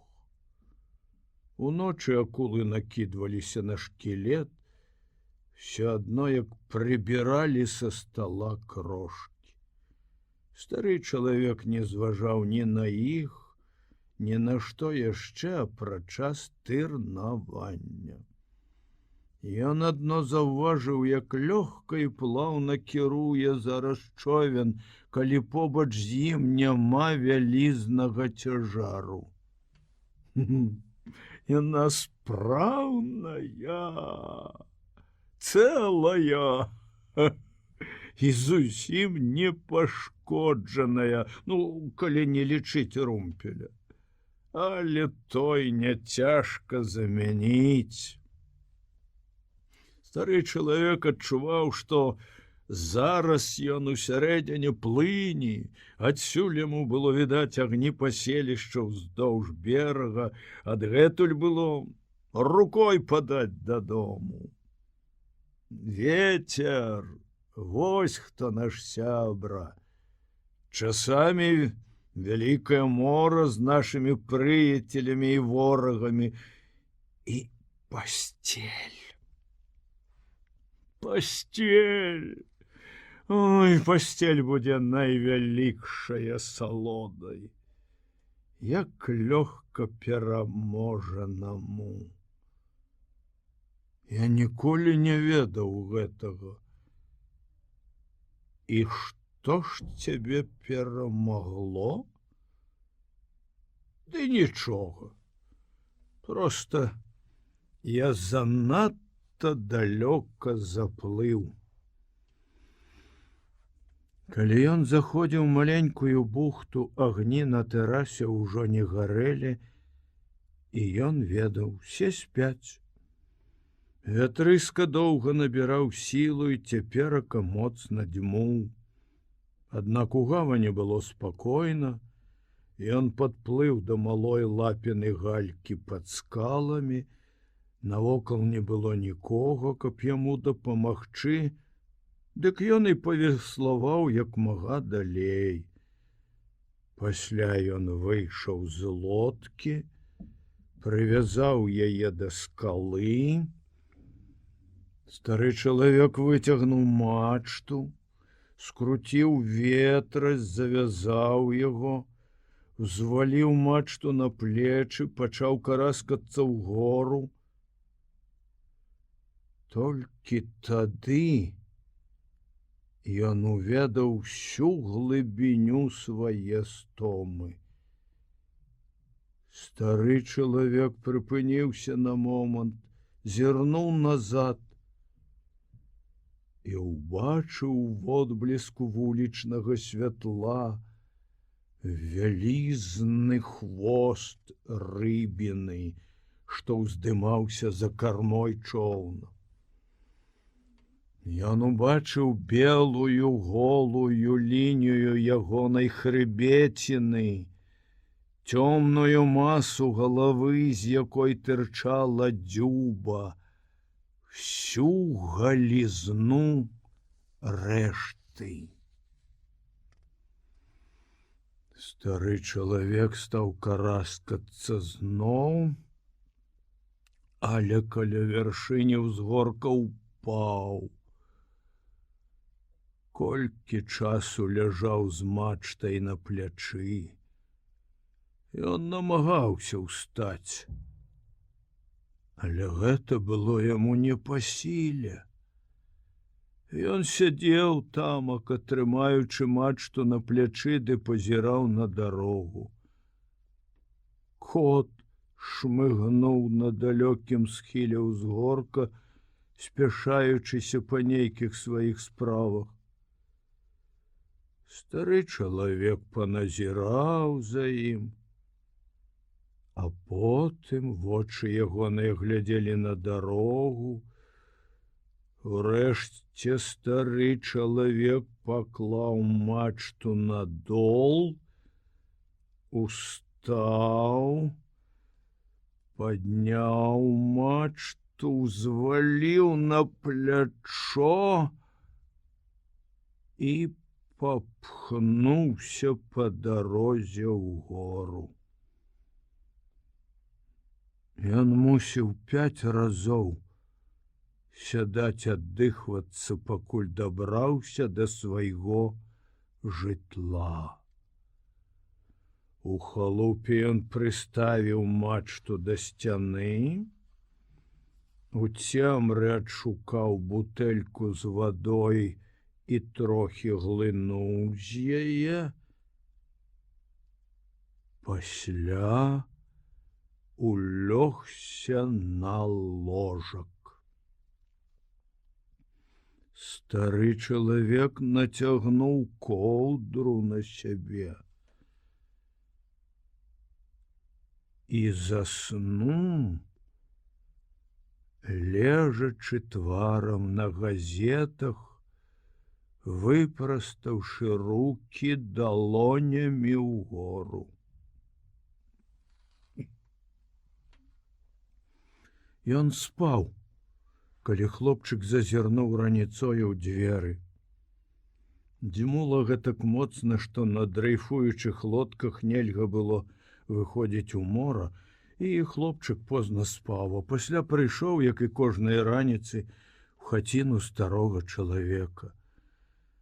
У вачавіткі пераканаўшыся, што стары чалавек дыхае, хлопчык убачыў ягоныя рукі і заплакаў. Ён асцярожна выйшаў з халупы, каб прынесці старому чалавеку трохі кавы, і ўсю дарогу плакаў. Багата рыбакоў стоўпілася вакол чоўна, разглядаючы тое, што было да яго прывязана. Адзін, закасаўшы порткі, залез у ваду і мераў шкілет кавалкам шнура. Хлопчык не спусціўся ўніз, ён пабываў там раней, і адзін з рыбакоў па ягонай просьбе глядзеў за лодкай. «Як ён маецца?» — нехта з гурту гукнуў хлопчыку. «Спіць? Хай ніхто яго не турбуе. Ейная даўжыня ад носа да хваста была 18 футаў», — апавясціў рыбак, які мераў шкілет. «Пэўна ж», — пацвердзіў хлопчык. Ён прыйшоў да тэрасы і папрасіў бляшанку кавы. Гарачай, каб у ёй было многа малака і цукру. Што-небудзь яшчэ? Не. Потым пабачым, што ён мог бы з'есці. Якая была рыбіна! Свет гэткая не бачыў. Тыя дзве, што ты злавіў учора, таксама нічога. Да д'ябла мае рыбы, сказаў хлопчык і зноў пачаў плакаць. Можа, вып'еш якога трунку? Спытаў карчмар. Не. Скажы, каб не турбавалі Сантьяга. Я яшчэ прыйду. Перадай, я вельмі яму спачуваю. Дзякуй. Ён занёс гарачую бляшанку каву у халупу старога чалавека і сядзеў там каля яго, пакуль той не прачнуўся. Аднаго разу хлопчыку здалося, што стары чалавек прачынаецца, але ён зноў упаў у цяжкі сон, і хлопчык хадзіў цераз дарогу пазычыць трохі дроў, каб падагрэць каву. Нарэшце стары чалавек прачнуўся. Не сядай, сказаў хлопчык, выпі гэта. Ён наліў крыху кавы ў шклянку. Стары чалавек узяў шклянку і выпіў. Яны пабілі мяне, Маналін.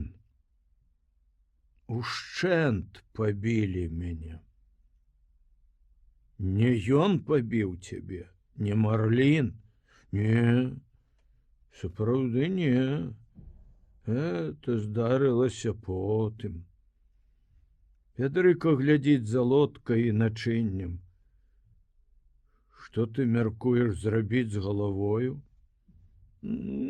Хай Пядрыка пасячэ яе, ды скарыстае ў пастках на рыбу.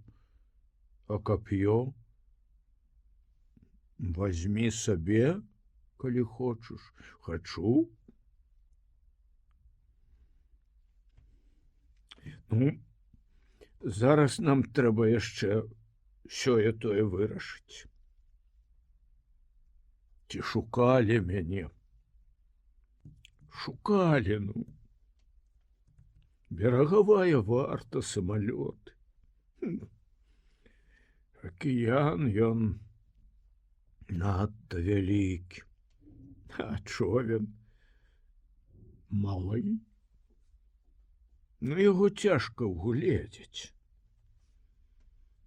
Ён заўважыў, як гэта прыемна мець суразмоўцу, а не гаварыць з сабою ды з морам. Мне бракавала цябе. А што ты улавіў? Адну першага дня, яшчэ адну другога і 2 трэцяга. О, вельмі добра. Цяпер мы зноў будзем разам рыбачыць. Не, я няўдачнік. Шанцаванне пакінула мяне. Д'ябал з ім шанцаваннем. Я прынясу шанцаванне з сабою. А што твае скажуць? Мяне гэта не абыходзіць. Учора я злавіў аж 2. Мы будзем рыбачыць разам, бо мне яшчэ шмат чаго трэба ўведаць. Мы павінны займець добрыя восці, каб выняць дух з любой рыбіны. Няхай яны заўсёды будуць пад рукою на борце.